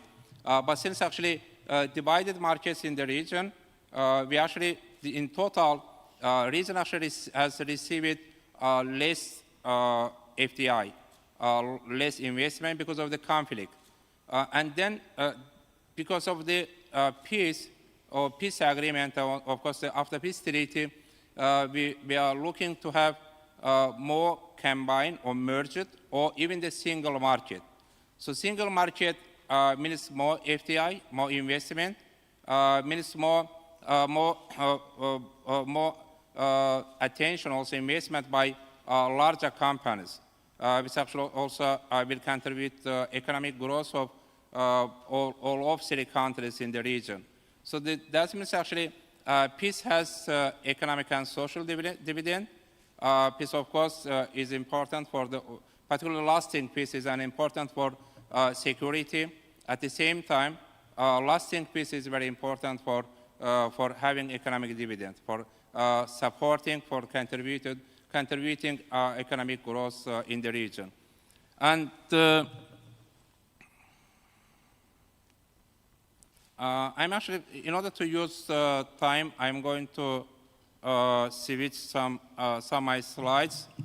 For the energy security, of course, Azerbaijan has an important role for enhancing energy security of the region, including European Union. Then the first actually energy pipeline between from Baku, between Caspian Sea to European Union was the Baku-Tbilisi-Ceyhan pipeline, which actually bypassed Russia and goes to Europe through Georgia, Turkey, and the European market. And then, of course, I mean, which actually based on the contract of Sencha, which is signed in 1994.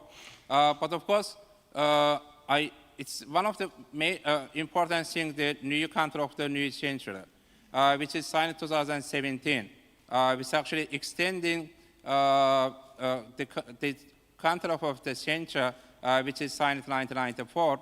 And according to the initial estimation, there are 500 million tons of oil reserves in Azeri-Chirag-Güneshli field.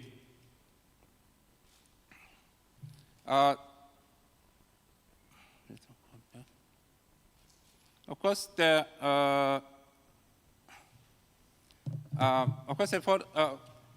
the energy security, Southern gas corridor is very important because Azerbaijan exports gas to European markets through Southern gas corridor, which actually starting late December in 2020, and the Southern gas corridor brings Azerbaijan gas to European Union. The last destination is Italy.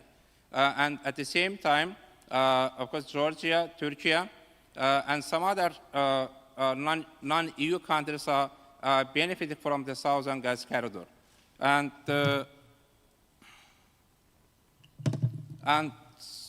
right now, Azerbaijan exports its natural gas to 14 countries. 8 of them are members of EU. And in 2021, by using Southern Gas Corridor, Azerbaijan exported near to 18 billion cubic meter gas to EU and also other partners. In 2024, this amount reached to 23 billion cubic meter. And compared to 2021, volume of the gas export by Southern Gas Corridor increased by near to 29%.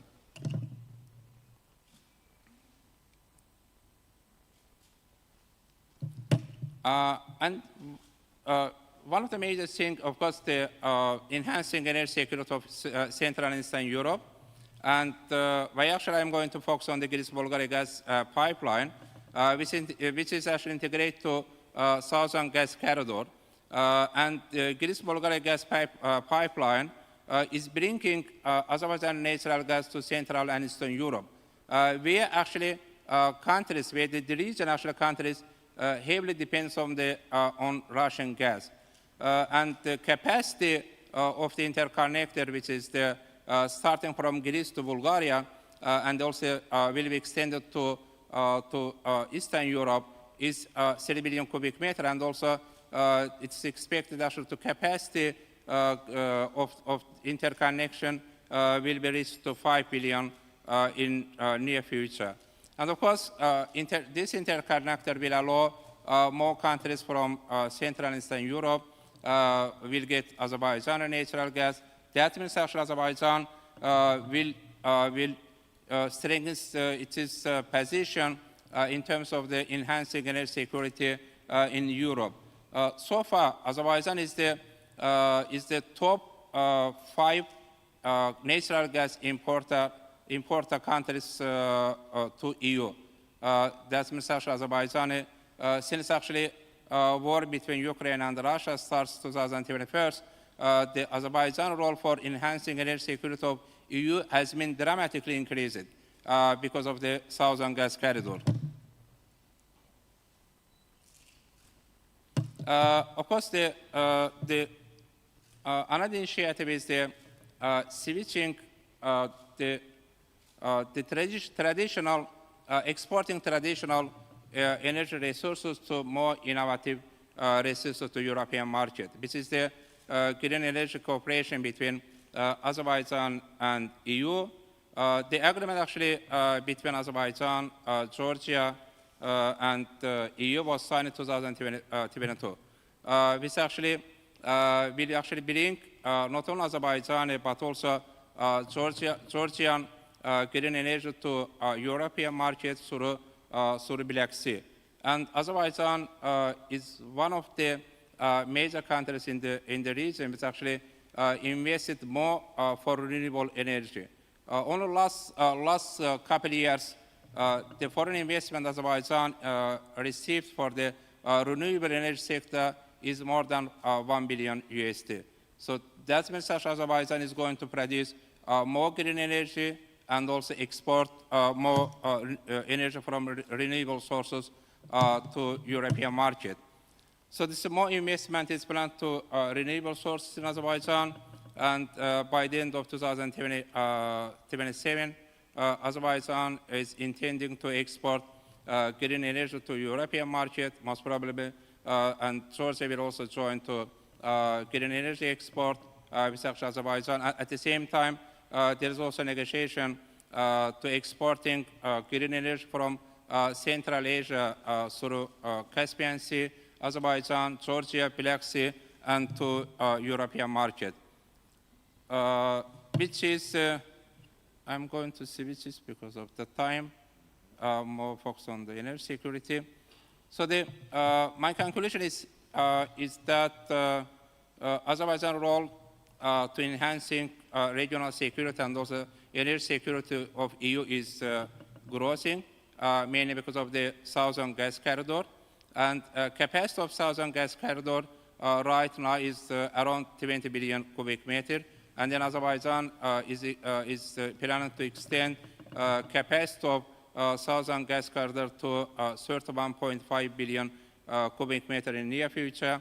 And also a new order after signing agreement in Washington in August this year strengthens Azerbaijan's geopolitical position. At the same time, because of the increasing regional capacity of middle corridor, also will increase Azerbaijan income from international freight transportation, since actually trips of Zangezur corridor will also integrate to middle corridor, which capacity is planned to be 25 million tons per year. That means actually we expect more goods will be transferred to Azerbaijan, Armenia even in the near future to European market, which actually will also increase the geopolitical position of the region. This is all from my side. Thanks so much again. Thank you very much, Vugar. Our next speaker is Vusal Gasimli, who is the Executive Director of the Center for Analysis of Economic Reforms and Communications. He's also recently the author or the editor of a book on the Middle Corridor, where I happen to contribute a chapter as it happens. But my understanding is that he's going to focus his 10 or 15 minutes on the Middle Corridor and how this really can be geopolitically and geoeconomically transformational, not just for Azerbaijan and not just for the region, but really for all of the major powers that are stakeholders in the success of this endeavor. Please, the microphone is yours. Thank you, Professor Damian. First of all, I would like to extend my gratitude to all facilitators as well as Center for International Studies of Azerbaijan for completion of today's meeting, which is very important linchpin because this is a US-Azerbaijan think tank forum, which might be additional impetus for evidence-based and data-driven decision-making for both governments, from the United States side and from the side of Azerbaijan. If you don't mind, let me just switch to my topic on the Middle Corridor. Do you remember a couple of years ago, together with Damian, we presented Middle Corridor at the Polish Economic Forum in Carpats. And during our session, we decided to compile a new book dedicated to the Middle Corridor because there was not any fundamental research paper, a research book on this issue. And after a couple of years, recently we published our book in Romania and presented this book first time at the Polish Economic Forum. And next week, we are going to introduce our book in Brussels, European Asian Studies Center. You know, Middle Corridor is very important from Brzezinski metaphor, as he mentioned Azerbaijan as a cog in the battle, illustrating the strategic importance of Azerbaijan at the heart of Eurasian geography. In other words, Mackinder heartland. And let me just break down Middle Corridor facilitation into several parts. First of all, let's start from infrastructure issues because about 25 years ago, national leader of Azerbaijan, Heydar Aliyev, managed to convene the first Traseka Forum here in Baku in 1998, initiating a Middle Corridor initiative. Afterwards, Azerbaijan's major principle was in advance of demand. We invested huge amount of capital to upgrade infrastructure in Azerbaijan. By the way, the biggest seaport on the shore of Caspian Sea belongs to Azerbaijan. It's Baku International Seaport with a capacity throughput about 15 million tons. And last year, Mr. President issued decree to double this capacity according to 25 million tons per year. Azerbaijan owns the biggest civic naval in Caspian Sea, with more than 50 fleets in Caspian Sea. Azerbaijan managed to own the biggest civic air fleet in this region. We have the biggest number of aircrafts, civic aircrafts in this region. During the last 20 years, Azerbaijan invested in railroad. By the way, we constructed more than 1,005 kilometers railroad in our country.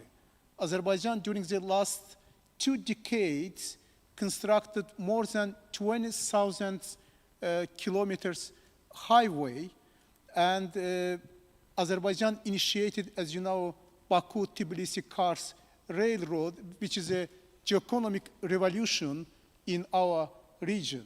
By the way, Eugene sit here, and about 15 years ago in Stratford, together with Shahmar, we introduced the idea of Baku-Tbilisi-Kars at Stratford office in the United States.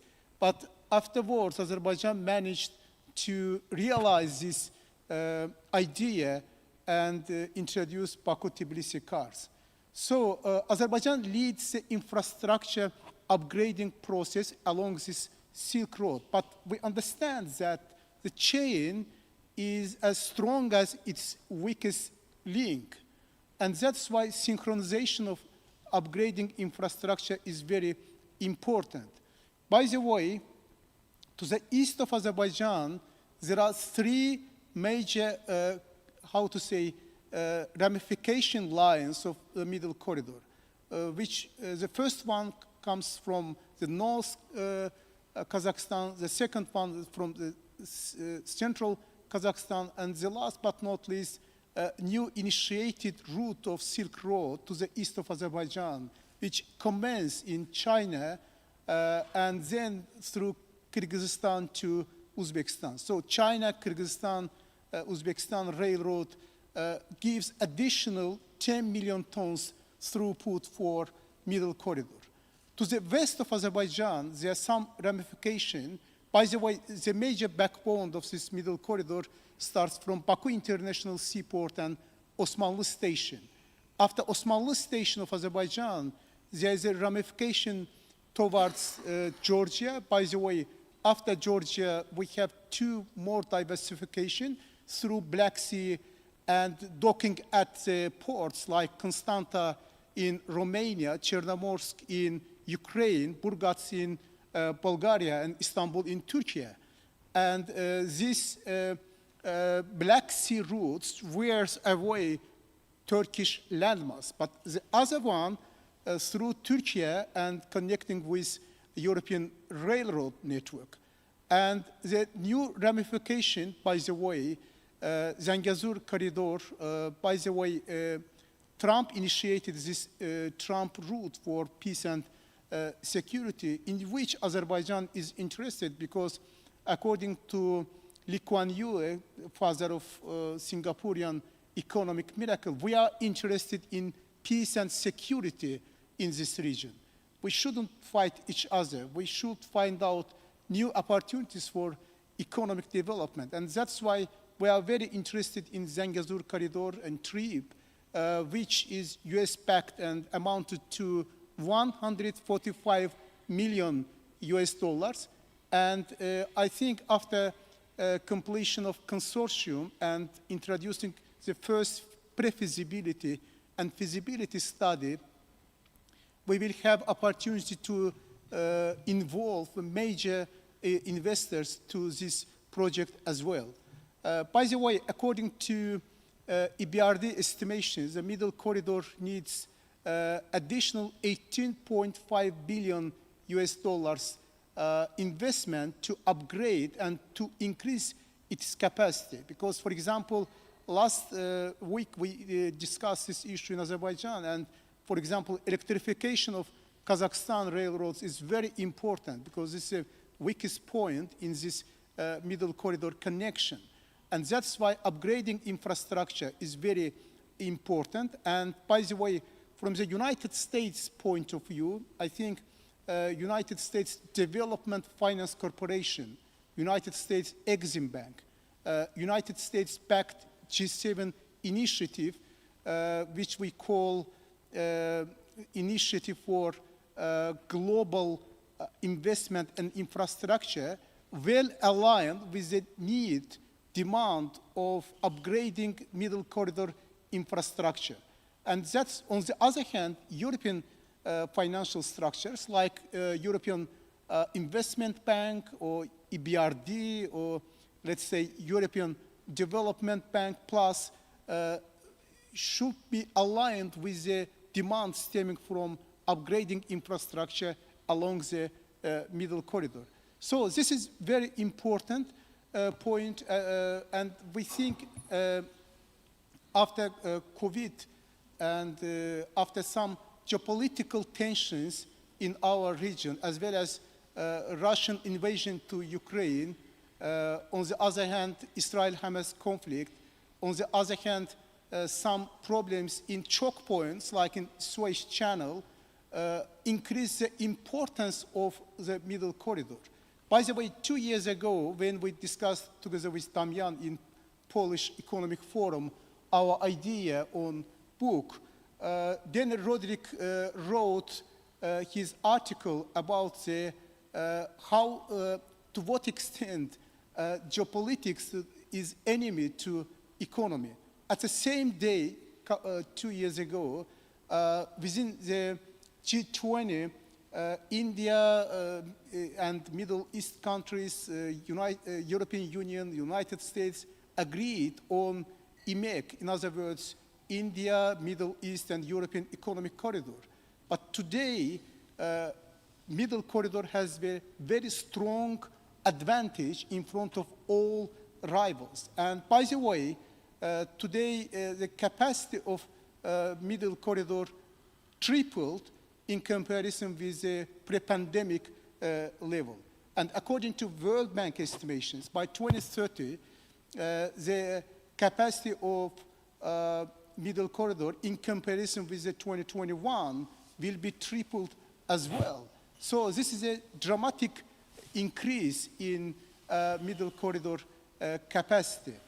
Along these infrastructure issues, I would like to mention very important institutional point of view, because we need to synchronize our institutional activities as well as harmonization of tariffs and procedures along the Middle Corridor. And that's why Azerbaijan, together with Georgia and Kazakhstan, created LLC dedicated to coordination issues on Trans-Caspian route. This is very important, and Azerbaijan initiated implementation of AI and other new technologies on customs and other procedures along the Middle Corridor. So such kind of implementation, on one hand on infrastructure, on the other hand technology and institutional capacity improvement, gives us a huge opportunity just to make the Middle Corridor the major link between Southeast Asia and European Union. By the way, Middle Corridor is very important, and as Brzezinski mentioned, Azerbaijan coke in this battle, in Middle Corridor battle, which is situated between the most sanctioned nations in the world.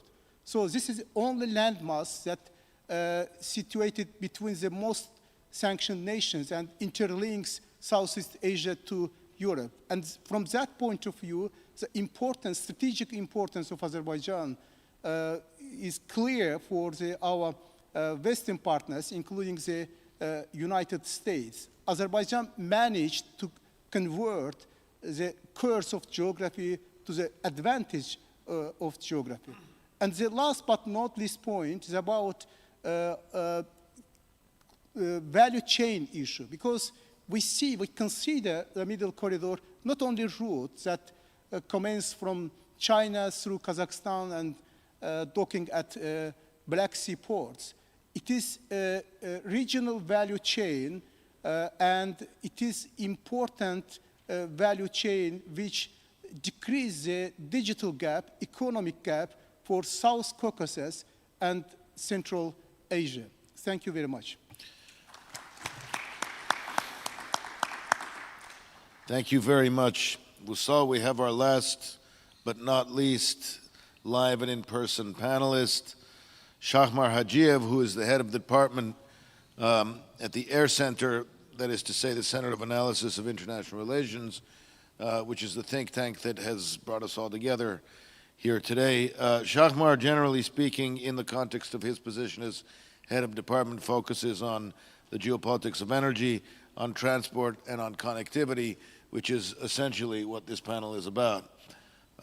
So I've been asked by the powers that be to see if we can limit the, all right, you know this. Please, the microphone and the screen is all yours. Good afternoon, dear guests and distinguished speakers. I know it's always difficult to be the final one, and especially after lunch, so I'm not going to repeat the slides of the previous speakers. So my presentation will mainly focus on the three key aspects, like the geopolitics of energy, why it's important, and the importance of the corridors for Eurasian region, and also the multilateral and bilateral partnership in the case of Azerbaijan, why is the key for the regional cooperation. So currently we see the completely different geopolitical aspect of energy, because energy is a geopolitical tool, especially after the Russian-Ukraine war. We see the new geopolitical map in Europe and energy security. And therefore, we see that energy security is the national security. Without energy security, it's impossible to ensure the national security. Therefore, currently, we can add to the traditional term of energy security also the role of the transit countries, because without the reliable transit countries, it's impossible to ensure the long-term energy security. And in the case of Azerbaijan, efficient partnership with Turkey, Georgia, we managed to implement important energy projects such as Baku-Tbilisi-Ceyhan Southern Gas Corridor, also the connectivity projects such as the Baku-Tbilisi-Kars Railway.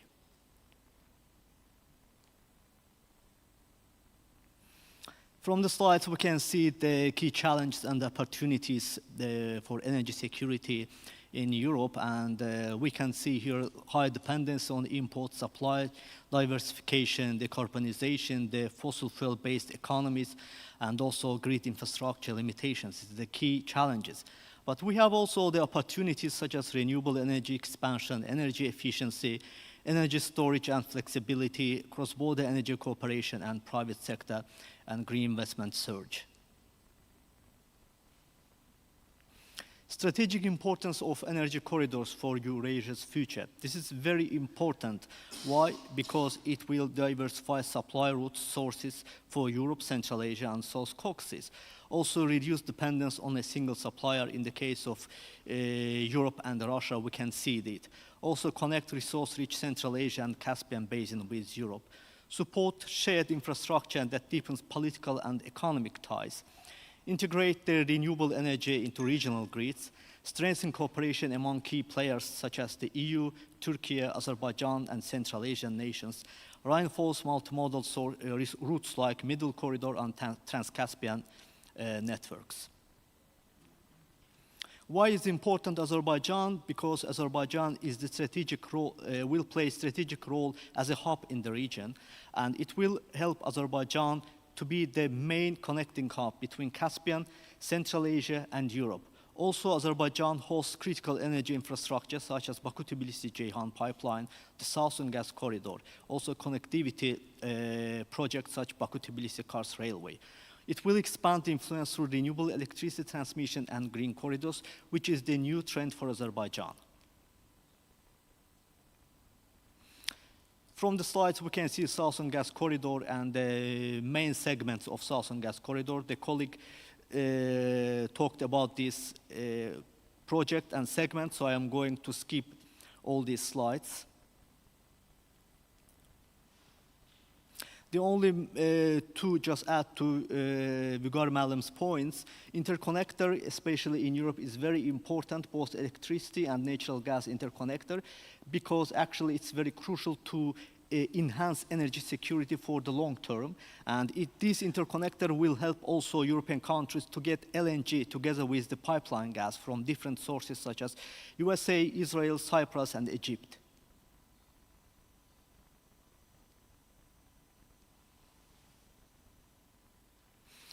We have renewable energy capacity, which Vigar Malam also mentioned, and this is very important for Azerbaijan to start the new trend and to export not only the fossil fuels such as oil and gas, but also clean energy like electricity from South Caucasus and later from Central Asia.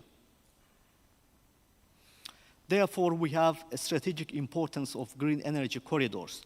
And the first important project is the Black Sea submarine cable, which we signed together with Azerbaijan, Georgia, Hungary, and Romania, supported by the EU. And actually, it's the first renewable-based project from the Caspian and Central Asia in the future to the European markets. And this project will connect both sides of the Black Sea and run further towards the Caspian region, both for digital communication and for energy.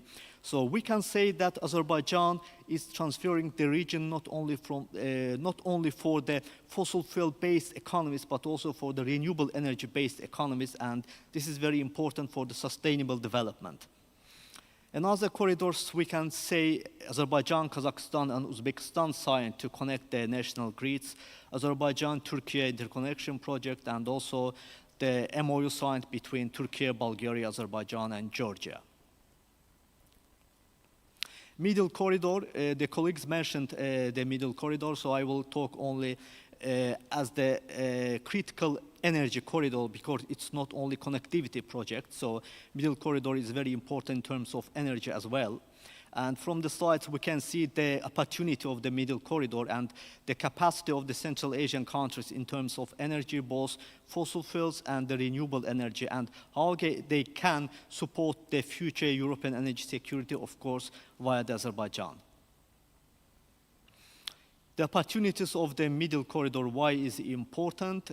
Because it will improve energy security, energy transition, economic diversification, enhance the regional integration, and will support peace and cooperation between countries.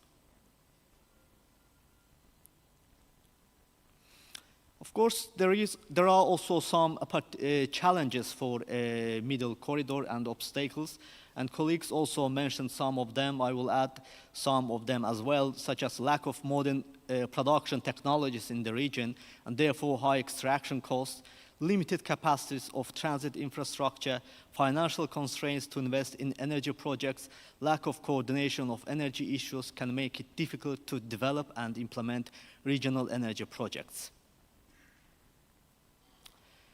Also, the connectivity, because middle corridor is also a very important connectivity project, and Visal Malam mentioned key points, and from the slides we can see also the key aspects of these projects. It's first of all, it's the diversification of the trade routes, and it supports the multimodal transport and efficient combination of railroad and maritime transport.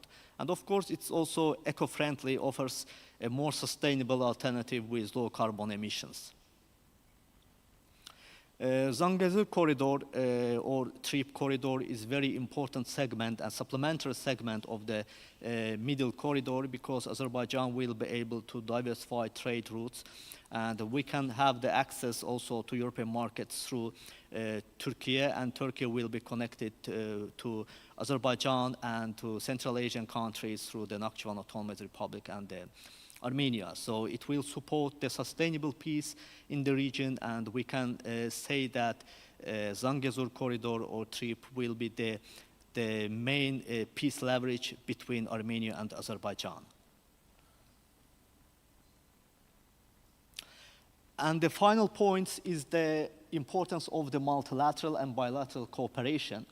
And here we can especially emphasize C6 platform, which is very important. Azerbaijan recently joined to C5 Central Asian platform. Now we have the C6. Why is it important? From the slides we can see the key aspects of this platform. It opens new avenues for export-import growth in the region, facilitates dialogue on cross-border transport security, economic integration, and actually Azerbaijan will have the chance to participate as the C6+1 cooperation with the United States and the European Union. So it's a great achievement, I think, for Azerbaijan, because it will open the new opportunities for our economy, and it will support the innovative-based economy of the region, of the regional countries. Another important document was signed between EU and the details, and according to this agreement, Azerbaijan will increase the share of natural gas export to EU and also the renewable energy to European markets. Here we can see another international partnership with Masdar, BP, and Aqua Power. Why is it important? Because it strengthens Eurasia's economic resilience, environmental sustainability, and geopolitical connectivity. So Azerbaijan will have chance to increase in the future the export of electricity and natural gas, because we will save natural gas from the use of renewable from the domestic consumption. And final point, my concluding remarks, export of vast energy resources, both fossil fuels and renewable energy through the different energy corridors will be very important from South Caucasus and Central Asia to Europe in the face of new realities. Middle Corridor and the Zangezur Corridor will support full regional economic integration, as well as it will serve as the peace leverage between Armenia and Azerbaijan. C6 format is very important. As I mentioned, it will boost cooperation and new initiatives in the region, and it will help Azerbaijan and Central Asian countries to achieve the sustainable development and to support their technological development. And the final point is the innovation-driven economic growth in the region. If we analyze the Washington Agreement between Azerbaijan and the United States, we can see that it's not only the cooperation in the field of energy, it's the cooperation in different sectors such as security, technology, artificial intelligence, and we believe that with all these multilateral cooperation format, Azerbaijan will open new opportunities with the partners to develop innovation-based economy, which is very important, especially during the declining oil production and the prices. Thank you very much. Thank you very much. We are almost out of time. What I'd like to do now is to see if first Brigham, because you got up very early, and we want to see if there's something that you would like to say as a sort of wrap-up. We'll give you this privilege because you're not with us in person. If you do want to say something, you will have to turn on your microphone, however. And then, if we keep this succinct, then we can open the floor up to a couple of questions from the audience if there's some interest there, and then we can wrap it up. Brigham, the screen is yours. Thank you so very much. I just want to re-emphasize that the United States sees the Middle Corridor as increasingly an important component of a global supply chain resilience model. And I think this discussion here today is helping to pave the way for more work in the future. And based on everyone's talks, I see lots of opportunity for cooperation and alignment. And I really think that even as Europe accelerates renewables, natural gas will remain essential for grid stability, industrial feedstock, and balancing of intermittent power. And clearly, the Southern Gas Corridor is a reliable and well-governed system that matters enormously. With Europe wanting diversification, Azerbaijan has shown that it can deliver energy consistently and predictability. Thank you. Well, thank you very much. I think that's a really good way to wrap up sort of the you know, the panelists' way of thinking, because there really is a congruence of understanding, I think, in terms of the strategic opportunities, and then there's a little bit of divergence in terms of how to get there and what to emphasize and so on. But, you know, let's see who ends up being more right than the other. Does anybody in the audience have a burning question at 4 in the afternoon? Yes, the gentleman over there in the, yeah. Ladies and gentlemen, it's a pleasure to meet you today. My name is Elvir Safarov, and I would like to address my question to Mr. Carlos and Mr. Brigham, because you two emphasize the importance of digitalization and AI usage for optimizing the logistics. And after that, Mr. Gassimli, he also emphasized the importance of middle corridor as critical infrastructure. So I would like to ask you, do you believe that it's safe to rely on AI because it's not still mature institute in the world? And what kind of cyber threats it provides, like, to us? And in point of US security, do you think that it's really convenient? Okay, that's a good set of questions. Brigham, did you hear them? I did Okay. indeed. So let's see if we can get you to answer, again, with some degree of succinctness, and then we'll give it to Carlos, and then...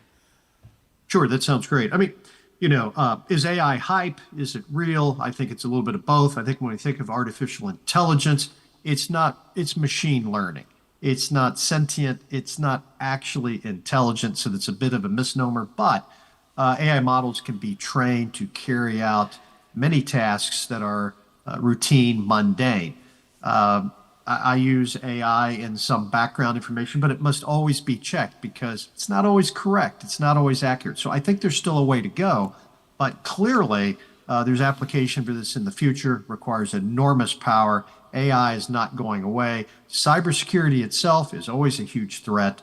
And we're in an era of no trust for any device. That will continue. And cybersecurity is the tools both for and against hacking on the white and black hat side are increasing exponentially. And that concern is always going to be there. Okay, thank you. That's succinct. Yeah, hold on. Let's see if we can get Carlos to, and then we can even see if, yeah, go ahead. Look, generally, the cycle of technological innovation tends to be there's new technology, there's massive hype and overinvestment in the technology. This leads to a bubble, then pops, and then after a few years of saying, well, actually now we understand technology better, this is what can be useful realistically. Even back in the 1800s, it was with railroads initially when it first started becoming a thing. There was massive investment in railroads, some to places that doesn't make sense. You can't justify the economics, et cetera, and there's a pop. Even with the internet, eventually, at first it was massive hype about the internet. Then we had the 2000s bubble, pops, and so forth. We see the same thing with AI now, which is we have these massive valuations that don't make sense, economics that don't make sense. For example, you can buy a cluster of A100 NVIDIA chips back in 2020 cost $199,000. You need, each chip needs to make $4 to break, per hour to break even over 5 years. But right now you can rent those same chips for, I think, between 60 cents to $1.40 or something like that. So that's just one example. And you go with other chips, numbers don't make sense. MIT study is showing that 95% of companies that use generative LLMs, don't generate a return, so on and so forth. And this is without going into the shady financing, the vendor financing. We'll give you $100 million to buy our own chips, and so on and so forth. So I think in the short term, we're going to realize, a lot of this hype is not quite there. In the long term, actually AI is very important, but you apply it in certain fields. We can use it to make factories more efficient. We can do what the Chinese do, which is we have fully automated factories. In fact, they're so automated, they have no employees within them, so they keep the lights off. They call them dark factories. You can look it up, it's really cool. So I think we're going to go through that period, and first we need to see what is AI actually useful for, what's it really good at, does it make sense to automate all this and that, so on and so forth. So until we go through that period of understanding, which is coming soon, I think right now it doesn't make sense to get too involved in the field. Okay, thank you. Shahmar? I will add just digitalization, AI, and the innovation-based economy is very important, and we cannot stay away from the process. And there is the fact that the cybersecurity always will be high on the agenda. If you develop even the measures, there will be always the countermeasures. That's why you can't escape this trouble. There is only way to develop and to have the high priority for the cybersecurity. All right. I think that we've gotten a reasonably comprehensive answer to this question. We have one more. We have two more. Thank you, I'm Damian. not sure that we can, well, let's see. Ask your question succinctly. You'll ask your question succinctly, and then we'll see if we can combine the answer. Go ahead. Your Excellencies, distinguished guests, colleagues, media. My name is Ilyas Hüseynov. I am from Social Research Center, head of sector. Following the Washington Peace Summit in this year, 8 August, positive processes are on the way towards peace and security, as you know, in South Caucasus. Meetings of civil society representatives, after then parliament speakers and think tanks were organized. The delivery of Kazakhstan grain to Armenia via Azerbaijan and Georgia is also of great importance in terms of opening transport and communication links. I want to know view of our US partners about other initiatives and what other initiatives can be put forward to achieve peace in the South Caucasus between Armenia and Azerbaijan. Thank you. Okay, that's an interesting question. Let's see who we can get to answer it in a second. Who was the, yes, ask your question. Hello, I'm Russell Abbasov, currently studying at Master Degree in Presidential Academy. And firstly, I want to thank you all for the shared important information. I hope and strongly believe that this strategic partnership will be very successful in future. And what makes me happy most about today's discussion is how we're entering the new phase where strategic partnership, regional connectivity, and conflict resolution are merging into one single framework, which is great. And also the Washington summit showed the US-Azerbaijan relationship is evolving into something more structured and future-oriented.